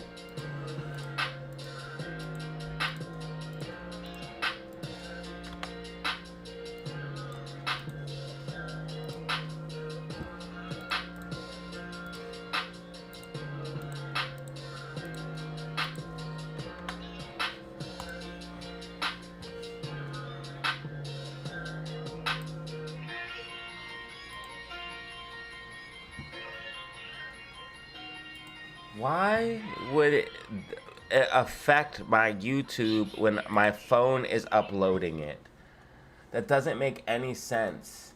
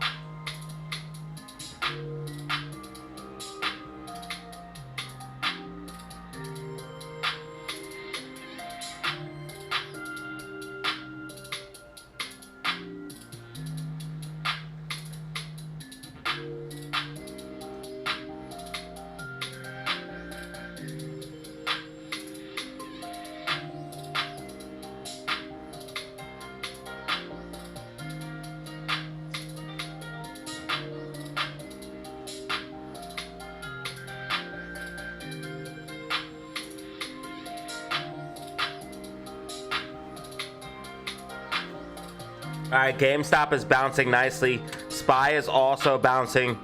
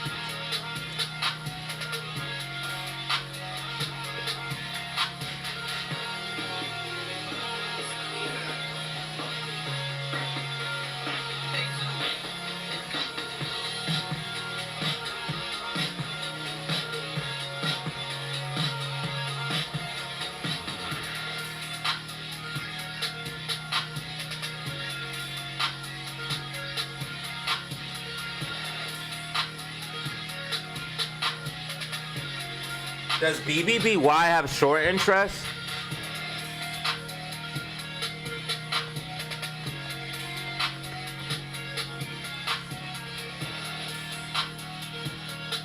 %, yeah.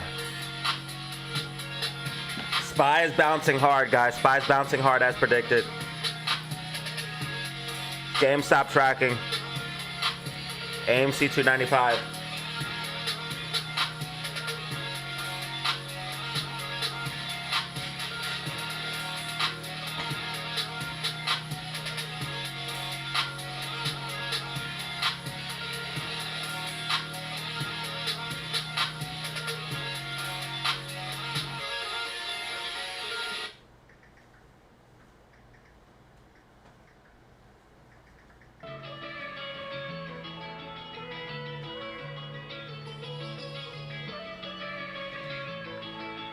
JK, really? Eskimos.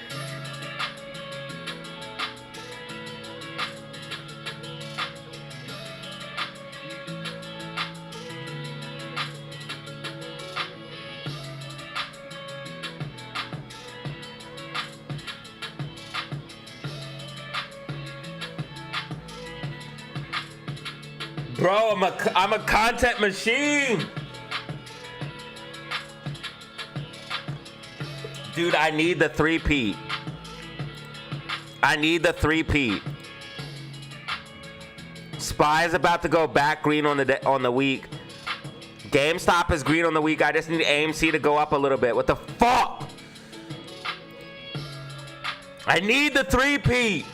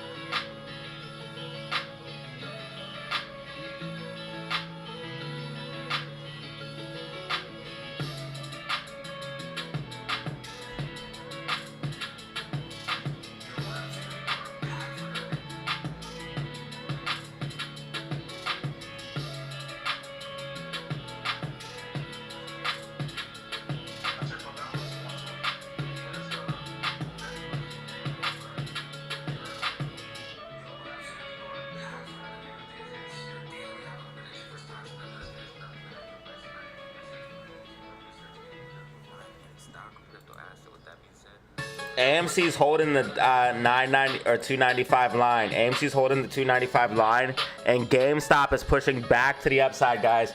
GME pushing back to the upside. I don't understand what is happening right now. How are we only putting out 5K? What is happening?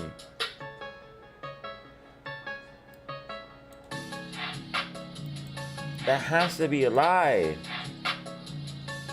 And why would my phone affect that? Yo, where can I get DZ BTC tank top? Bro, right here, dog.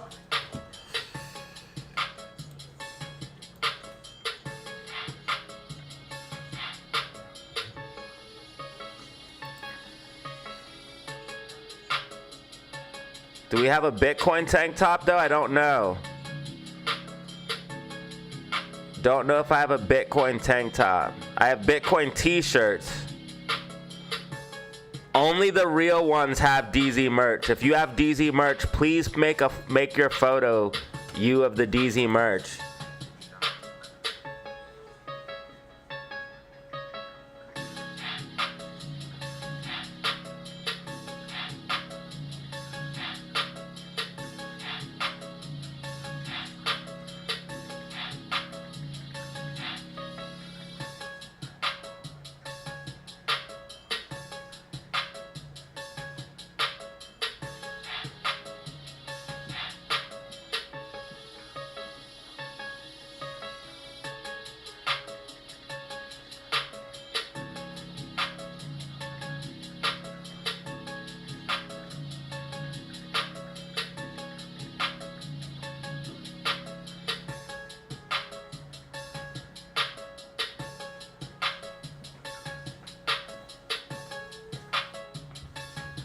Yo, I literally just checked Lunar, bro. It's still the same prediction. I literally just checked that. Like earlier on stream, bro. It's actually still the same DZ, prediction, could I get bro. a new white line prediction $LUNR? Thank you for the super chat, but it's still, I can't change it. I can't change it if it's working. I'm not gonna change it.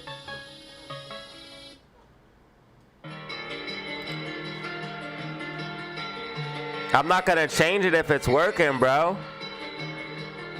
Hell no. That shit finna play out. I'm not changing it. Speaking of TikTok, I have a TikTok. Make sure you guys follow me on TikTok. Now you're good, bro. I just don't want to change an accurate prediction. It's literally bouncing off of the trend line and it's about to push back up. All you needed to do is break 1180. If you break 1183 and hold that, you're gonna push to the upside.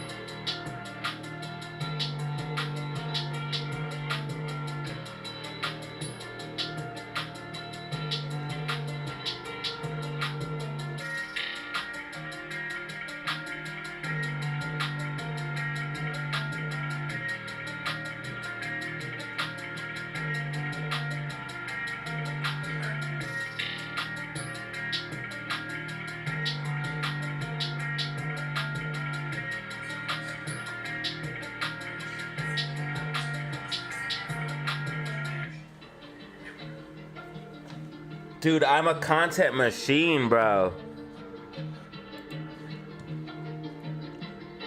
We're doing like 2 videos a day plus a live stream now. For the past 2 days in a row, we've had 2 videos a day. Holy micro, dude. We are out of control. Content machines. Yo, AMC, please hold 295.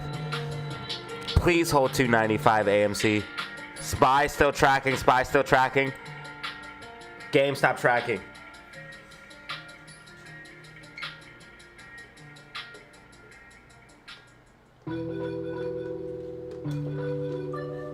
Yeah, the lunar stock looks good.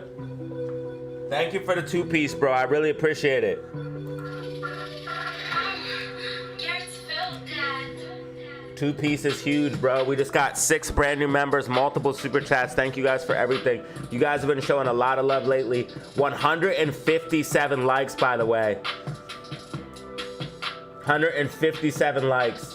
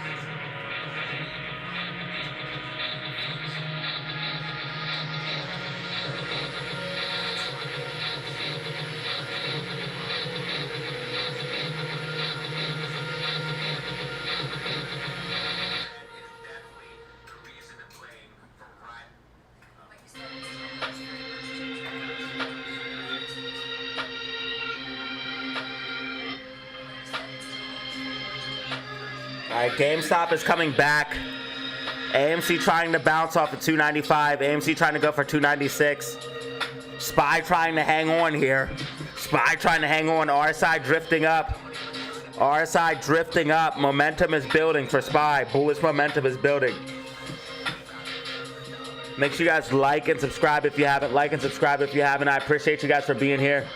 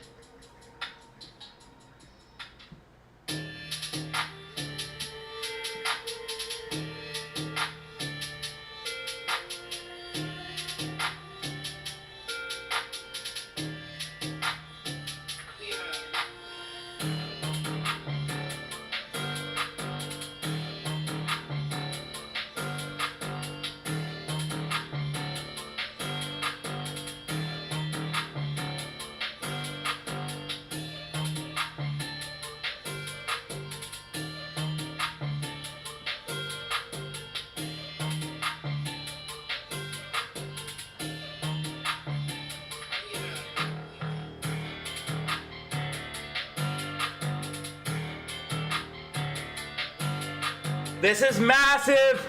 This is massive. $5 super chat from Ape801.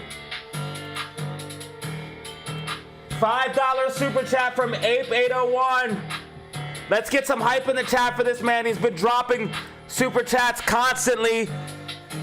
$5 super chat from Ape801. Wow.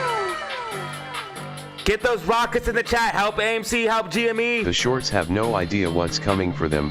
GME/BBBY/AMC. Rocket fire, rocket fire, rocket fire, rocket fire, rocket fire, rocket fire, rocket fire, rocket fire, rocket fire, rocket fire, rocket fire, rocket fire, rocket fire, rocket fire, rocket. Go green.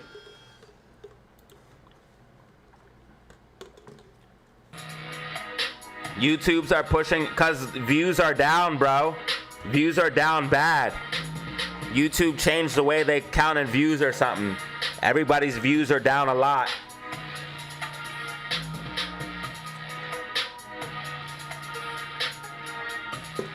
So we're trying to put out more content and better content.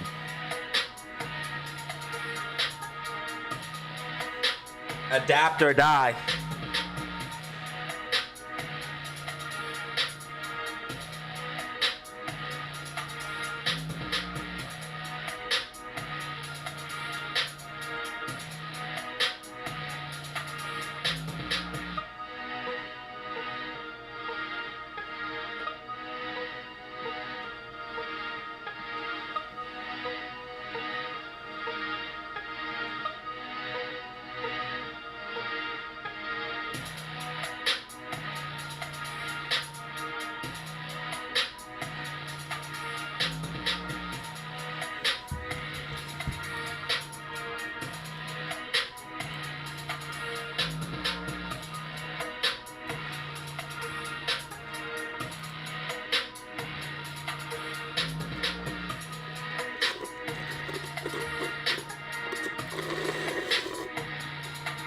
Adapt or die, bro.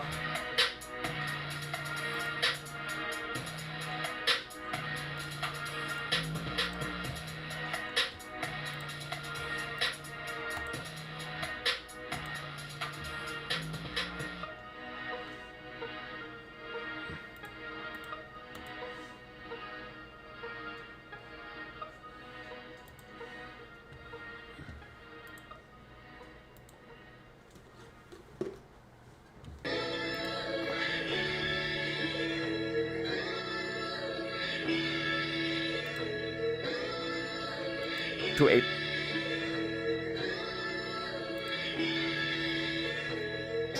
Damn, we got 500 views on the Gary Gensler interview.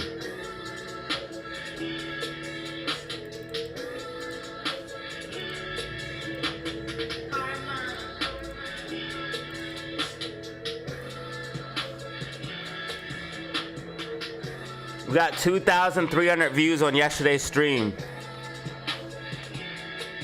Thank you guys so much, man. You guys have been very supportive.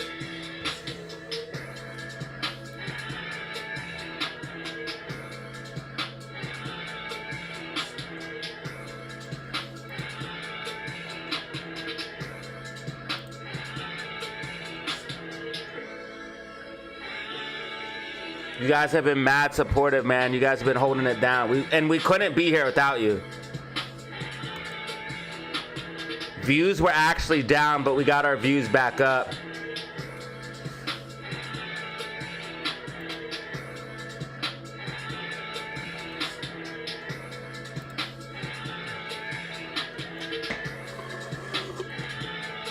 I might do a video, or maybe I might even stream live. Who knows?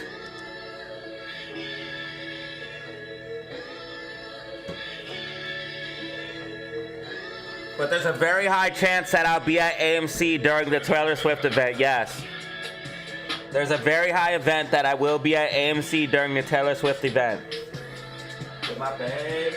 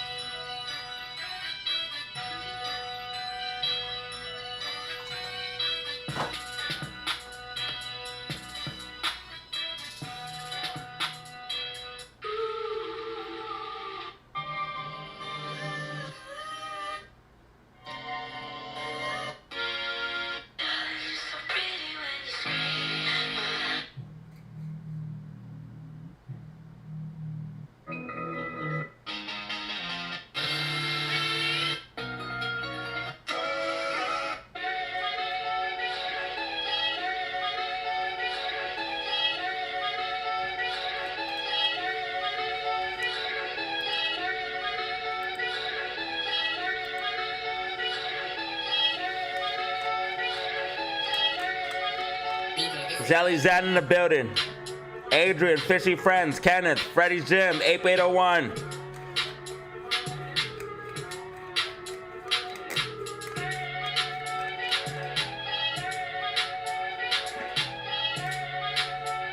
GameStop looks like it's gonna try to close green on the day.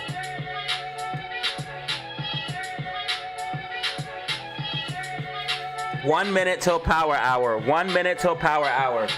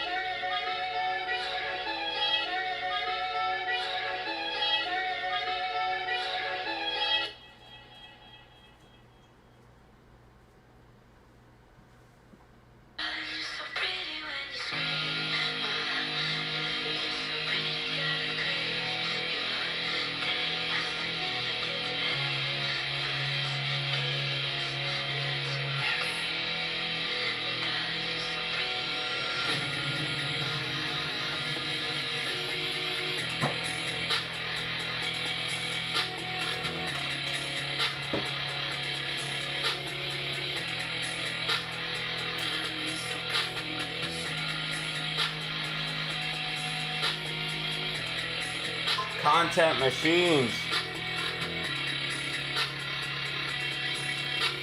It is officially power hour. It is officially power hour. Spy tracking.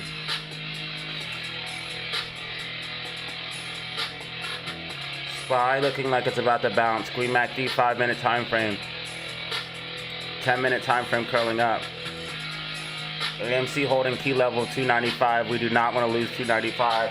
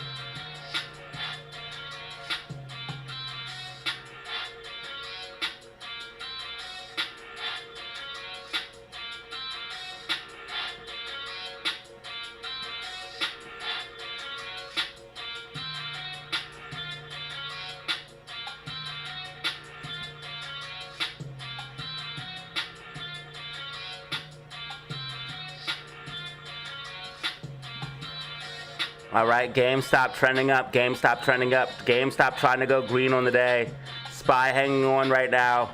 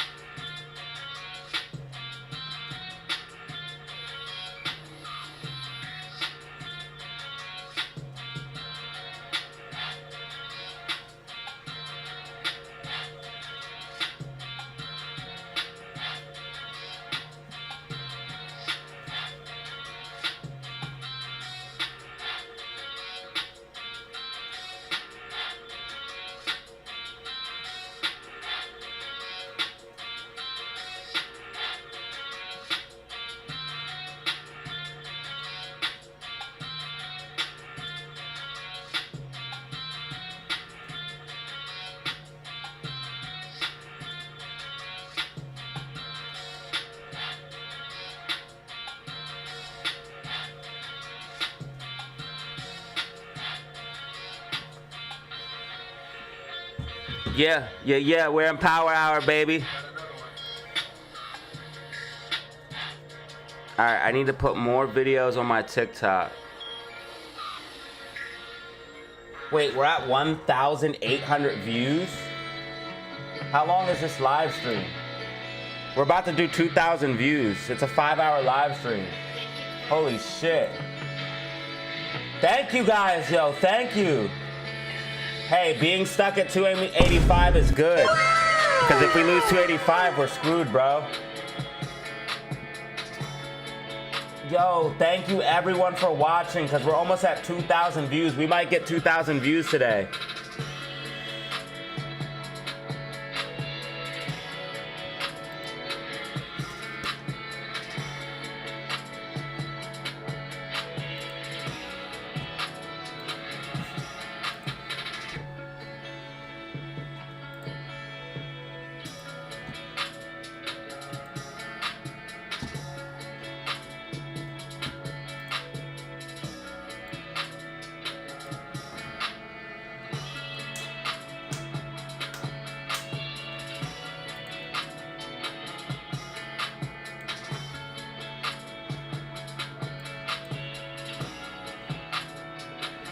Dude, if we get 2,000 views, that would be huge. We're going on 5 hours here in a couple minutes.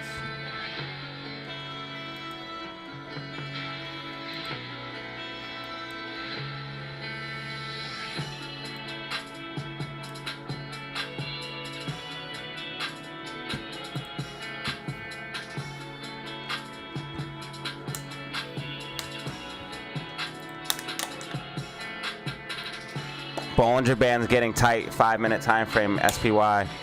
Green MACD. Oh my God. AMC's going below 295. This is bullshit, dude. They definitely dark pooled us, and they just dumped short shares. Oh my God. I fucking hate short sellers. Oh, we were supposed to break out today. God, bro. It's just frustrating as fuck. 68%. Like, I know it's a matter of time, but it's so frustrating, dude. 68% fucking dark pool volume, bro. We were supposed to break the fuck out today. You fucking idiots. Fuck you. They dumped fucking 100,000 on us. Damn it, motherfucker. They dumped 100,000 on us just fucking now. Fuck you.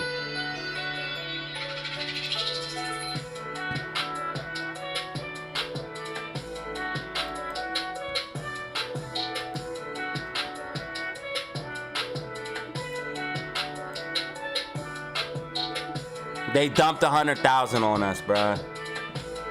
Oh my fucking God.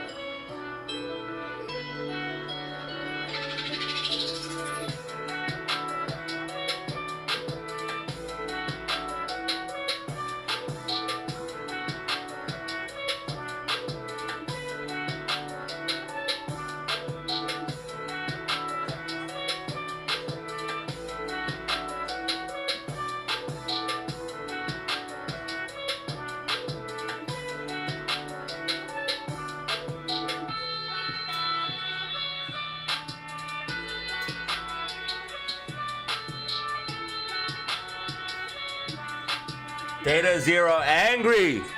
DataZero angry.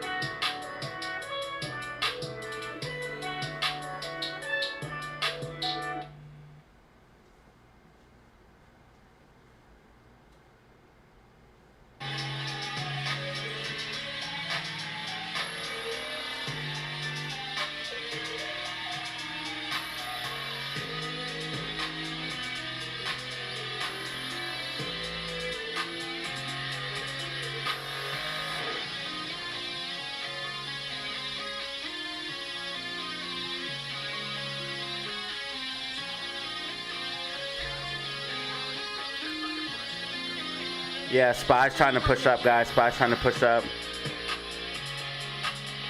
10-minute curling up. 5-minute is bright green. Band's getting tight. AMC, man, might fucking pull back, dude, because of the fucking loss. AMC might pull back down to like 290.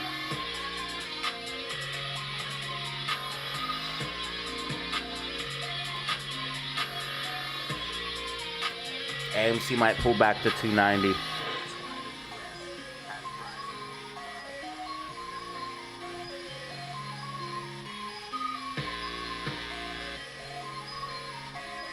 Italy on the track.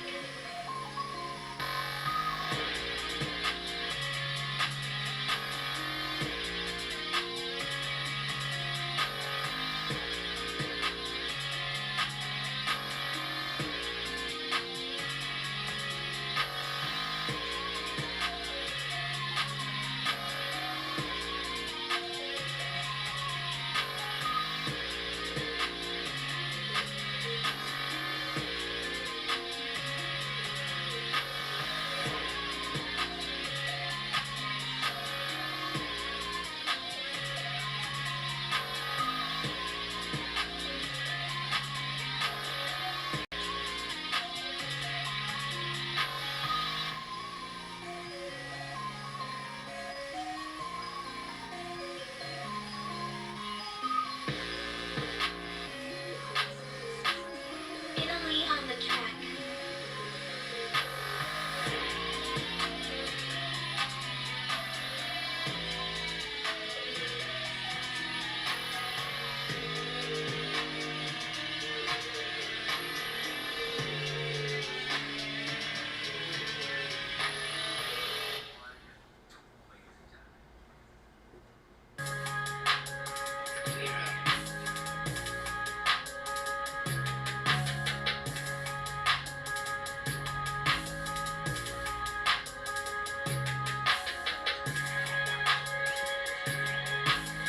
Oh man, the bands are getting tight. We got green MACD. We could see a nice push up here off of this. We held 26.63. You could see a decent push up here on GameStop. We just need to break above 26.75. If we break above 26.75, you could see a decent push up GME. SPY's curling up here a little bit.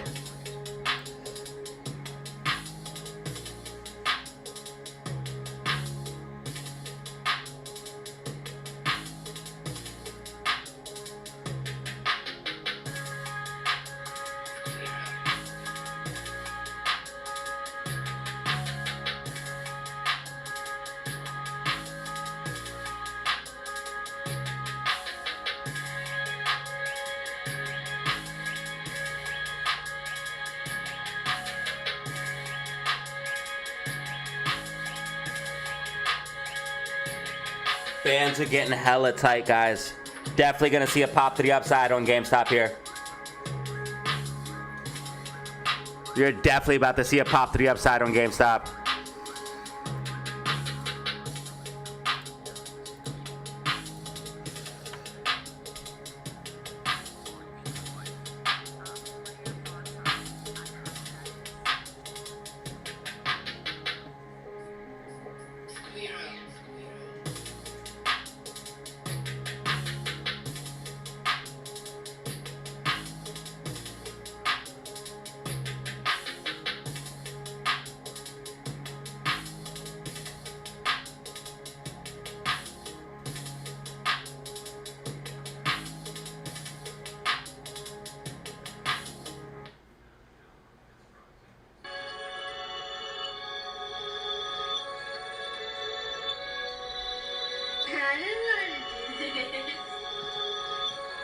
GameStop pushing up, GameStop pushing up, GameStop pushing up.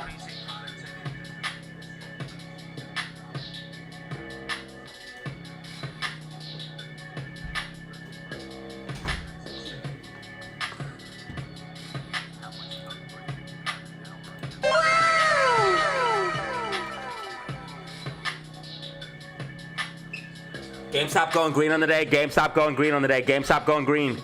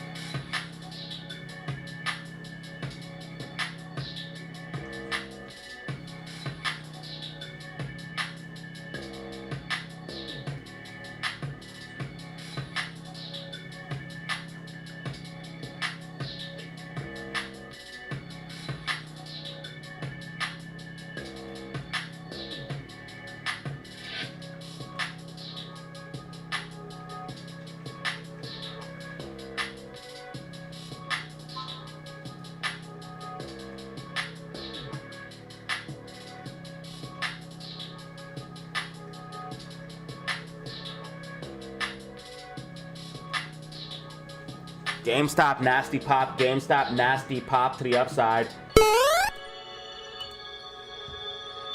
Told you guys we're going to see this pop here. GameStop going green. GameStop going green. Can Amy bounce? Can Amy bounce? Can we come back? Can Amy bounce? SPY pushing to the upside as expected. SPY pushing up as well. SPY is about to make some recovery. SPY is about to make a recovery.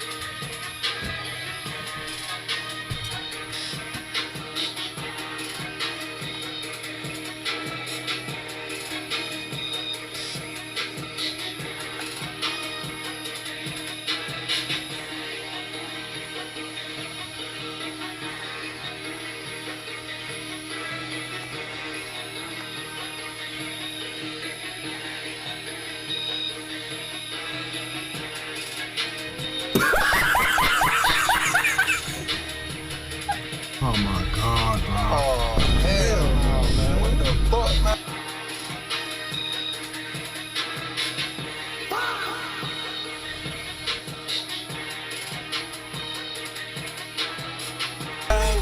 Get your ass.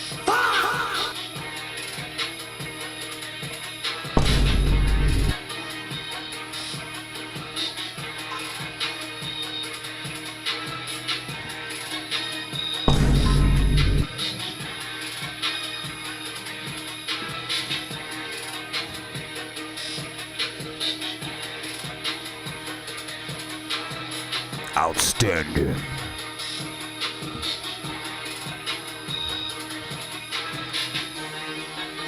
Will GameStop close green on the day?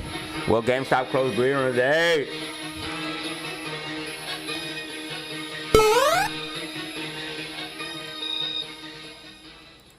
GameStop finna close green.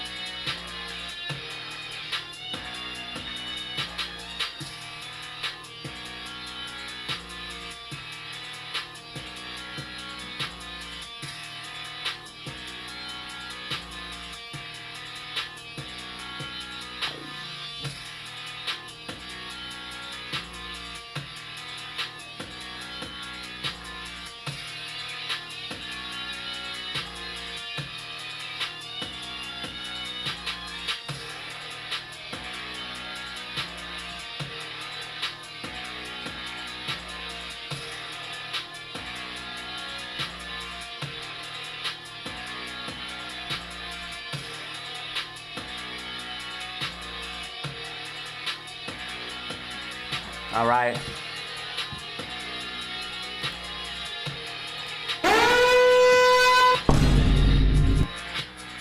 Wake up, everybody. Wake up, wake up. AMC 294, GameStop 2675, SPY 66237, Bitcoin 111,800, Bitcoin slightly pulling back, Ethereum slightly pulling back.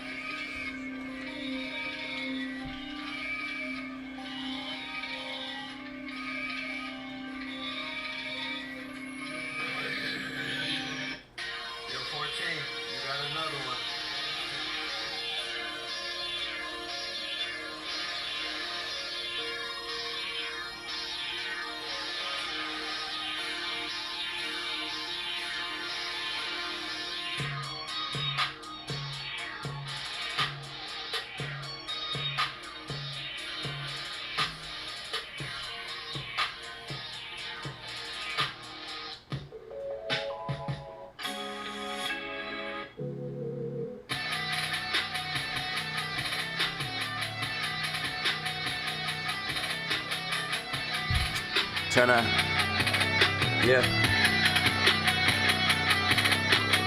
Huh?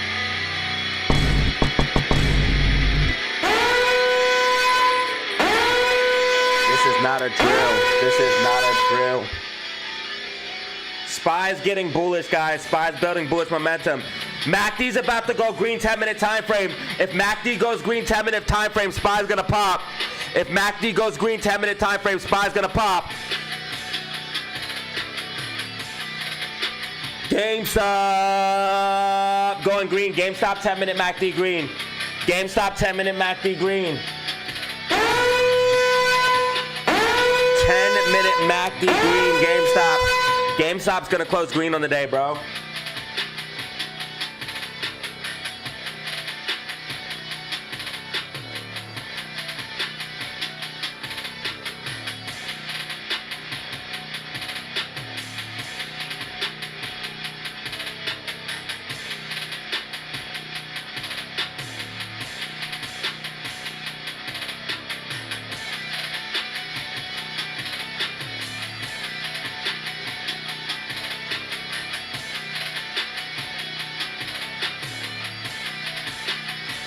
Yeah, we're getting green MACD 10-minute time frame. GameStop. AMC's at 295, bro, or 294. We need to get back to 295 or we're screwed, bro. Bands are tight, 5-minute time frame, GameStop. Woo! We're gonna pump in the close. We're gonna pump in the close. You know what that means? Yo, pump in the close could be institutions. Pump in the close could be institutions. Yeah, boy! Yippee!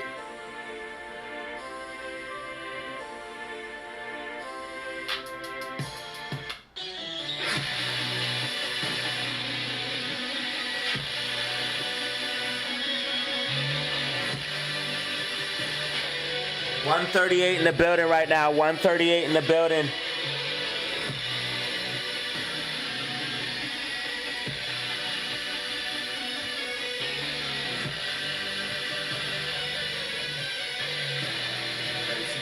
$138 in the building.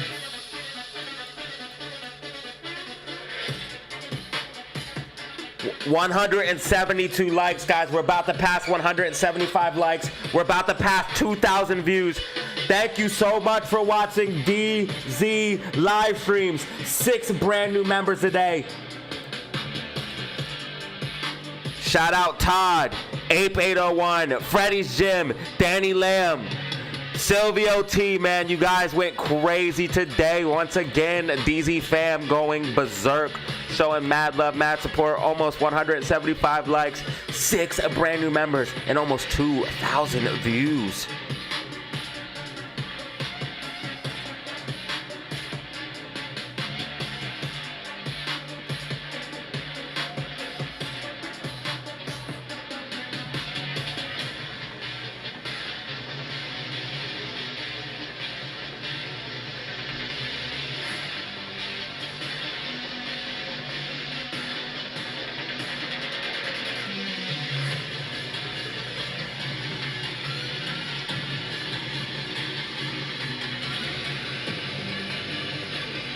Bitcoin at 111,700, man. We need to see the Bitcoin pick up, man. We need to see the BTC come on back, man.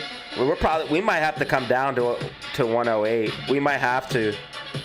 We might have to come down to 108, man. 109.5. We might have to. We just rejected from the 112. That's not good. You're gonna see BTC continue down, guys. I'm sorry. And it's gonna take altcoin with it. We're getting some bullish divergence though. RSI trending up, price trending down.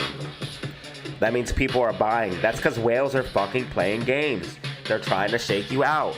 I don't know what you don't understand. Maybe some of you do understand. Hopefully you do understand. Hopefully you do understand. Yo, is stream lagging, guys? Let me know, is stream lagging? Tell me, is stream lagging?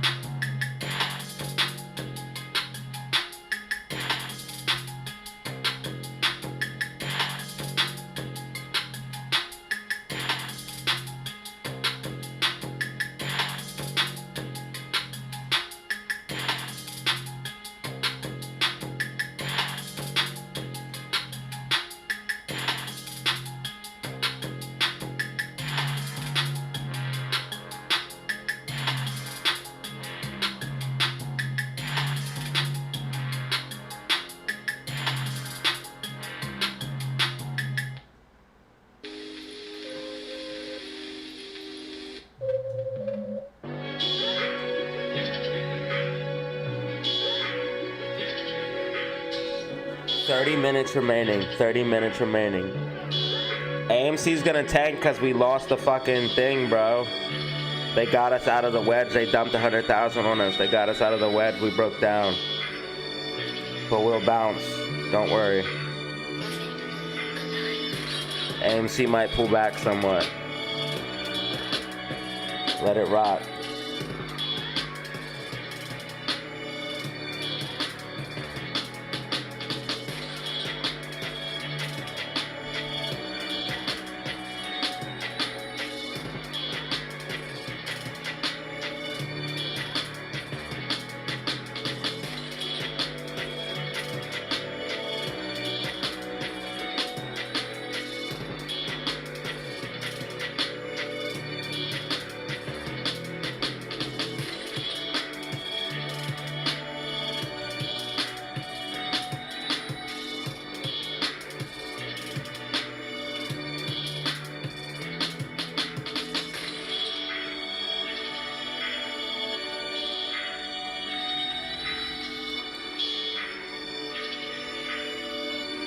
Watch AMC just pop to the upside, just like before when it pulled back.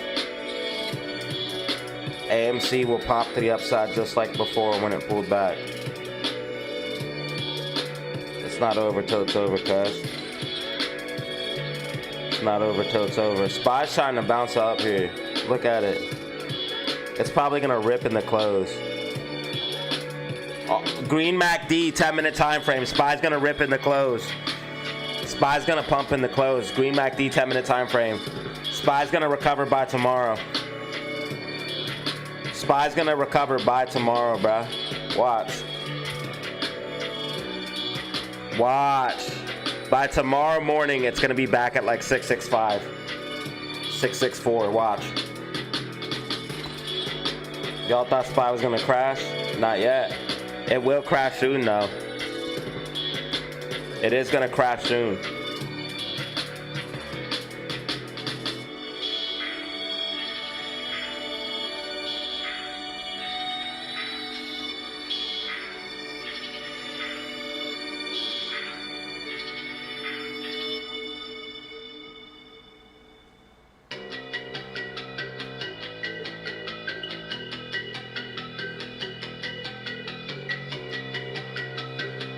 Less than 30 minutes remaining. Less than 30 minutes remaining.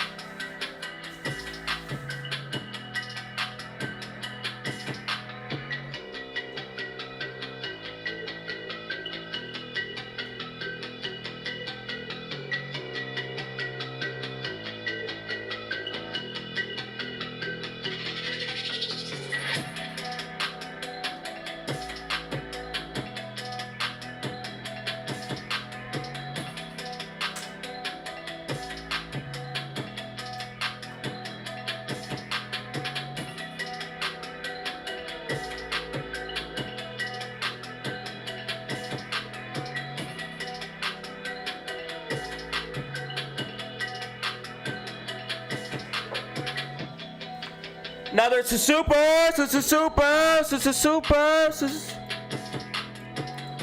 Todd with another freaking super chat. FNGR check, please.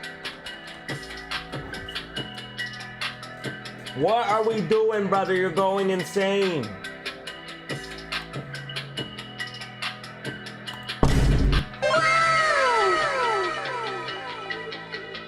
Wow, we already have a prediction for this one. I'm gonna put this in the Discord.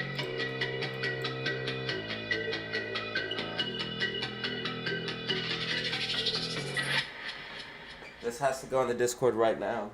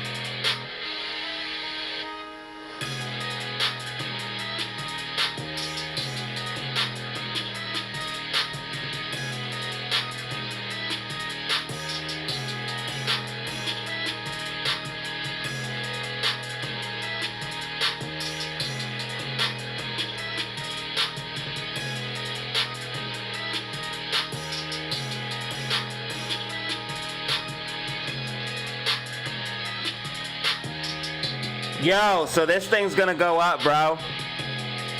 Are you in the Discord, Todd? GameStop's pumping in the close as expected.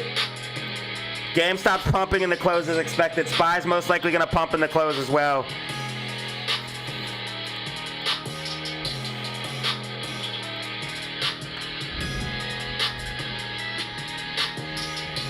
Like and subscribe for accurate stock and crypto predictions.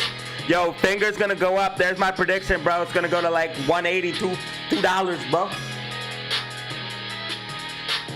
Todd, are you in the Discord, bro? I just dropped fire on Finger.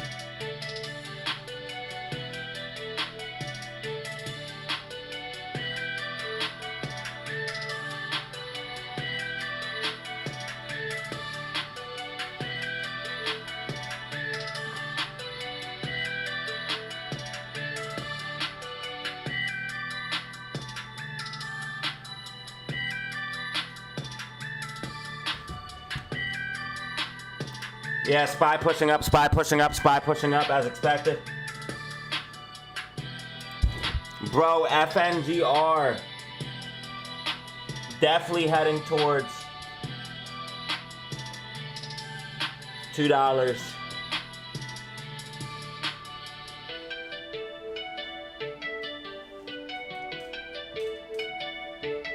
Tracking to the upside.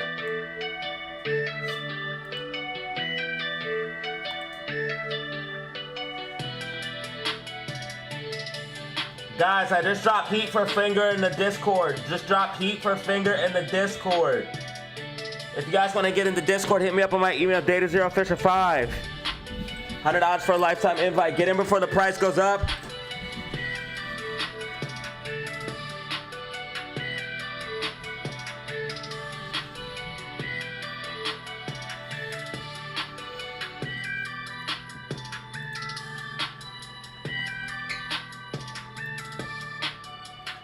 Yeah, finger definitely gonna head towards $192.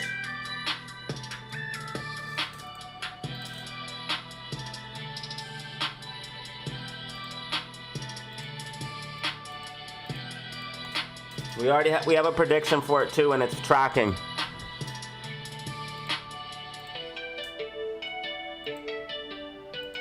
Needs to hold 150.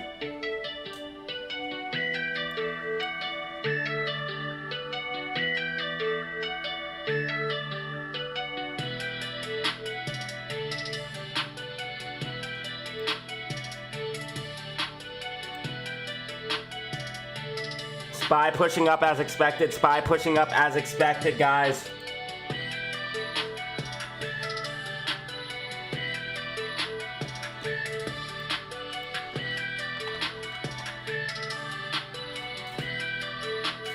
XRP sitting at 286. You need Bitcoin to go back up before altcoins will go up. Damn, it's about to rain hard as hell. It's thundering and shit. Hopefully the power don't cut out. Fuck. We're about to get a 2,000 view live stream.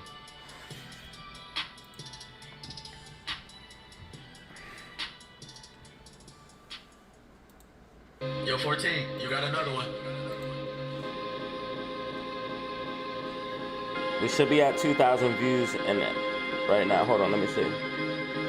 181 likes, guys. Thank you for 175 plus likes, and we're at 2,000 views. We're at 2,000 fucking views. Thank you so much.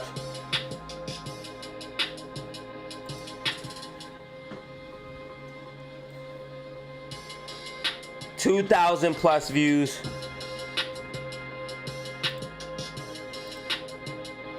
Make sure you like and subscribe if you haven't. 175 plus likes.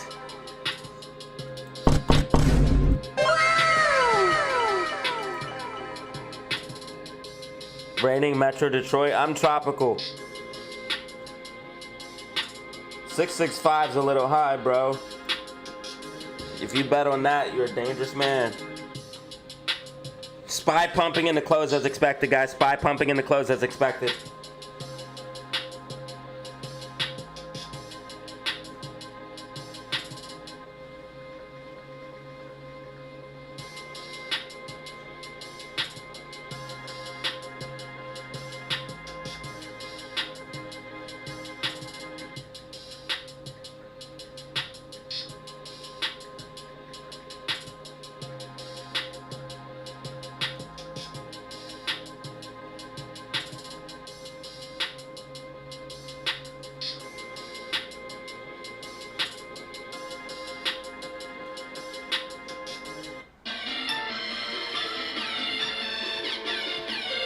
Yo, I got information for SPY in the day trade chat. Information for SPY in the day trade chat.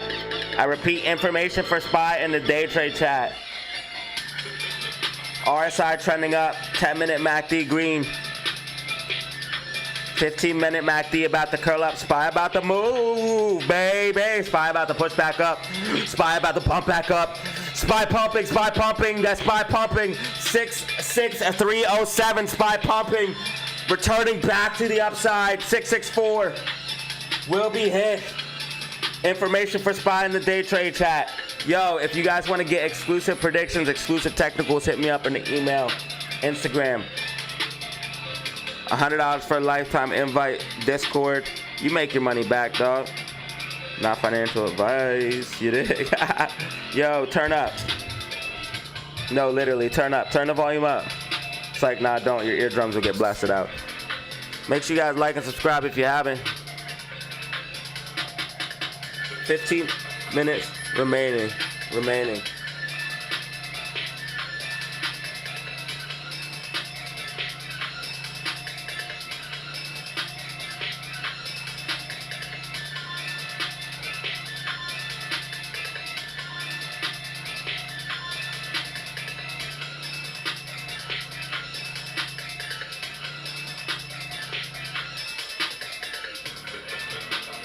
Fed Chair Powell speech just dropped.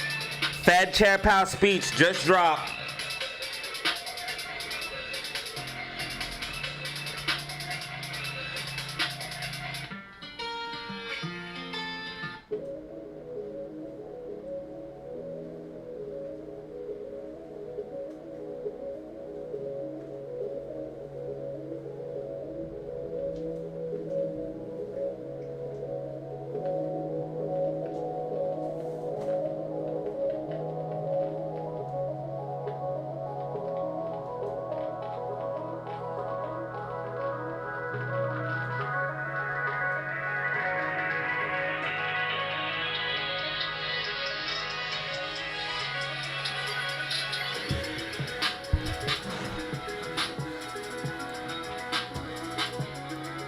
All right, we just dropped the Fed Chair Powell speech, y'all. We just dropped that, John.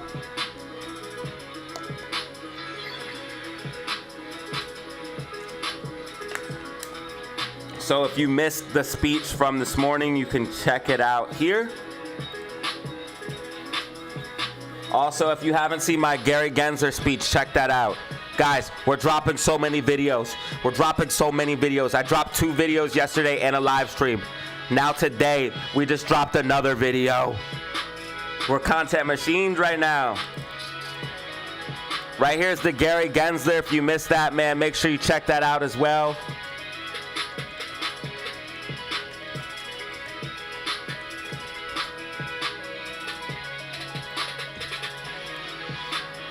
Content machines right now, man. Look at that thumbnail, fire. What the? That thumbnail is fire. So is the GG one, bro. Holy cow.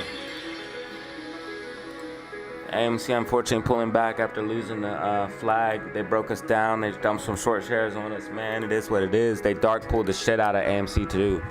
AMC 68% dark pool volume, which is absolute insanity. They mega dark pulled us today, bro. Look, 86%. Or I'm sorry, 68%. 67. 6 million shares. 60. Yeah, 60. I can't talk right now. 67.83%. 6 million shares. And that's for the 30-day average, I think. 30-day percentage? I don't know what that is. I think that's the 30-day average, 60%, 60 and a half.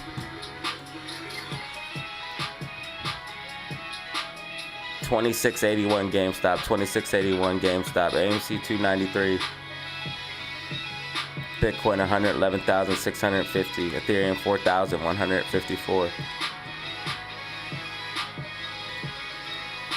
AMC shares available to borrow 2.5 million. GameStop shares available to borrow 2.5 million. They both have 2.5 million. Just recently dropped this information about warrants. Make sure you guys follow me on Twitter/X. Make sure you follow me, man. Oh shit, this shit got 5 already. Thank you, man. This shit got 5 already. We just dropped Fed Chair Powell speech. That John's getting views somehow. I don't know how. Life is good though. That's all I know. And this Fed Chair Powell is blowing up. This clip is blowing up. This clip is blowing up. Make sure you guys check this clip out. This clip is blowing up. Everyone like it, subscribe, comment on it right now, please. Help me blow this clip up.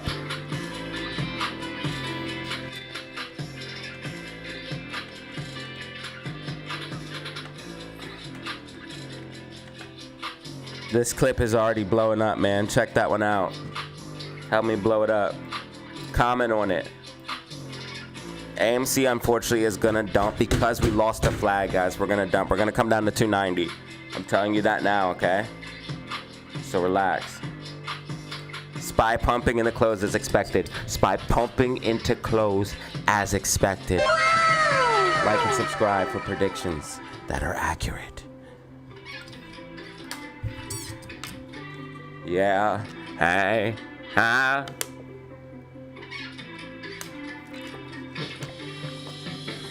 The fuck is this trash ass beat? play that trash shit, I don't shit on my fucking shit again.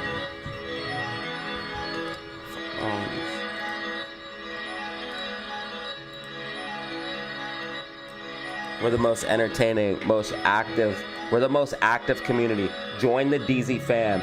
Yo, the chair is fire. The chair is fire. This chair is so much better. Thank you, Meme Stocks Junkie, and thank you everybody who gave super chats for the chair. Thank you so much. I love you so much, DZ family. You're the best. I would be nothing without you. I'm everything because of you. 2,000 views. We just got 2,000 views because of you guys. Because of DZ fam always being active, always showing up. We got 2,000 views, 6 brand new members, 184 likes, 124 people in the building. What a day today. Streams are going crazy. Streams are going crazy. And we just dropped a video. Bro, and we got clips going crazy right now. Crazy. And we got the TikTok getting 700. And I'm about to drop way more in the TikTok. Oh, man.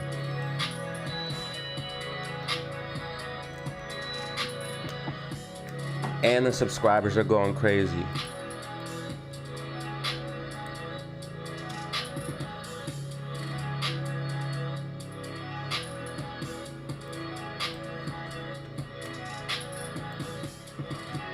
It's just going up.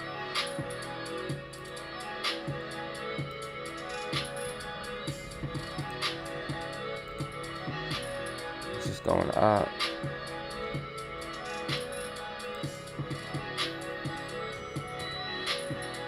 Thank you so much, everybody. GameStop, SPY pumping into close as expected, guys. SPY pumping into close as expected. GameStop going green on the day. GameStop with another green day. GameStop, I repeat, with another green day. Let's go, ladies and gentlemen. Green after green, green after green. Yeah, hit after hit. This is how we live. AMC's unfortunately coming down to 290. I already told you. It is what it is.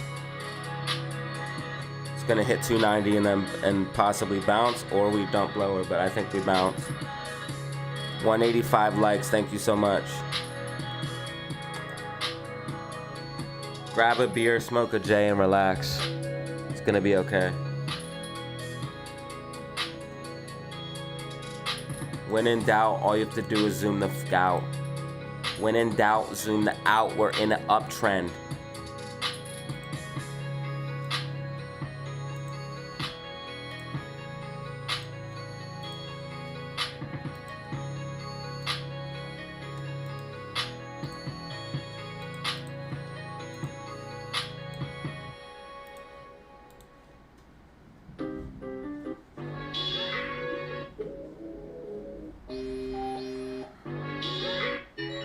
Dopest beats you ever heard.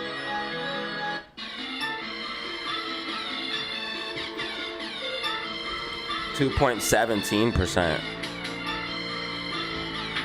Yeah, it's nothing. Nothing.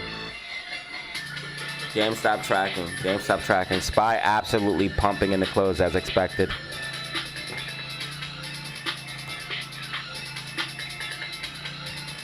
$2,044 views right now.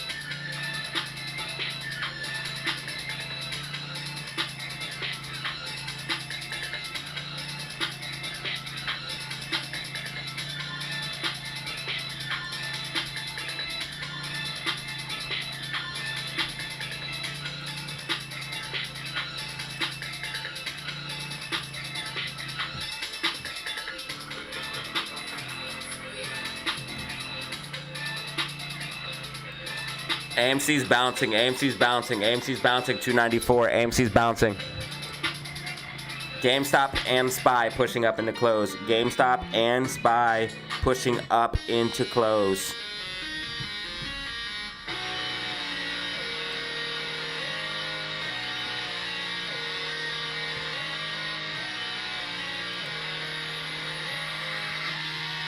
Three minutes remaining. 3 minutes remaining. 3 minutes remaining.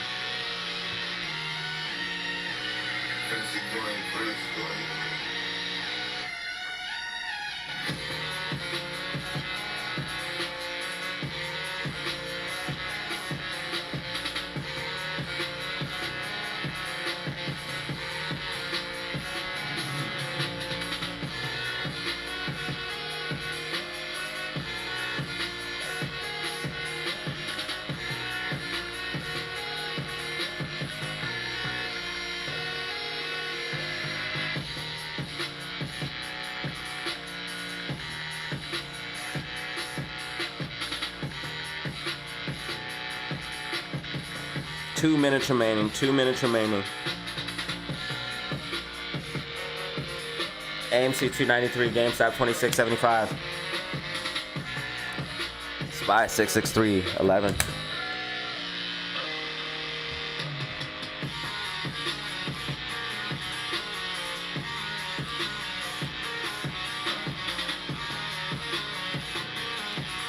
AMC pushing for 295. AMC pushing for 295. Told you it's not over till it's over.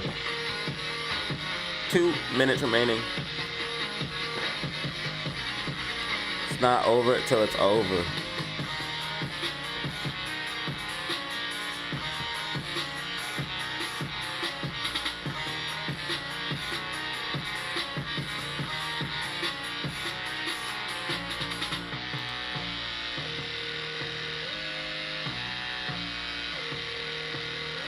AMC just hit 295. AMC just hit 295. It's not over till it's over, son. AMC 295. Run it up, man. AMC 295. Drop those rockets for Amy, man. Drop those rockets for Amy. We got 1 minute remaining. Drop those rockets for Amy. Amy pushing 296. Drop those fucking rockets for Amy. Amy pushing 296. Amy pushing 296. 30 seconds remaining. 30 seconds remaining. 10, 9, 8, 7, 6, 5, 4, 3, 2, 1. That is it. Trading is over. Trading is over. Trading is over. Trading is over. Trading is over. Trading is over. Trading is over. AMC closing at 296. GameStop closing green of the day 2679. And SPY pushing up into close 663.28. Ladies and gentlemen, this was your DZ live stream today. Man, I appreciate you guys for tuning in. Make sure you guys hit that like button and subscribe on the way out. Hit that like button, subscribe on the way out. I appreciate each and every one of you, man. Black in the building, Kenneth in the building, Monty in the building, Ape 801 in the building, man. Shout out to everybody who dropped a super chat, anybody who pressed like. Shout out Todd, Ape 801, Freddy's Gym, Danny Lamb, Silvio T, man. I appreciate you guys. Thank you for real. DZ fam, once again, another successful live stream, another successful day. AMC pushing up at the end of the day. I told you guys it was possible, and it did happen. AMC was going to pop in the close. We got a 296 pop to the upside after coming down to 292. I did tell you guys we would lose a little bit of support after breaking down out of this, and we certainly did. But we got to bounce right back to the upside, showing you how bullish these meme stocks actually are. GameStop also basically a consolidation day. I'll be breaking down what we're looking at here based off of the technicals here for GameStop, AMC, and SPY in the video. Make sure you guys tune in to watch that. And as always, I appreciate each and every one of you because I couldn't be here without you. Make sure you guys have fun for the rest of your day. Stay safe, make money, and as always, man, Peace out. We got 2,100 views. New subscribers today. 190 likes. Insanity. Thank you so much, everybody. Peace.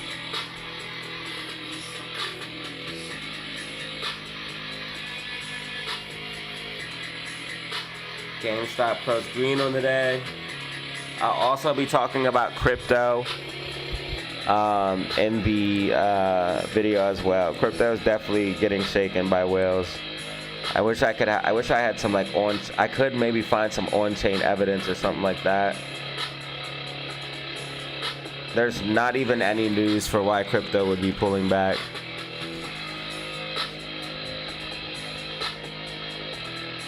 They're just trying to shake people out. When crypto literally is gonna be the debt reset.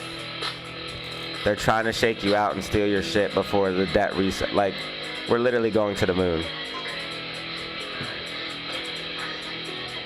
And I've been telling people this, man. I've been telling people this. They need crypto for the debt. I've been saying it over and over and over again.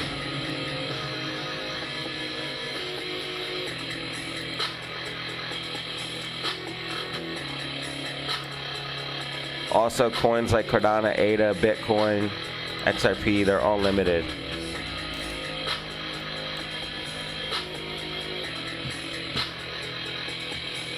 See you, Todd, Bano, Ghost, Andrew. You're welcome.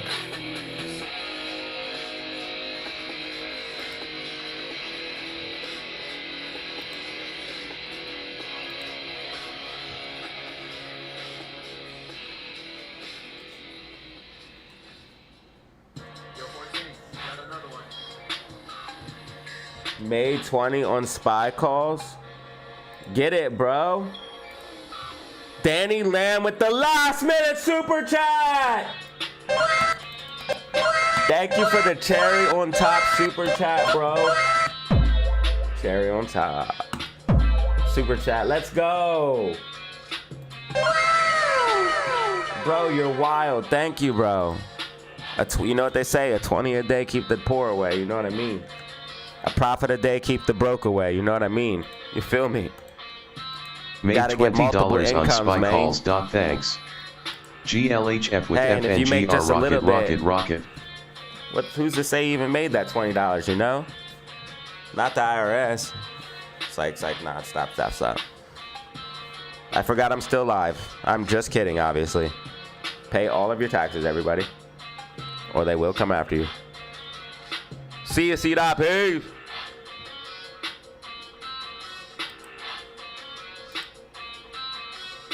We got a POW video out right now if you guys want to check that out.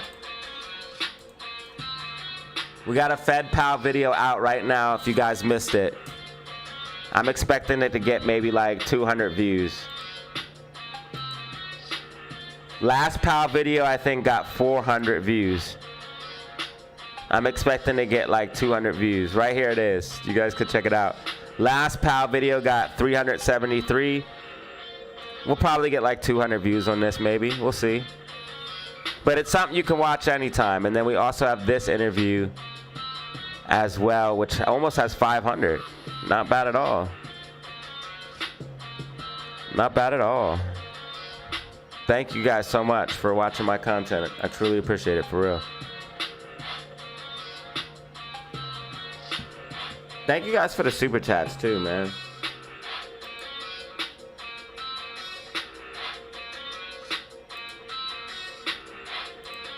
All right, we're out, man. Peace. Peace out, everybody.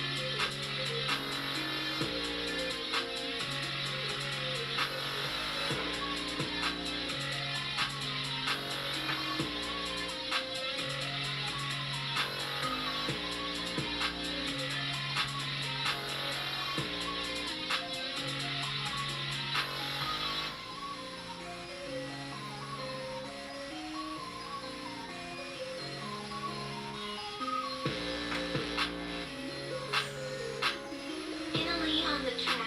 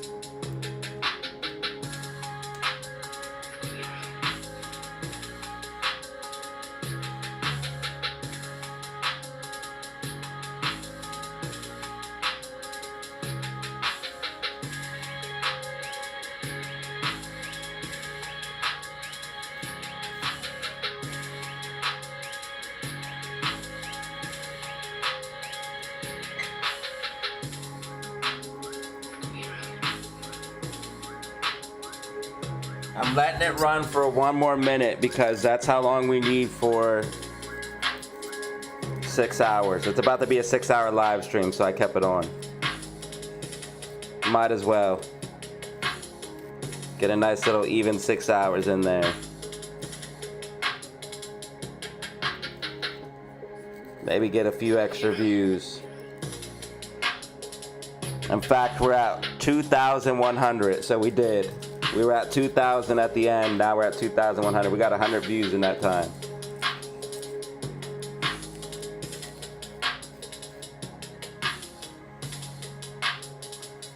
All right, fam, so after this song, I'm ending it. See ya, y'all, peace.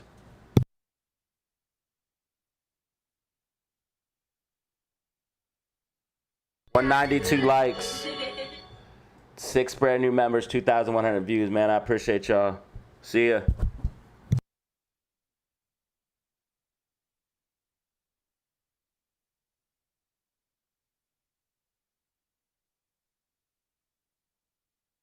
Peace, DH. Danny Lamb. Thanks for hanging out.